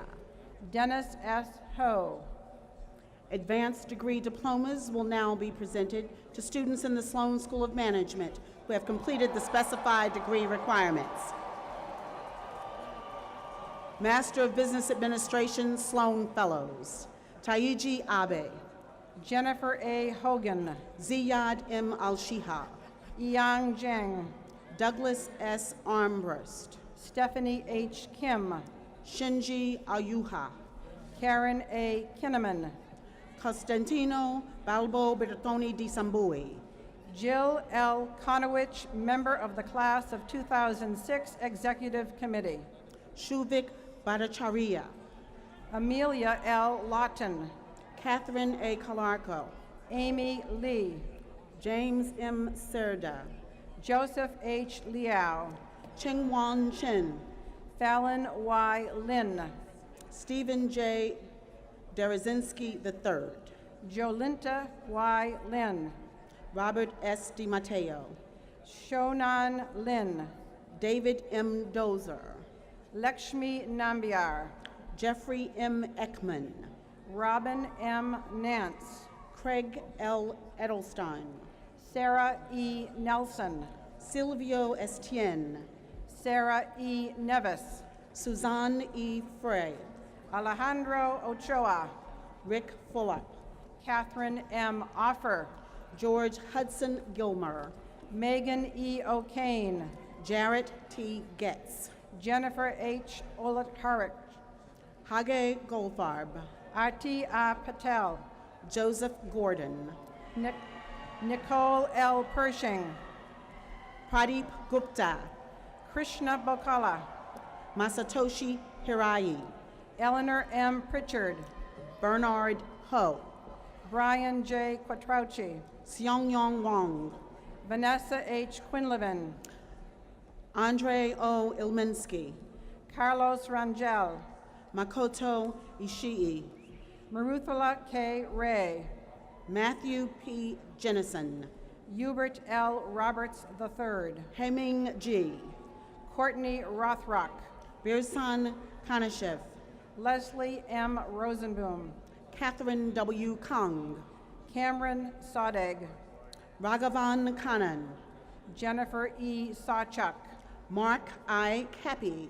Jessica N. Schaefer, Mohan Kashavasala. Alexander J. Schmid, Masahiro Kashibi. Tiffany L. Sito, Ingching Kowi. Catherine E. Smith, Dastan B. Kaushabikov. Priscilla M. Smith, Hee-Jong Lee. Kate A. Stafford, Sung-So Lee. Josephine J. Sung, Yusung Lee. Adriana Tojano Delata, Marcial R. Letelier. Linda Z. Tao, Wei-Chong Liu. Allison M. Taylor, David L. Lucchino. Jeanette G. Say, Adobawale M. Lukambi. Johanna M. Vorner, Osamu Matsuda. Katia S. Verbeck, Teofil A. Mbaka Muyeme. Christine E. Wang, Joanne W. Metzger. Melissa K. Williams, Tassaduk Mukhtar. Melanie I. Worley, Michael J. Mulligan. Isaac Y. Wu, Kazuhide Nakajo. John T. Wu, Juliana Ocampo. John Y. Wu, Nancy E. O'Hare. Weiran Amy Yan, Motoya Onodera. Catherine S. Yao, Fukchuan Ao. Ru Yoshida, Jung W. Park. Xu Zheng, Gladys E. Preso. Alicia Y. Zhou, Liam D. Reed. Bachelor of Science as recommended by the Department of Biology, Melissa E. Deer, Francis M. Reynolds. Abdulaknan O. Kandil, Graham G. Wrong. Jenny A. Karianis, P. B. Rosen. Kelly Kuo, Shinichi Sakata. Lindsay E. Kuo, Oliver G. Schmecker. Randy C. Miller, Shinji Shimizu. Dang L. Vu, James J. Skeffington, Jr. Bachelor of Science in Physics, Matthew R. Abernathy, Dan M. Smolnick. Taran Agarwal, N. S. Somashekar. Samir Awachi, Sean E. Stovall. Andres Ibiza Toledo, Lee Song. Gabriel Ibiza Toledo, Mitsushi Tada. Daniel A. Benitez Jr., Isao Takeuchi. James P. Blumling III, Kasunari Tochinai. Molly G. Bright, Guanshan Tong. Keith A. Brown, Dasisuke Owino. Anat Berger, James R. Valinotti. Laurie D. Burns, Shiva Prasad Venkatraman. Emily K. Chan, K. Krasno Waterman. Joshua F. Shatir, Chi Wong Wu. Jesse W. Collins, Xiaodong Zhang. James C. Culver, Jiang Zheng. Sheil N. Dandaker, James N. Zimbardi. Kyer Decker, Master of Science in Management, Sloan Fellows. John K. Imaro. Z. D. Deng, Todd M. Gershkowitz. Grant A. Elliott, Takashi Kogure.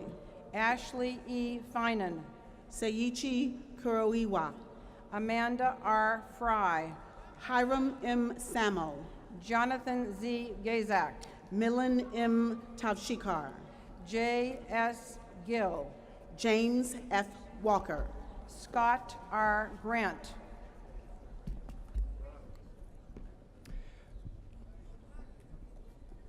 Master of Business Administration, Yilkal Abate Casa, Hannah M. Green, Gray E. Adams, David L. Greenspan, Renata Alves, David Lee, Gaston A. Angelico, David A. Levinson, Gregory R. Armstrong, Emily M. Levesque, Alejandro Arze, Huanqian Lo, Tomu Asaka, Yael E. Marshall, Sopan Asawanuchit, Adam A. Miller, Brett R. Aubrey, Andrew J. Morton, Jeffrey C. Bear, William A. Nevin III, Rupa Bari, Jason S. Pelk, Michael R. Baisley, Joshua W. Powell, Antonio Balmori Jorge, Rezi Pradipta, Showman N. Barr, Kavita Radhakrishnan, Ian Barkin, Samuel M. Ribnick, Orain Barrett, Philip J. Reicherm, Bruno B. Batista, Scott J. Robertson, Ryan J. Bowden, Alejandro Rodriguez, David J. Beck, Kenneth L. Rorabach, Adele Belkaid, Laurel L. Rulin, Filippo Beretta, Benjamin M. Schwartz, Eric Bevan, Brendan J. Shields, Kirill Bezubov, Matthew D. Smith, Himanshu Bhatt, Angel R. Solis Ortiz, John Bilton, Igor A. Sylvester, Ronnie Bose, Nicholas Tum Ming Xiang, Zelka Bosner, Patrick J. S. Verily, Andrew C. Bowers, Vivek Venkatachalam, Carrie B. Bowie, Stefano Young, Carlos D. Brain, Jenny Zhang, Joshua J. Brown, Austin Zimmerman, Nolan J. Brown, Aquia Adubwane, Carletta P. Bruno, Helen Begalovova, Aaron K. Bryson, Nadezhda Belova, Jorge Calzada, Meredith A. Brown, Sandra E. Carielli, Molly A. Burgoon, Pierre A. Casillo, Ashley R. Catalano, Bernard Chan, Nalika Chowdhury, Sue W. Chan, Shireen J. Chowdhury, Amitabh Chandrasekhar, Cece Chen, Y. Kathy Chang, Emily Cheng, Surojit Chatterjee, Michael J. Churchill, Bing Chen, Amy L. Deitch, Ding Li Chen, Wayne P. Duggan, Edward T. Chen, Bridget C. Dwyer, Hank Chen, Darlene E. Ferranti, Tony L. Chen, Lauren B. Fishkin, Serena Cheng, Javad Golgi, Terrence K. Chasire, Christopher C. Hemond, Anuradha Chitrapu, Catherine P. Hung, Young Jun Choi, Jessica R. Hewitt, Dinesh Chopra, Lauren E. Liban, Jennifer S. Chung, Walter C. Lynn, member of the class of 2006 Executive Committee, Su Yong Chung, Deandra M. Lucia, Jeffrey I. Coker, Suzanne E. Luther, Jill E. Connolly, Daniel G. Posner, Sandra D. Contreras de Ramirez, Emily H. Proctor, Daniel E. Cook, Julie M. Prue, Dennis D. Corkery, Jonathan Reinhardt, Thomas M. Corneli, Genevieve R. Reichert, Corey D. Crane, Calvin W. Ye, Timothy A. Crosby. Bachelor of Science in Earth, Atmospheric, and Planetary Sciences, Emma R. Bassane. Lorena Cuadra. Katrina M. Cornell. Rishi Dean. Francesca E. DeMeo. Robin J. DiCaprio. Marion M. Dumas. Alicia B. Dermody. Solomon M. Shung. Anil Darni. Vivian Leung. Jessica Dolak.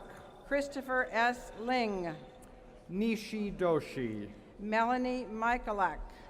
Erica M. Downing. Elise M. Olson. James Drake. Kaya Y. Shaw. Colin Ducharme. Yelena Sitkin. Kojo A. Dufu. Marisa F. Vogt. Brian R. Duncan. Valerie W. Wong. Jean-Robert Durocher. Bachelor of Science in Mathematics, Nikolay Andreev. Benjamin E. Eberhardt. Alevtina Asarina. Tanya Shade Egwed Sharwit. Mariana C. Baca del Rosario. Sarah C. Elliott. Vladimir V. Barsov. Rebecca A. Fearing. Michael N. Bergovsky. William Fellows. Panyashlak Biswal. Lauro Fusaneto. Craig R. Brophy. Bernard Fong. Poning Chen. Michael A. Fox. Alexander Chernikov. Stephen E. Franzblow. Paul L. Chow. Andrew S. Frangello. Colin R. Dillard. Raymond Fong. Matthew R. Ellis. Christopher B. Gallant. Jordan K. Fabianski. Bradley C. Gallet. David S. Glasser. Raman Gambhir. Caroline D. Jordan. Jan Gao Okundaria. Thomas J. Kilpatrick. Alonzo Garza. Minji Kim. Luca Gatti. Ellen T. Leong. Marina Gilliver. Hanyan H. Lin. Matthew T. Gill. Nicholas C. Lucero. Dina Goldstein. David A. Ovadia. Carlos E. Gorbea Diaz. Sajul S. Patel. Casey H. Gordon. Juliana Perez. Laura M. Graham. John H. Rogers. Thomas D. Grant. Severani R. Salvano. Kevin R. Gravina. Gary L. Civic.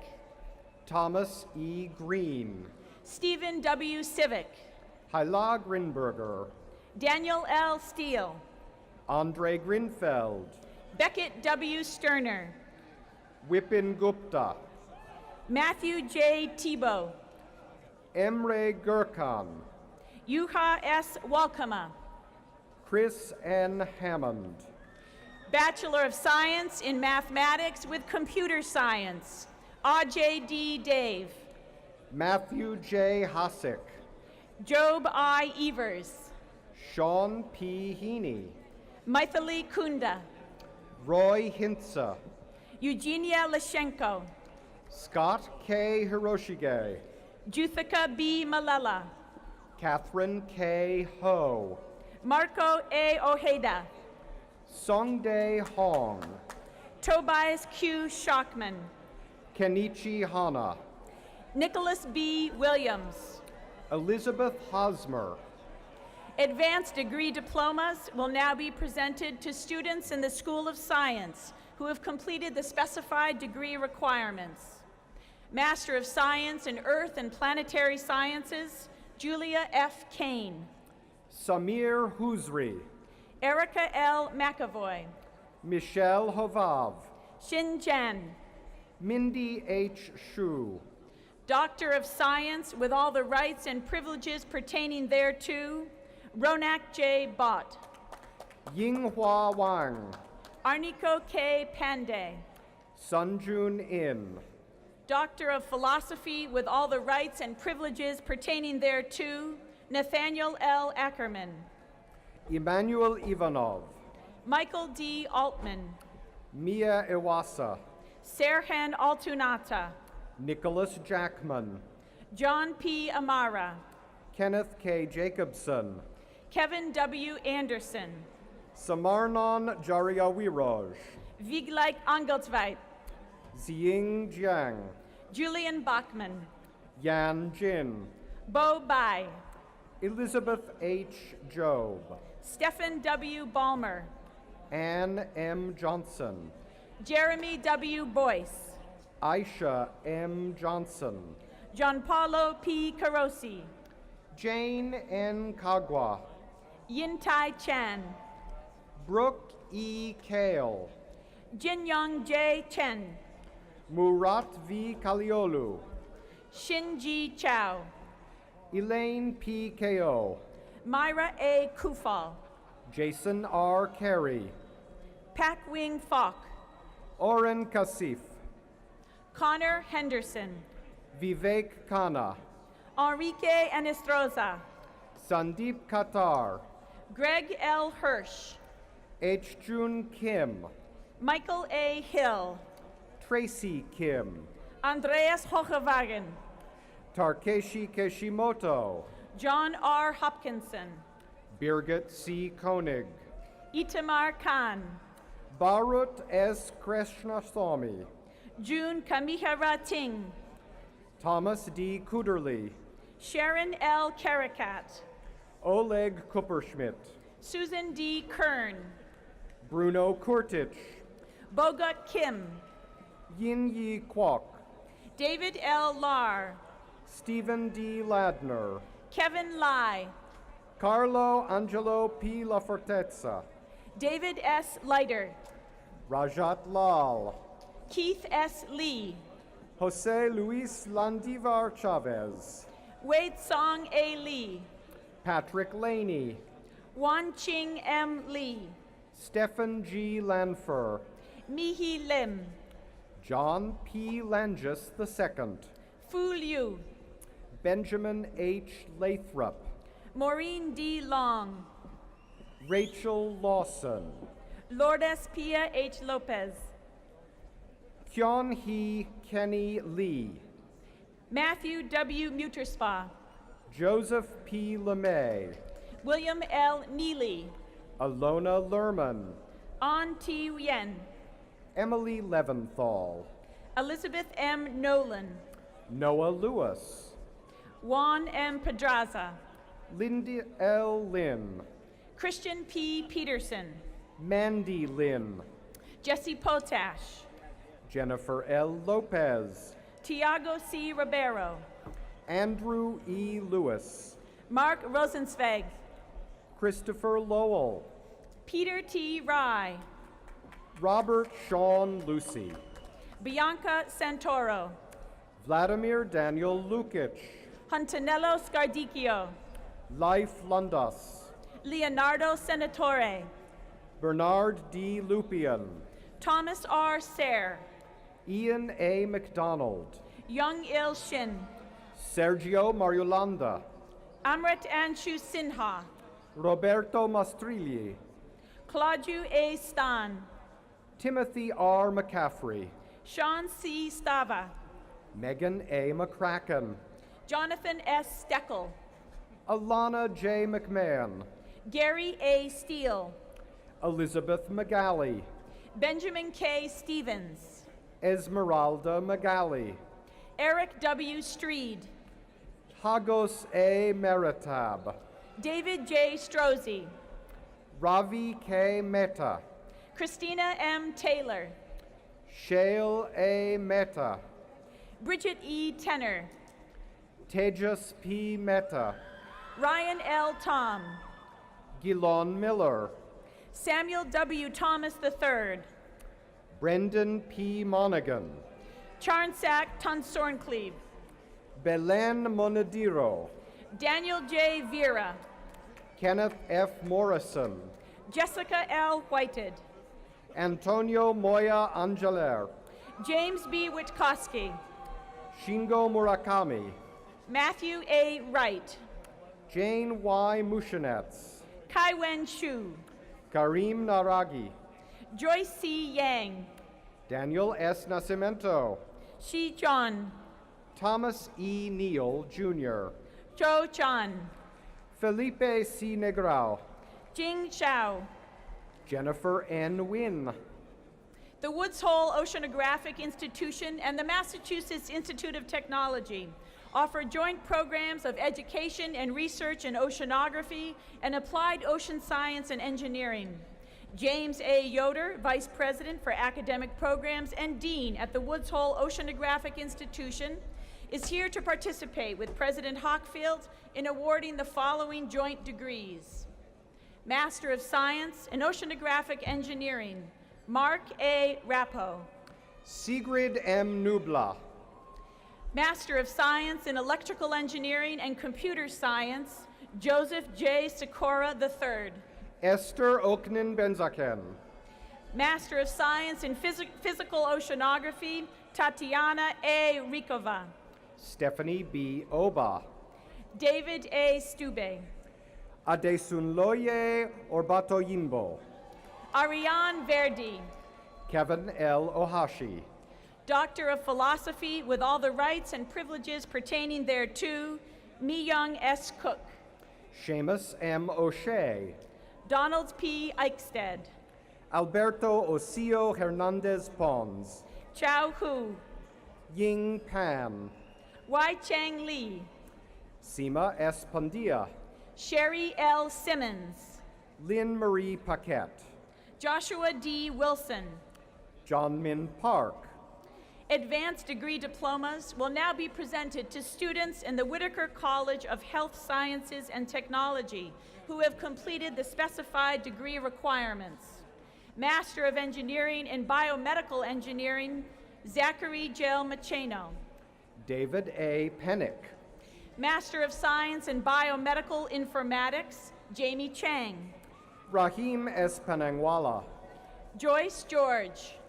Marcos Petrohios, Mark A. Meyer. Tapana Panich, Master of Science in Health Sciences and Technology, Eugene Chu.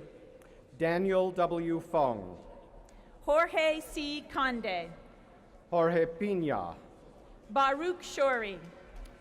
Yulissa M. Pinto de Grazia, Sundar Subramaniam. Torino Pitts, Doctor of Philosophy with all the rights and privileges pertaining thereto, Gil Alterovitz. Gabriella L. Pollock, Aaron B. Baker. Yulia M. Poltorak, Wan-Sean Chow. Gayatri Pradhan, David M. Cochran. Roger E. Primo, Radha Kaluri. Christy A. Prelutsky, Sharon F. Kuo. Krishnan Raghunathan, Kinuko Masaki. Dhananjay Ramaswamy, Xiaomin Mo. Jennifer D. Ramsden, Lauren J. O'Donnell. Rekha Ravindra, David E. O'Gorman. Alexander J. Reeds, Becky B. Poon. Amy M. Rayner, Dylan Shen. Sangwon Ri, Jocelyn E. Songer. Mark Roberge, Maximiliano Rome, Juan Rosas Rodrigo, Jose Luis Rosso, Lindsay J. Rubenstein,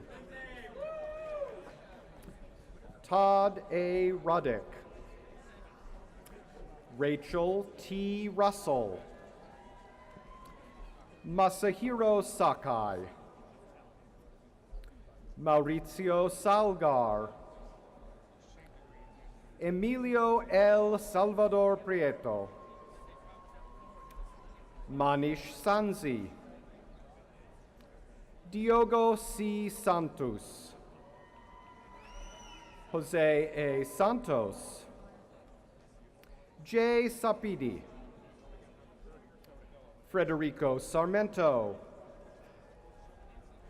Mulia J. Shock Rodriguez, John F. Schweikert III. William T. Seddon. Durta Zanika. Bhavesh Shah. Min Shao. Manaswi Sharma. Dror Sharon. Wei Shi. Edward Yuntao Shi. Brian J. Shin. Athena Shum. Jacob B. Silber. Daniel Silberman. Inder R. Singh. Alyssa Snyder. Junji Song. Kristen N. Spinola. Carolyn B. Stark. Leanne Steele. Carla M. Stern. Liz Su. Maria Sunwoo. Ines Sverdlova. Howard C. Tang. Kapil H. Tombri. Yalti Torarinson. Jan M. Tironi. Yael Tolub. Stephen K. Tom. Adam L. Tomezi. Fernando Tome Muguruza. Ina D. Trancheva. Jamie Y. Trish. Nancy H. Sway. Richie Twazun. Ikemefuna Ugwu. Inairo J. Urdaneta Ponte. Vincent Noel P. Valdepeñas. Stephen Vasovsky. Amy Vessel. Jesus Villacorta Torienzo. Jason H. Vintiadis. Christina L. Vizan. Cameron D. Wadley. Ming Wan. Meng Wang. Elaine E. Warner. Christoph A. Washuber.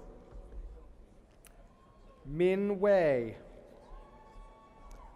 Jeremy S. Weinstein. Sarah C. Weinstock. Charles L. Weintraub. Matthew E. Wexler. Gregory A. Williams. Thomas H. Wilson. Stephen C. Witt. Aaron K. Wong. Brandon S. Wu. Johnson Wu. Bin Chao. K. Tony Shu. Satoshi Yamashita. Eric O. Yazdani. Eric Yeager. Sophia M. Yoshimoto. C.T. Sarah Yun. Stanley Jung. Yasmin Zidenchi. Charles Li Zhang. Yi Zhu. Yu D.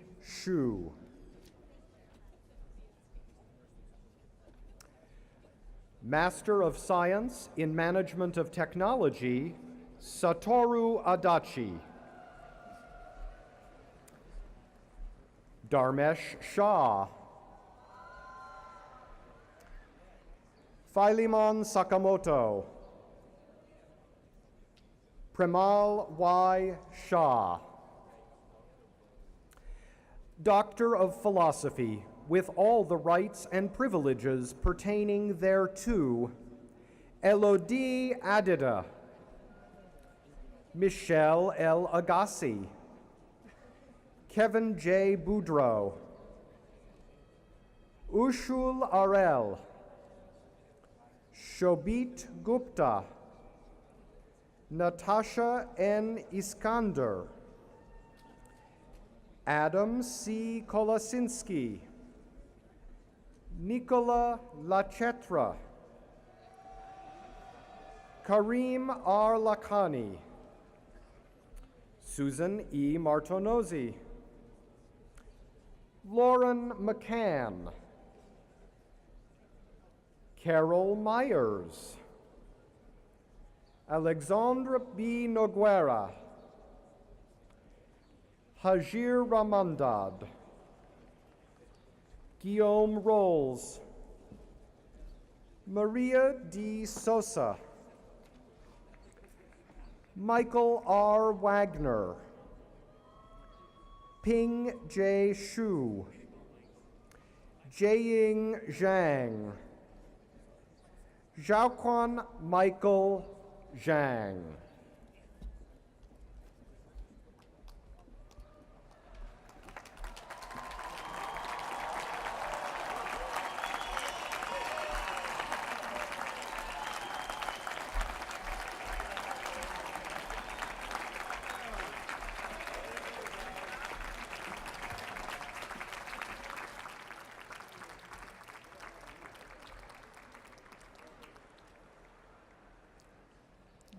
Congratulations, graduates. It's now my pleasure to introduce Scott P. Marks, Jr., the Chief Marshal, who will greet the graduates. Mr. Marks is a member of the class of 1968 and is currently serving as the President of the Association of Alumni and Alumnae of MIT. Scott?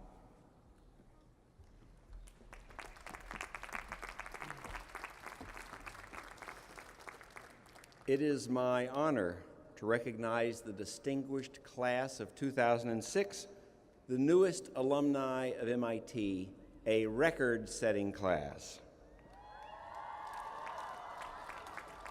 The entire alumni body, now some 115,000 strong, joins me in congratulating the 2006 graduates and officially welcoming you into the alumni family, your infinite connection to MIT.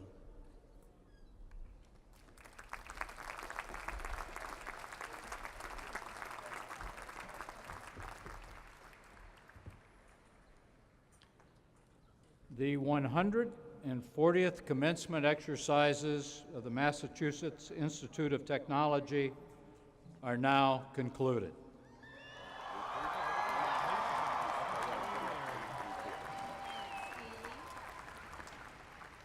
A reception will follow on Kresge Oval on the West Campus Plaza. And at this time, I'd like to ask the stage assembly and the audience to please rise and join the MIT chorallaries in singing the school song.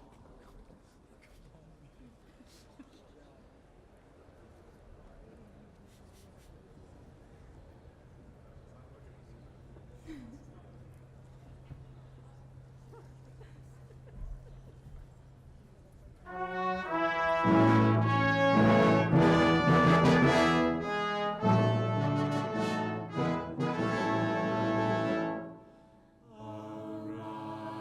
O ye